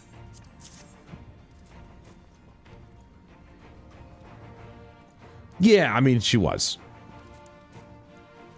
So these are the famed warding scales. Enough for me and my men, I see. Under normal circumstances, I would not be allowed to travel outside of the 12's Wood. The Elder Seed Seer, however, has granted me special permission. She has bid me lend my magics to the people of Garlemald while learning all I can of their ways. In doing so, I will come closer to understanding myself and my place in the world. Or so she says. I say it is past time our allies benefited from the power at a Seed Seer's disposal.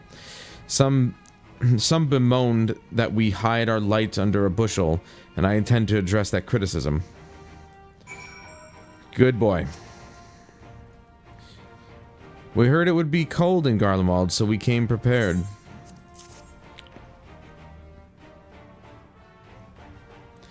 Oh, the talismans. We are to keep those close at all times. Or these at close at all times, yes? I will see that no one misplaces theirs. Ah, and before I forget, I have a message from Hian. In distant lands, in times of strife, together stand, together fight. In darkness shines the light of life. I hope I have done his words justice. Doma, like much of Othard, has been plagued by the towers.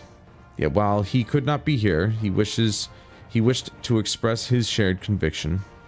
Hien and Yugiri labor without rest to unite the people, and with their aid will we keep the enemy at bay. And we of the Steppe and the Eastern Alliance will repay their efforts by ending this war. Also, this is all purely hypothetical, of course, considering Halt is married in-game. Halt? Who's Halt?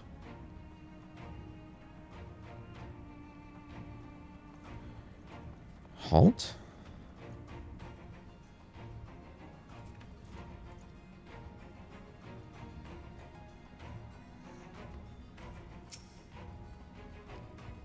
Oh. Well, I didn't know that. I never read your name. Your name comes up as Huffman. For me, I think. Yeah. Because we're friends, so it's like, gives me like your nickname or something. Do you have a warding scale for me too? I think it comes up as Huffman. Pretty sure. Oh, maybe I just saw the Huffman. Thank you for this, and for going to such incredible lengths for the sake of my people. Though I have little to offer in return, I would impart some advice if I may. You have been told by many to wear the cold of Ilsabard, and I cannot stress enough that this is no token warning. I will be distributing specially made warming tinctures, courtesy of the Alchemist Guild, but understand that they are no substitute for proper protection. I leave the provisioning of said protection to your discretion. Now, let us proceed to the Almegan Quarter. While you make your final preparations, I will have the pilots ready the airships. Oh, man.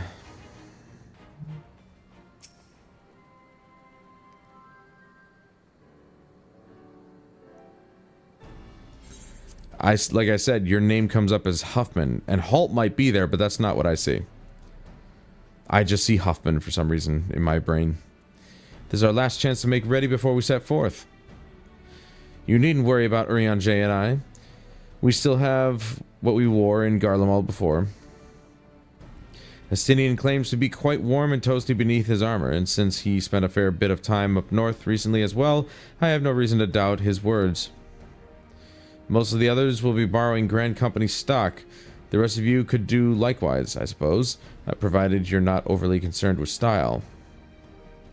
Huh. Not to put too fine a point on it, but I wouldn't be seen dead in one of those ridiculous overcoats. If only I had time to find something to my liking. Hark! Is that the cry of the scions in need of a tailor, I hear? Uh-oh. Oh, it's Tataru. But how? Wahaha, I have my ways. Oh, yes, indeed. What do you mean, how? She probably just took a ship here. You thought you could sneak off to Ilsabard without telling me? Ha, nothing escapes. I love how they're trying to hide who it is. We already know who it is.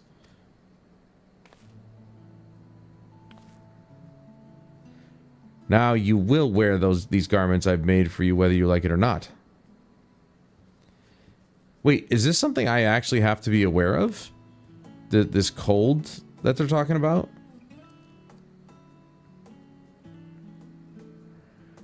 You never cease to amaze me.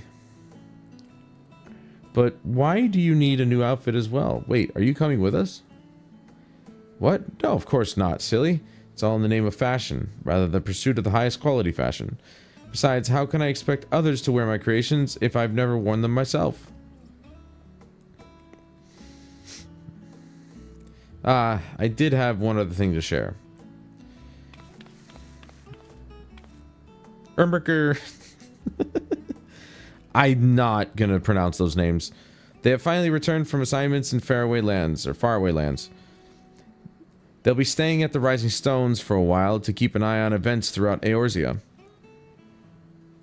Since they'll be running things back at headquarters, I was wondering if I could lend a hand in Charlayan. Why not? You can keep Crowell company in the Baldessian Annex. Yes, we'd love to have you there. And I heard Ermergur and Blurmerda did a fine job carrying on in our stead while we were lying comatose. With them in charge of the Rising Stones, we've nothing to worry about. My thoughts exactly. Also, while I'm confident you won't go collapsing again, because a certain someone who shall remain nameless isn't in a position to transport your souls into another world, if anything similarly disastrous were to happen, I'll be well positioned to do something about it. Anyway, I've got a few things to take care of, and then I'll make my way to Charlayan. I really do hope these new clothes are enough to keep you warm in Garlemald. It's not much, but it's the only thing I can do for you, other than pray for your safe return, which I will, every day. Let's not keep the contingent waiting any longer. Yes, please, can I stop reading as well? Let's have a couple voice cutscenes. Here are your winter woolies, handcrafted by yours truly. I seriously need to actually bundle up? This is crazy. I've never actually seen this in the game before. I mean, we all remember freaking... what are the lands? Why am I blanking on the name of the place?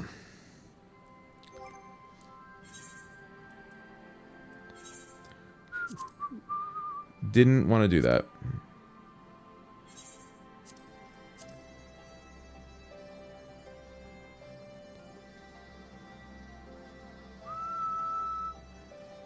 Wait, so North Sea Coat. Where is that?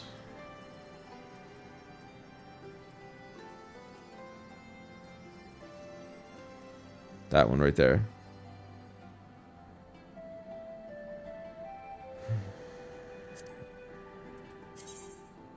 Ha! Actually, looks pretty good. Obviously, there's no way I'm putting this on.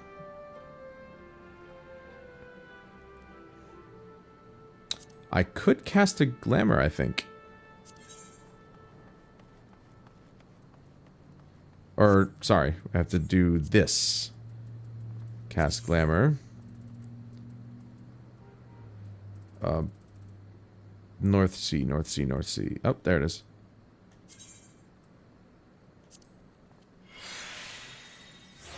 That way we look bundled. I look like I belong in the South Pole.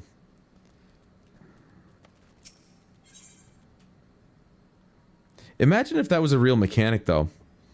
Like, in this particular situation, you're going to a place that's cold. The fucking Highlands.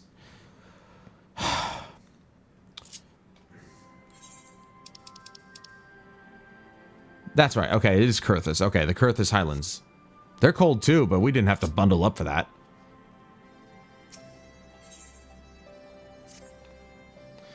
I'm told the airship pilot has been sent to meet you.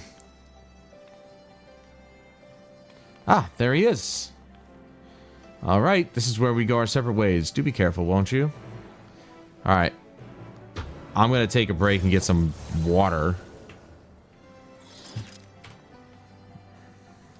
I'll be right back.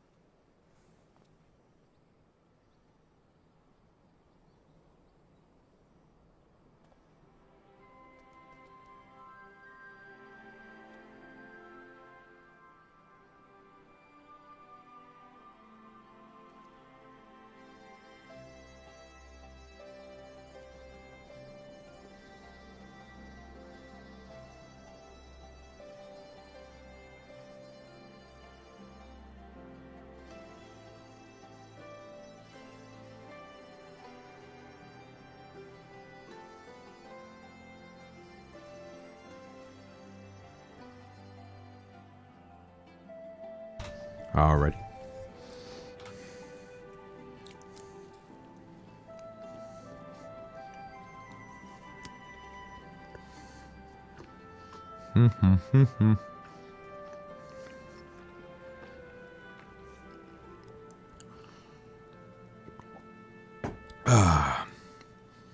Alright, here we go.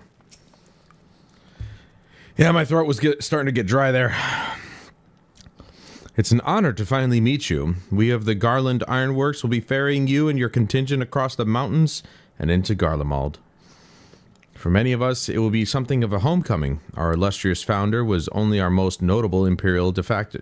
Defector? I don't know, whatever. For that reason, the company is committed to the success of this expedition.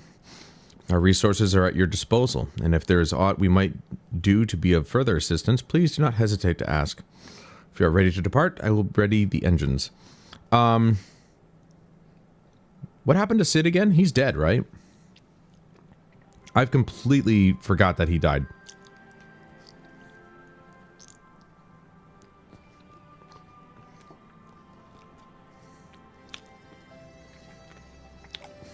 Or... no. He's not dead. He's just gone, right? I think there was one point that we thought he was dead.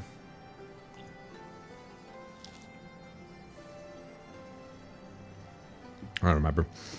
Several cutscenes will play in sequence. Yep. Participate in battle. Your progress will be saved at certain points. Okay. Please note that if you enter battles associated with other quests or like... okay. Okay.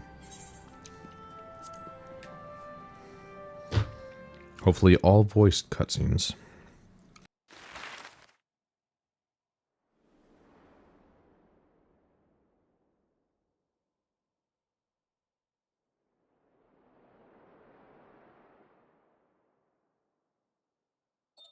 Ilsebard, divided in twain by a vast mountain range.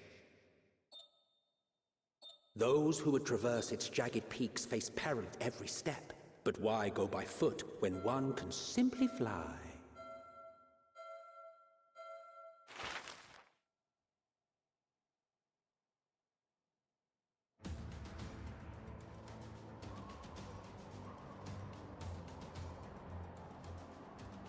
On the outskirts of the Imperial capital, in the frozen wastes of the Magna Glacius,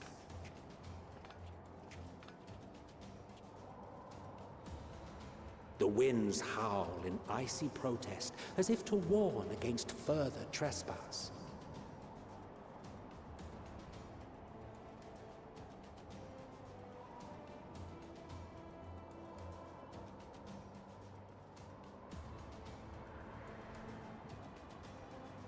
Not a single one of them is wearing a hat. You know, like a little beanie or something. Keep their ears all warm. We've received word from Thancred's reconnaissance party. They've sighted a detachment of heavily armed Imperials. Survivors of the Civil War, perhaps? Perhaps, but there is more to it than that. Maxima reports that they are led by Vergilia, legatus of the 3rd Legion, which comprises the bulk of their number. However, they are also joined by several members of the 1st. From what I recall, the 3rd Legion fought for Nerva in the War of Succession following Varus' death. The 1st, on the other hand, were under the direct command of the Emperor and rejected Nerva's claim to the throne. These legions were enemies. Indeed. In fact, our sources claim that it was a conflict between them that sparked the Civil War. Yet now, these former foes cooperate to defend a ruined Garlemald from invasion. Then it is all but certain they have been tempered. So, what's the plan? If me and my crew is out reaving, we charge straight in, no messing about. But that ain't what we're here for. Quite right. Soldiers or no, they are people of Garlemald. The very ones we have come to aid. Direct confrontation is unavoidable. Nevertheless, we must make every effort to limit casualties on both sides. Rather than kill them, I would remove them from the field. How so? Savage beatings, disarmament, and imprisonment? Not impossible, but easier said than done in the heat of battle.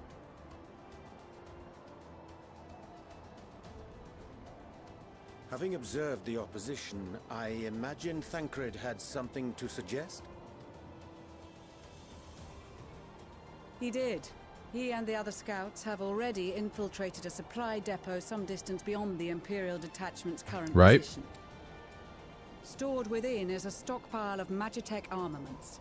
And once we give the signal, Thancred's team... He's like some broody freaking teenager. In so doing, we will deprive frontline troops of materiel, and likely force the detachment to send men to investigate. The emo of the redheads. Divide and conquer. Not a bad idea. Once the scouts have finished their preparations, we will split into two groups. The first will form the vanguard, while the other brings up the rear with our supplies. You think with the wind howling, she'd be yelling a little bit.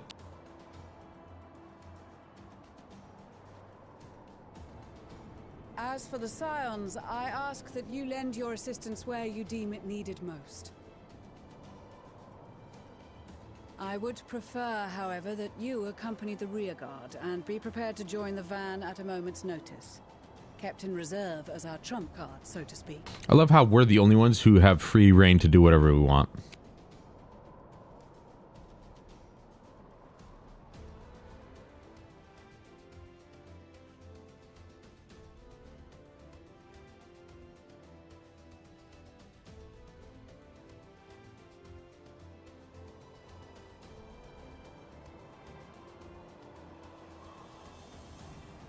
Yeah, Lucia's got that trendy hairdo.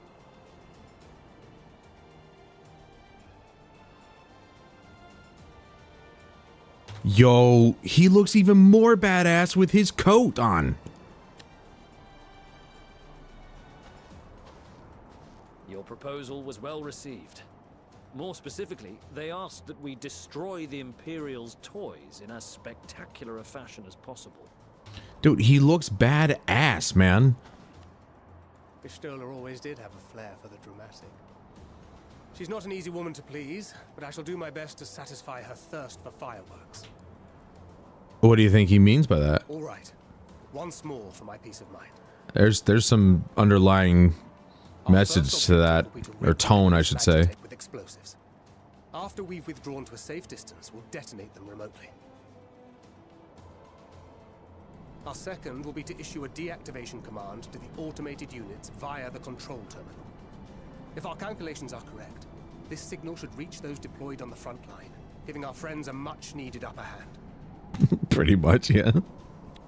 A blizzard will help us stay hidden, so let's aim to get in and out before it passes.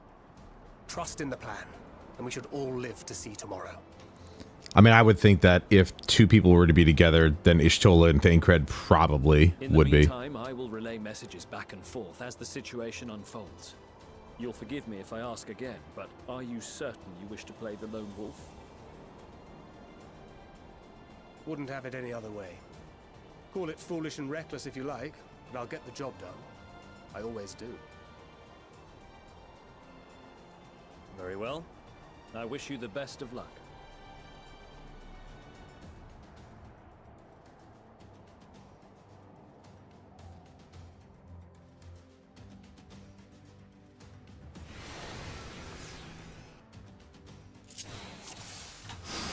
There wasn't that many cutscenes. Oh my god, I'm playing as Thancred. That's awesome.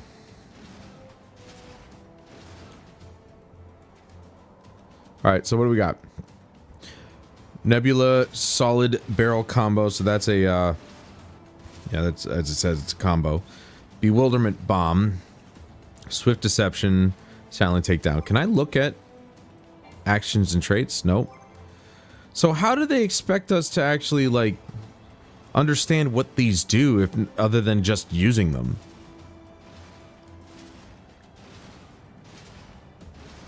She has a thing for the guy in the first. I don't remember what guy that would be.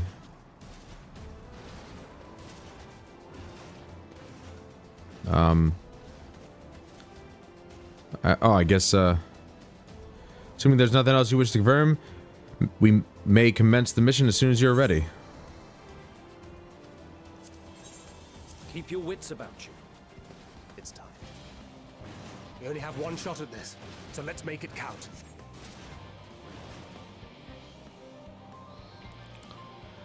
Threat awareness.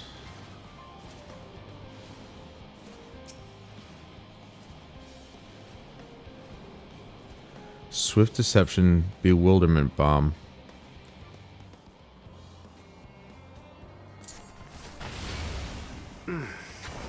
Losing my touch. What?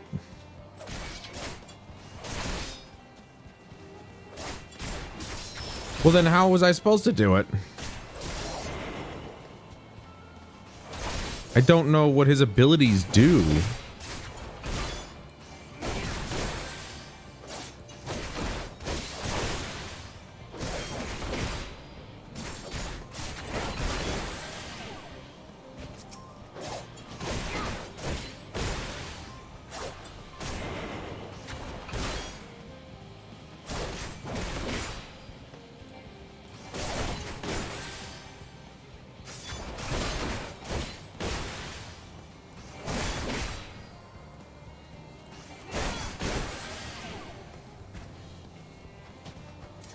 The furry guy. Oh, that guy, yeah. Oh, it told me to use... I'm an idiot, dude. You know, I don't pay attention to this.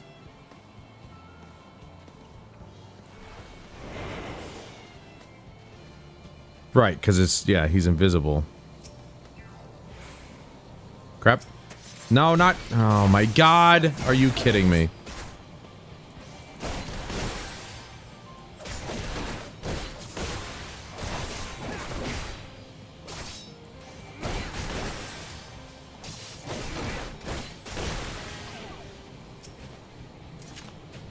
I literally had it. Oh, this could get really bad.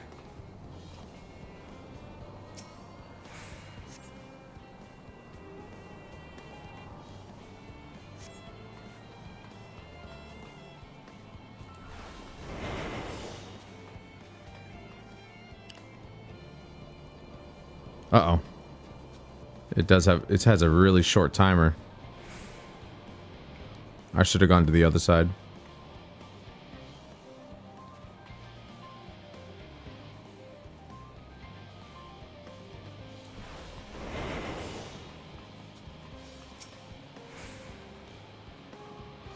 Quickly, quickly.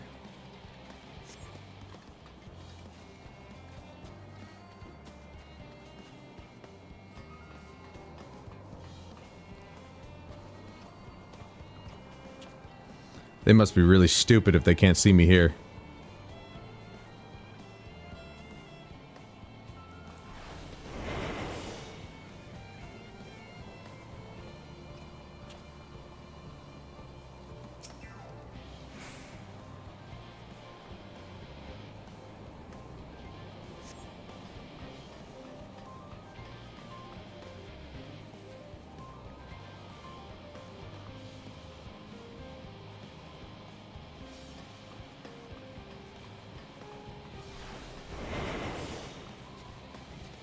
You have got to be kidding me. That's how it...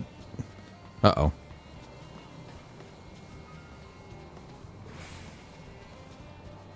Okay, this is going to be tough here, this one spot, because those things are moving quickly.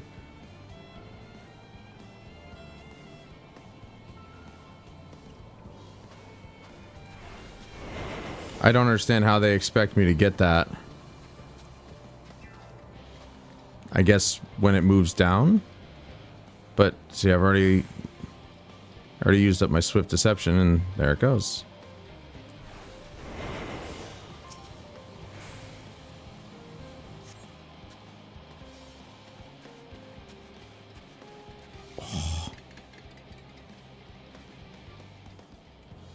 Oh.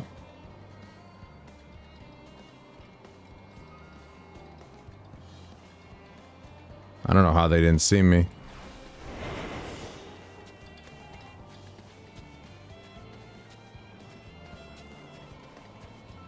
I guess they don't have... He's in hiding. They'll soon sniff me out. Luckily, I've come prepared. So... I'm guessing use bewilder... Okay, there it is. It's in the chat. That's why I didn't notice it. Use bewilderment bombs to stun guard dogs.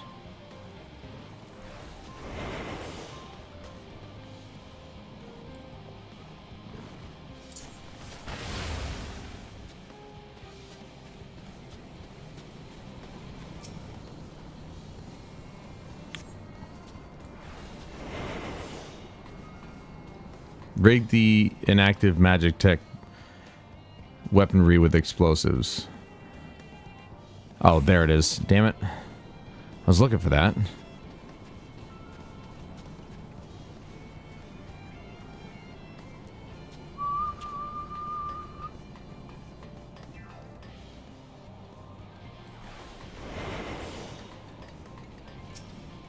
This is certainly interesting, just given the fact that it's like, you don't see stuff like this a lot. Oh, crap. I knew it.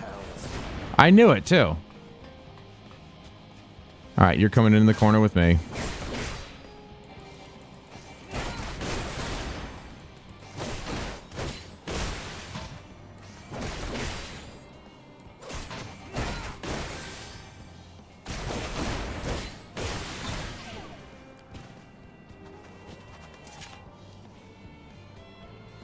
Doing pretty horribly at this.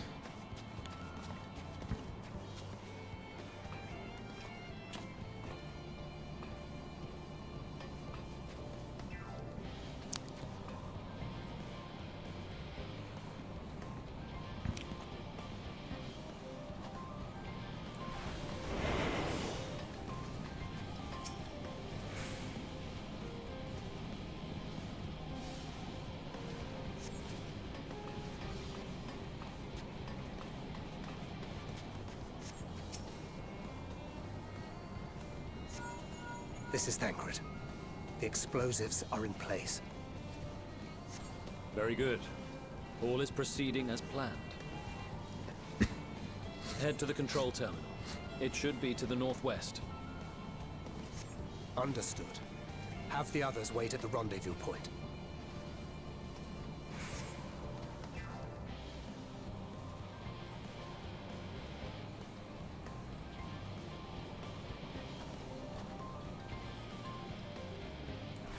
Oh, bad timing.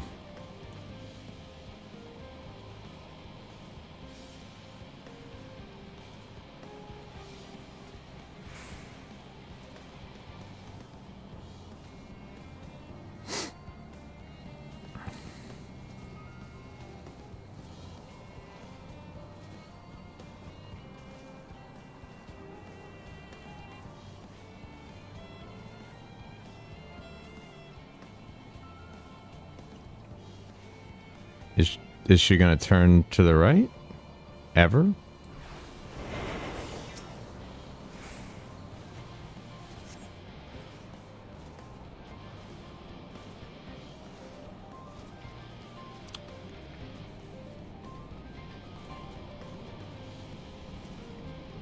Okay, the big guy is gonna be a pain in the ass. I definitely don't want to get caught by him.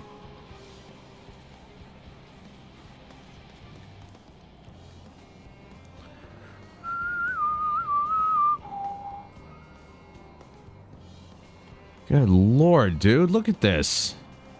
I screwed up so badly at the beginning. It's like I've got very little room for error here. Oh, please don't do that.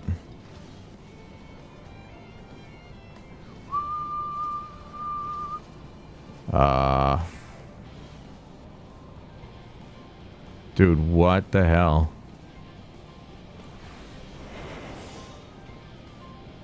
I don't know how far he comes down here. I hope it stops right there. There you go.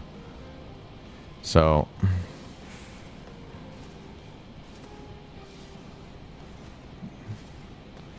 got the dog there, but... can I throw it over the fence? Nope.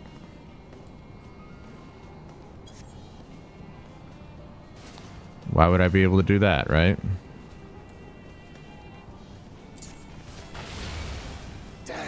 Are you kidding me?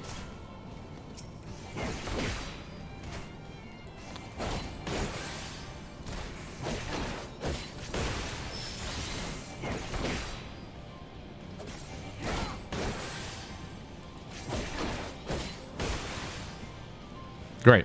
Well, this is kind of screwed.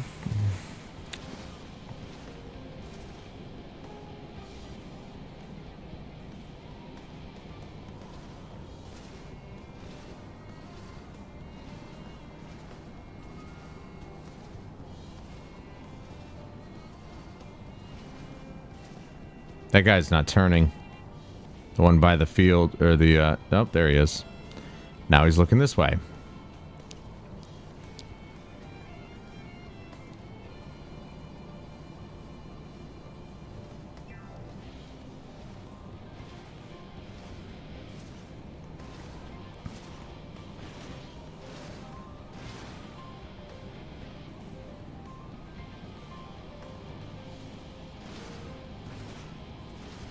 Now he's back facing this way. Or he's going to. The slasher is making it very odd.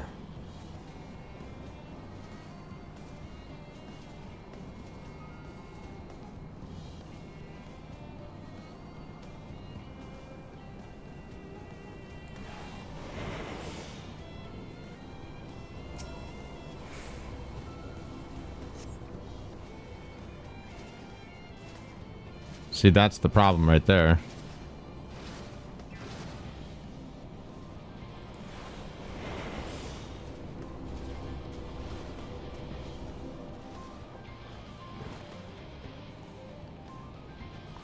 I'm just gonna go outside here real quick.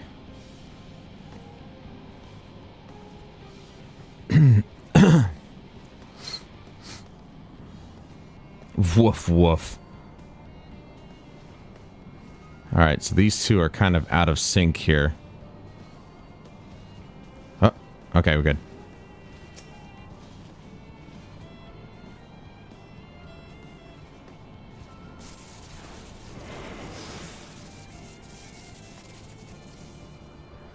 Alright, whew, man, that was tough. I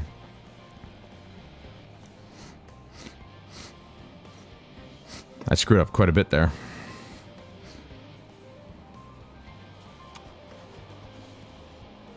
You are returned, and none the worse for wear, to my considerable relief. What news from our comrades? They stand at the ready. Excellent. Then let the fireworks begin.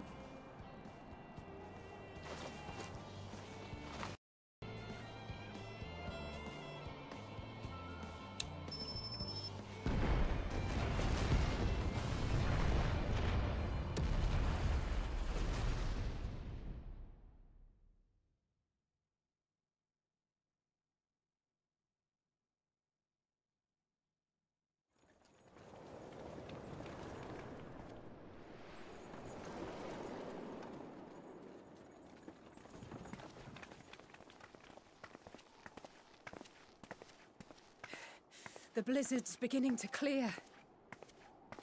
The Vanguard should be engaging the Imperials any moment now, if they haven't already. Ishtola and the others are with them, so I'm sure they'll be all right, but...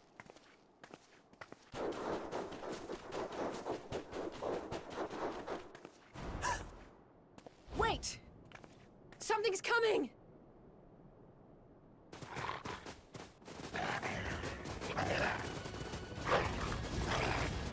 Oi, oi! Looks like we ain't the only ones who sent out scouts. Keep them away from the carriages! We lose those, and we're as good as dead!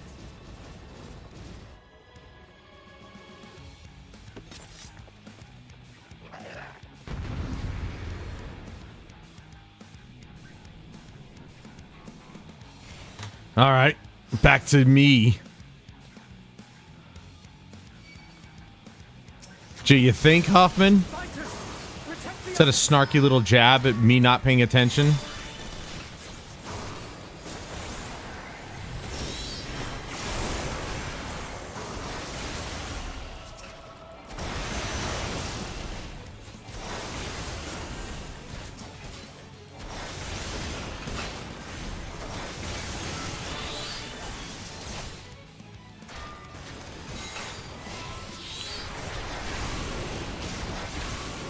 It's a challenge. All right, well, I'm gonna do everything I can.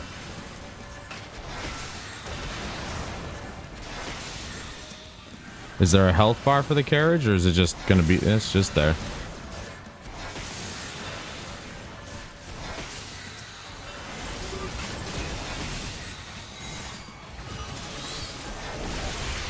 Ooh, wow. Where did that come from? Was that Alize? Or was it him? Good lord. Keep the carriages safe.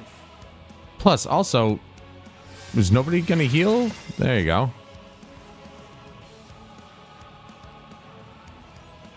Do I like, okay, so not ours to deal with out there. Okay, gotcha. I can't do anything? What? Okay, that was weird.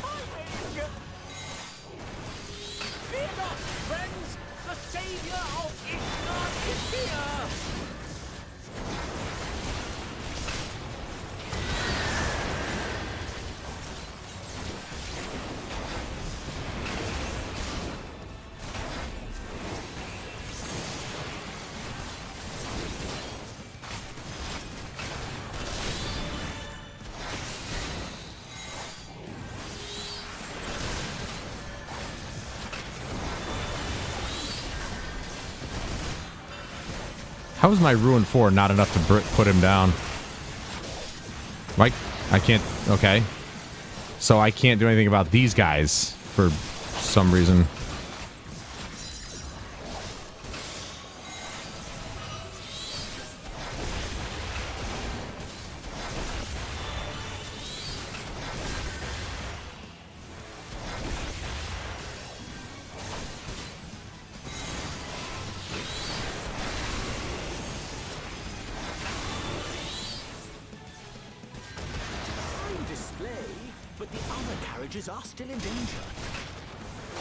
Oh, so I do have to keep moving forward. Okay.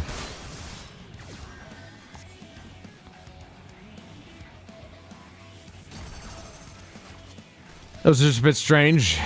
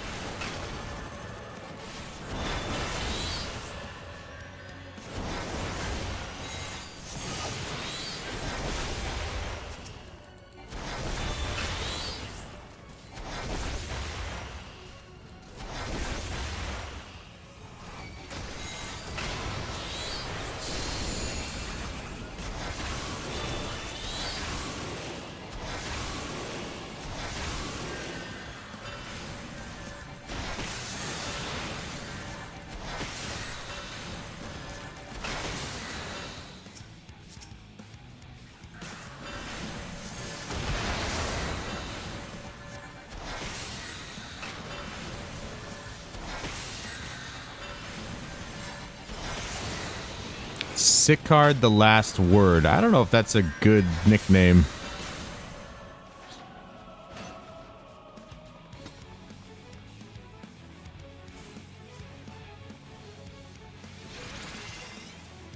What big bastard?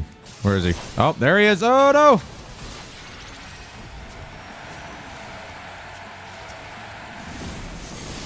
Save Phoenix just for such an occasion.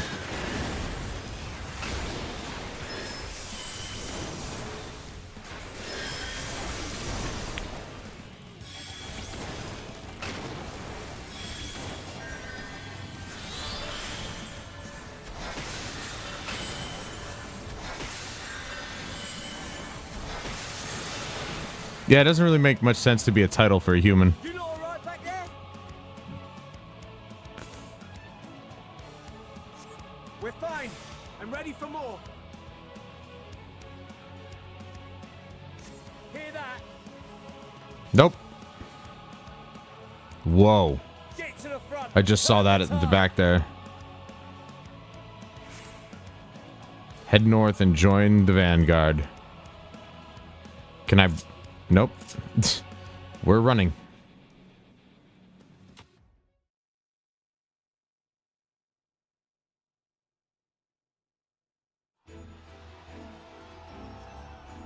This will probably be the last major quest I'm going to do today. There's no way this one quest line alone, or the whole quest list from 82 to 83, would take 6 hours on its own.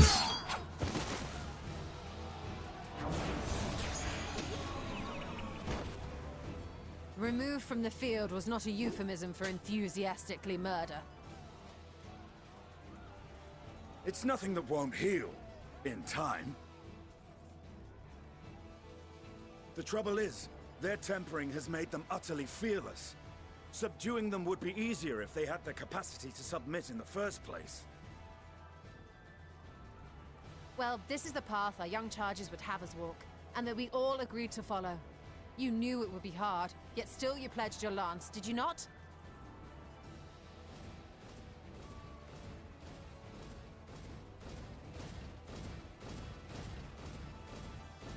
That I did.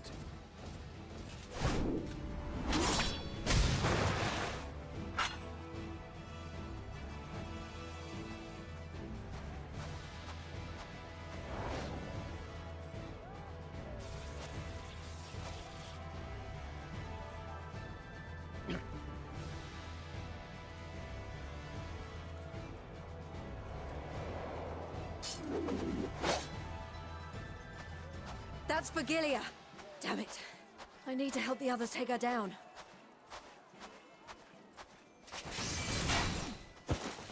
There's no end to them!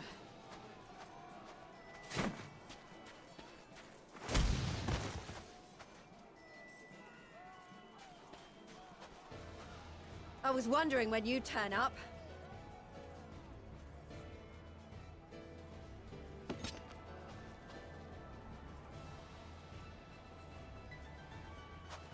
There's no stopping us now. Come on, let's show them what we're made of.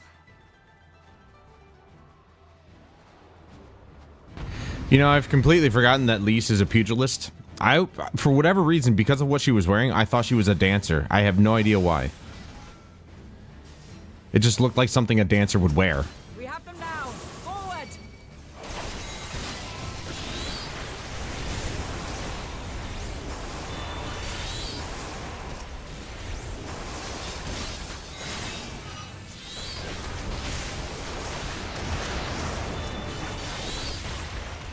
Damn, I barely did anything. Let them have it!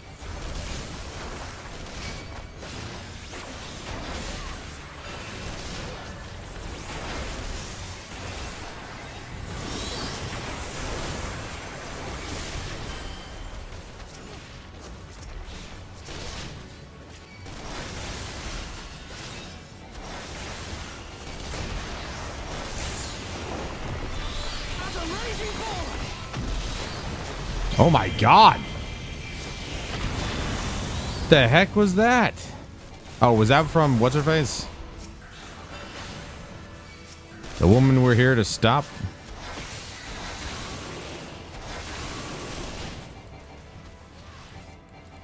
Oh, I'm out. I'm like, what?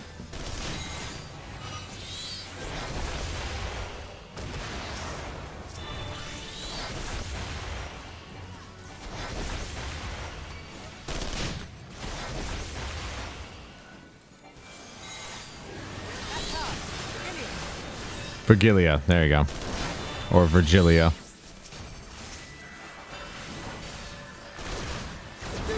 She definitely doesn't need your help, pal. Virgilia can do literally everything on her own, I'm sure.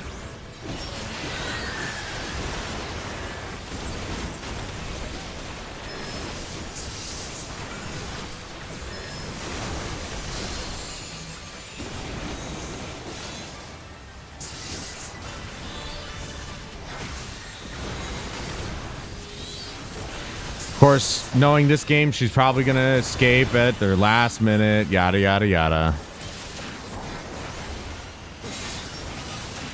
Oh god. Alright. Dude, this is sick. It's like a instance boss, except we're not in an instance. We're not in a dungeon or anything. Alright, go away. Don't touch me.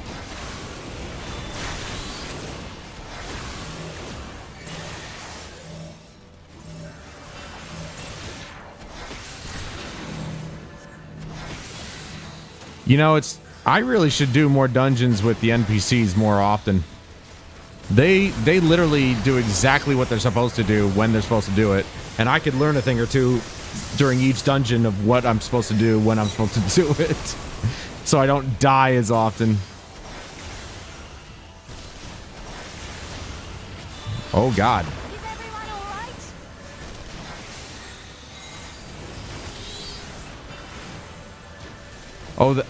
Yeah, that was, I was like, I forgot his name. But I was talking about those claws, those fire claws that we saw. Uh-oh. Yeah, we're gonna take a little damage.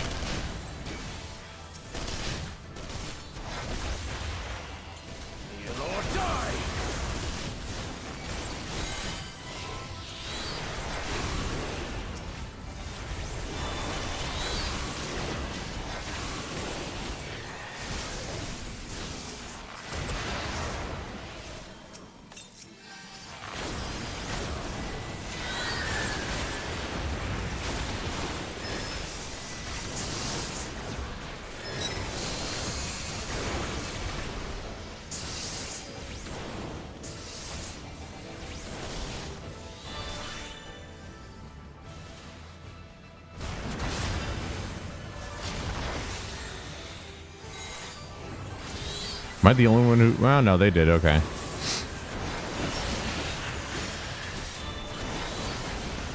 Like, the whole thing of them making it so that the NPCs actually can do stuff, do dungeons and stuff, was actually probably the smartest thing they ever did. Or one of them, at least, because,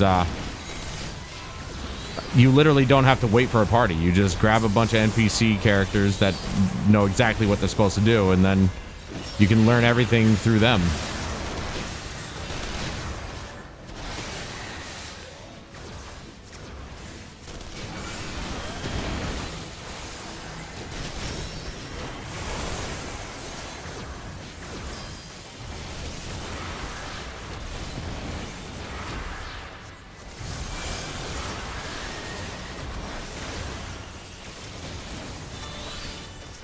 Tremble before the sun!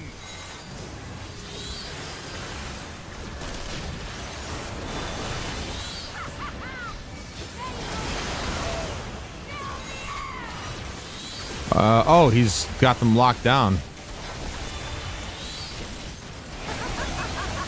Uh-oh. We got it, I think. Yep. That was the ritual. They almost broke those tomes, but I didn't know that's what we were covering. I'm pretty sure the thing I was actually hitting was shooting it. So, really not much I could do about it.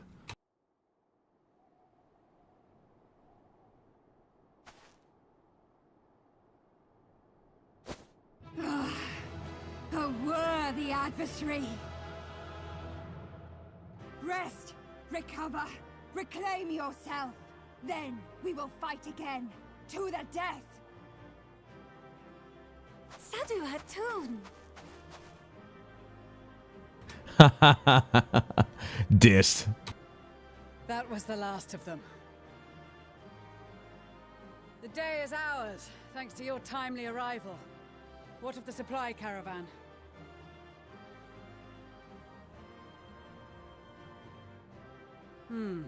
Outmaneuvered, but not outmatched. Good. Let us take the Imperials into custody and rejoin our comrades. And soon we shall arrive at the capital.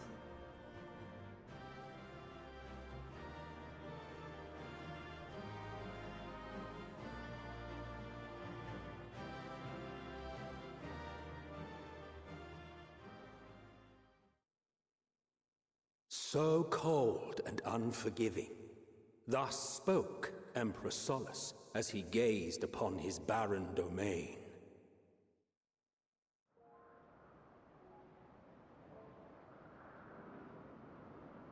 800 years it had been since the Garleans first set foot here. Bested by the Kavosi after centuries of war and driven from fertile southern pastures into the blasted northern wastes. Looks like Fallout 3. In that garden of desolation, they clung to one another for warmth. Freezing, hungry, desperate, hated.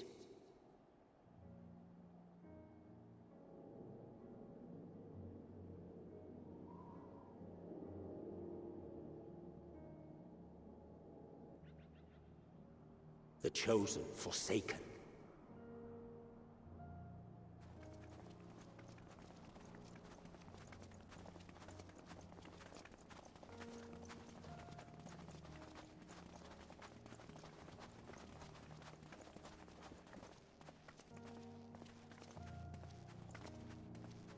In the year 1513 of the 6th Astral Era, a young legatus named Solus single-handedly sparked the Magitech Revolution.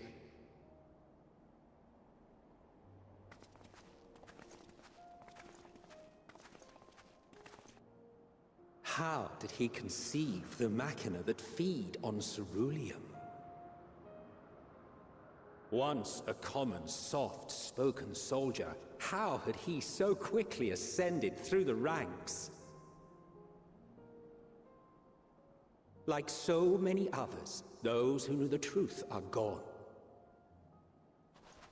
Taking in the capital with his eyes for the first time, I recall thinking to myself, far colder on the earth than in the heavens. Yes, far colder indeed. Bitterly so.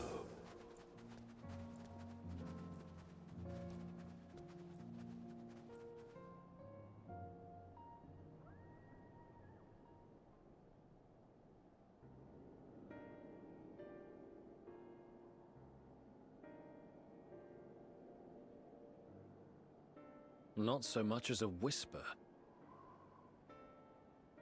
The roads leading beyond the city walls would have been used less in recent years. Nevertheless, this was one of the most important gateways into the capital. A buzz day and night with activity, aye. Merchants passing through the checkpoint, many of them stopping at the local hostelries. Surely they cannot all have been tempered. We can consider the question after we have made camp. If we spend any longer outside, we may well freeze to death where we stand. The tempered Imperials, too.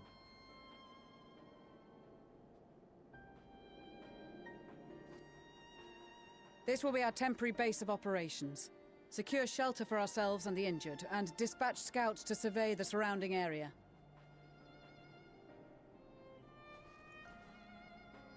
If we're planning on staying here a while, we ought to give this place a proper name. Well, the constant sound of ice cracking underfoot makes me think of broken glass. An apt name, perhaps. But enough of this. To work, everyone!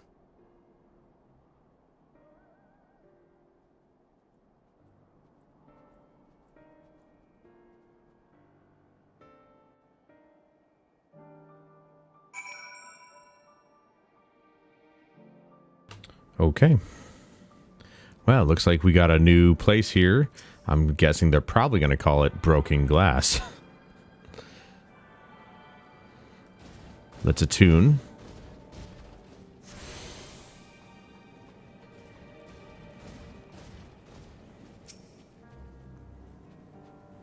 In spite of the obstacles we faced, our plan proceeds apace. Just a little... that rhymed. Just a little farther and we will reach the capital itself. Still, we mustn't get ahead of ourselves. As soon as the camp has been made fit for purpose, we are to discuss a course of action with Lucia.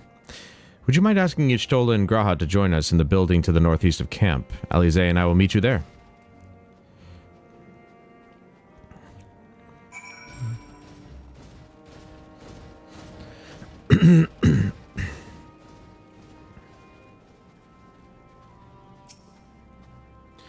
A meeting? Yes, I'll make my way over once my head is cleared. In truth, I've been feeling out of sorts since we arrived. The air is thick with a palpable aura of malevolence. 'Tis the monstrous tower on the horizon. Jagged, hideous, unholy. Even at this distance, its presence is overwhelming. I noticed that myself. Much like the sensation I felt in the Tower of Zot, only far more terrifying. Aether flows unceasingly towards it, converging into a swirling mass of unfathomable power. For a blessing, the constant chill in the air is helping to anchor my senses in the here and now. Tell the others I shall be with you in a few moments. Enter to receive your reward. My eternal reward? Enter what?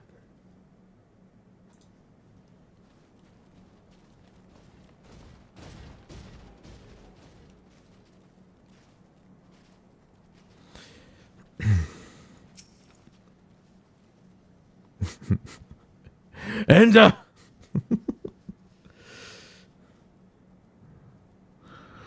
You'll be pleased to know most of the Tempered have been quartered inside the nearby buildings and are receiving treatment as we speak. I do, however, feel no small amount of guilt for commandeering civilian homes. The occupants may be long gone, but everything is exactly as they left it. Considering the length of time that has clearly passed since, one would expect to find them ransacked. Strangely, there are no signs of anything having been stolen. That's because nobody wants to come here. It's freezing cold. Look what we had to do. It's possible that everyone fled at the first sign of trouble, though it seems to me they left far too many useful possessions behind. Although there is no conclusive evidence, I strongly suspect they were tempered. Sorry, I was merely thinking aloud. You mentioned a meeting. I will make my way there. Do it now.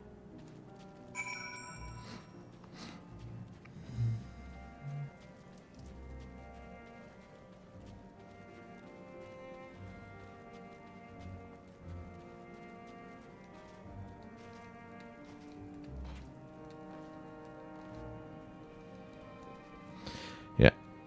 Jesus Christ.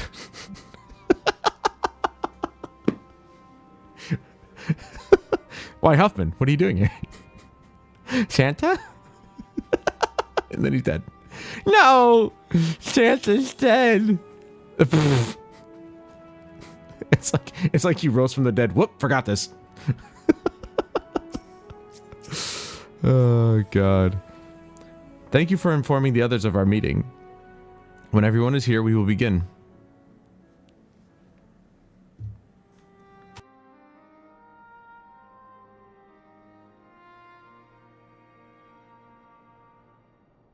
Our present situation is as follows. Efforts to aid the people of Garlemald have begun in earnest. Moreover, having entered into the capital, the Imperial Palace is within our reach. But before we proceed further, we must learn what has befallen this city, for therein lies the key to understanding and combating the Telophoroid's designs. I have a suggestion, if I may. Several of the Imperial soldiers we captured on the Magna Glaciers are members of the Populares and acquaintances of mine. Once we have cured them of their tempering, they should be able to give a reliable account of the events leading to the capital's downfall. A promising idea. I will assist the healers and their ministrations. Of course, I will require a porxie of my own, assuming you can spare one. Would you like a hand? No, I am sure we will manage. Better that you take my place in the field. The noxious ether of this place disagrees with me, and as I shall need to draw on my own for the treatment, 'twill be prudent for me to remain within the camp. This talk of curing the tempered is all well and good, but I reckon the cold is a more pressing concern. All the houses round here are fitted with ceruleum heaters that could keep us warm and toasty. Problem is, the machines seem to have given up the ghost, and if we keep sitting around, freezing our asses off, we'll be next. My smiths reckon that with the right parts, they can have them working again, but it won't be easy. Understood. The machinist will assist them in the repairs.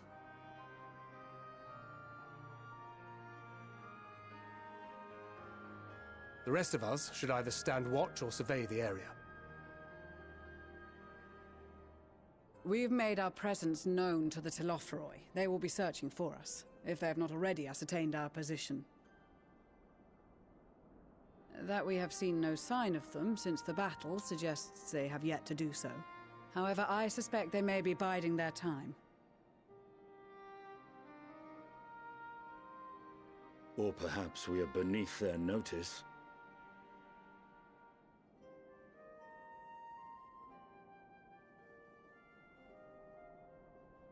In any event, we'll find no answers standing around here. Urianger, Estinian and myself have visited Garlemald recently, so we'll lead the reconnaissance efforts. Perhaps bolstered by a few Bosnian and Dalmatian scouts from my previous excursion for good measure.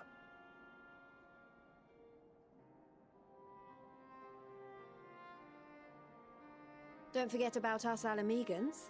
We have experienced scouts of our own. Well now, this is turning out to be a rather sizable team. With such numbers, we should be able to cover a wide area with relative ease, including that surrounding the Imperial Palace. How about you, Graha?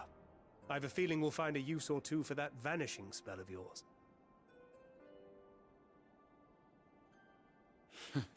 'Twould be my honor to be of service, though I doubt that you of all people need rely on my tricks. That leaves us with guard duty. As a matter of fact, I have something else in mind for the two of you and Alphino. Between here and the center of the capital lies the Eblan Rime. I would have you search the area for survivors. Your keen sense of direction, honed in your extensive travels, should prove useful in navigating the ice fields.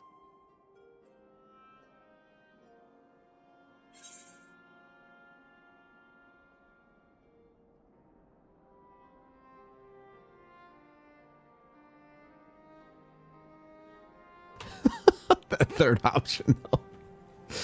Oh, man. Ice fields. I love ice fields. Oh, wait. No, I don't. Oh, man.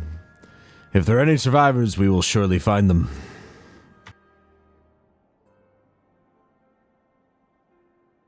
I have faith that you will, and look forward to greeting you on your safe return. You all have your duties. Let us make haste. May the Fury bless and keep you.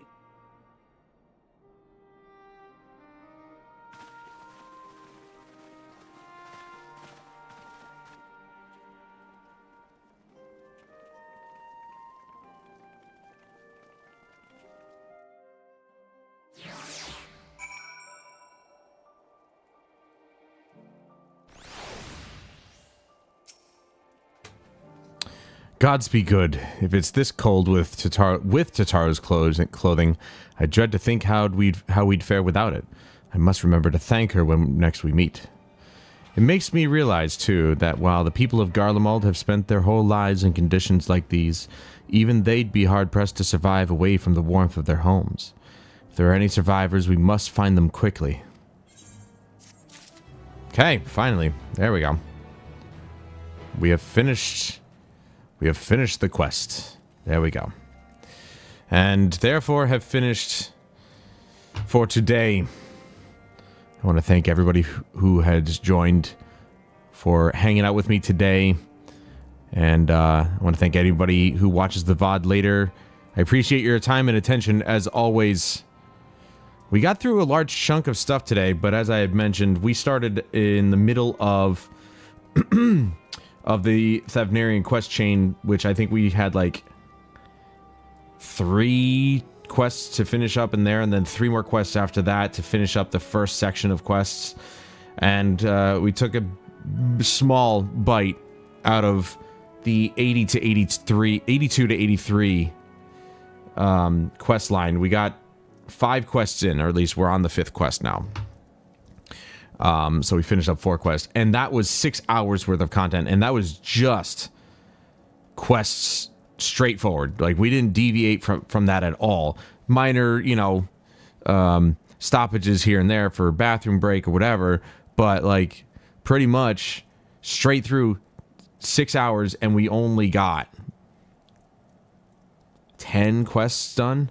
And I'm looking at the list for 82 to 83, and it's a massive list. So I can only imagine that this list alone would take 6 hours or more, depending on the cutscenes that exist within this whole quest line. But it's kind of nuts how much content is in every single one of these expansions, and I can't get enough. They do a fantastic job with giving us the bang for our buck here when it comes to Final Fantasy XIV, and I can't wait to get back into it come this Friday. But that's going to do it for me today, guys. Thank you so much for joining me, and please join me again tomorrow, where we'll continue on with Resistance 2 and pick up right there in Chicago and take down probably another tower or something. We'll have to see, while avoiding the Furies in the water. But until then, remember, 7 o'clock tomorrow night. I'm Adam Wolf. This is Final Fantasy XIV. And I'll see you guys later.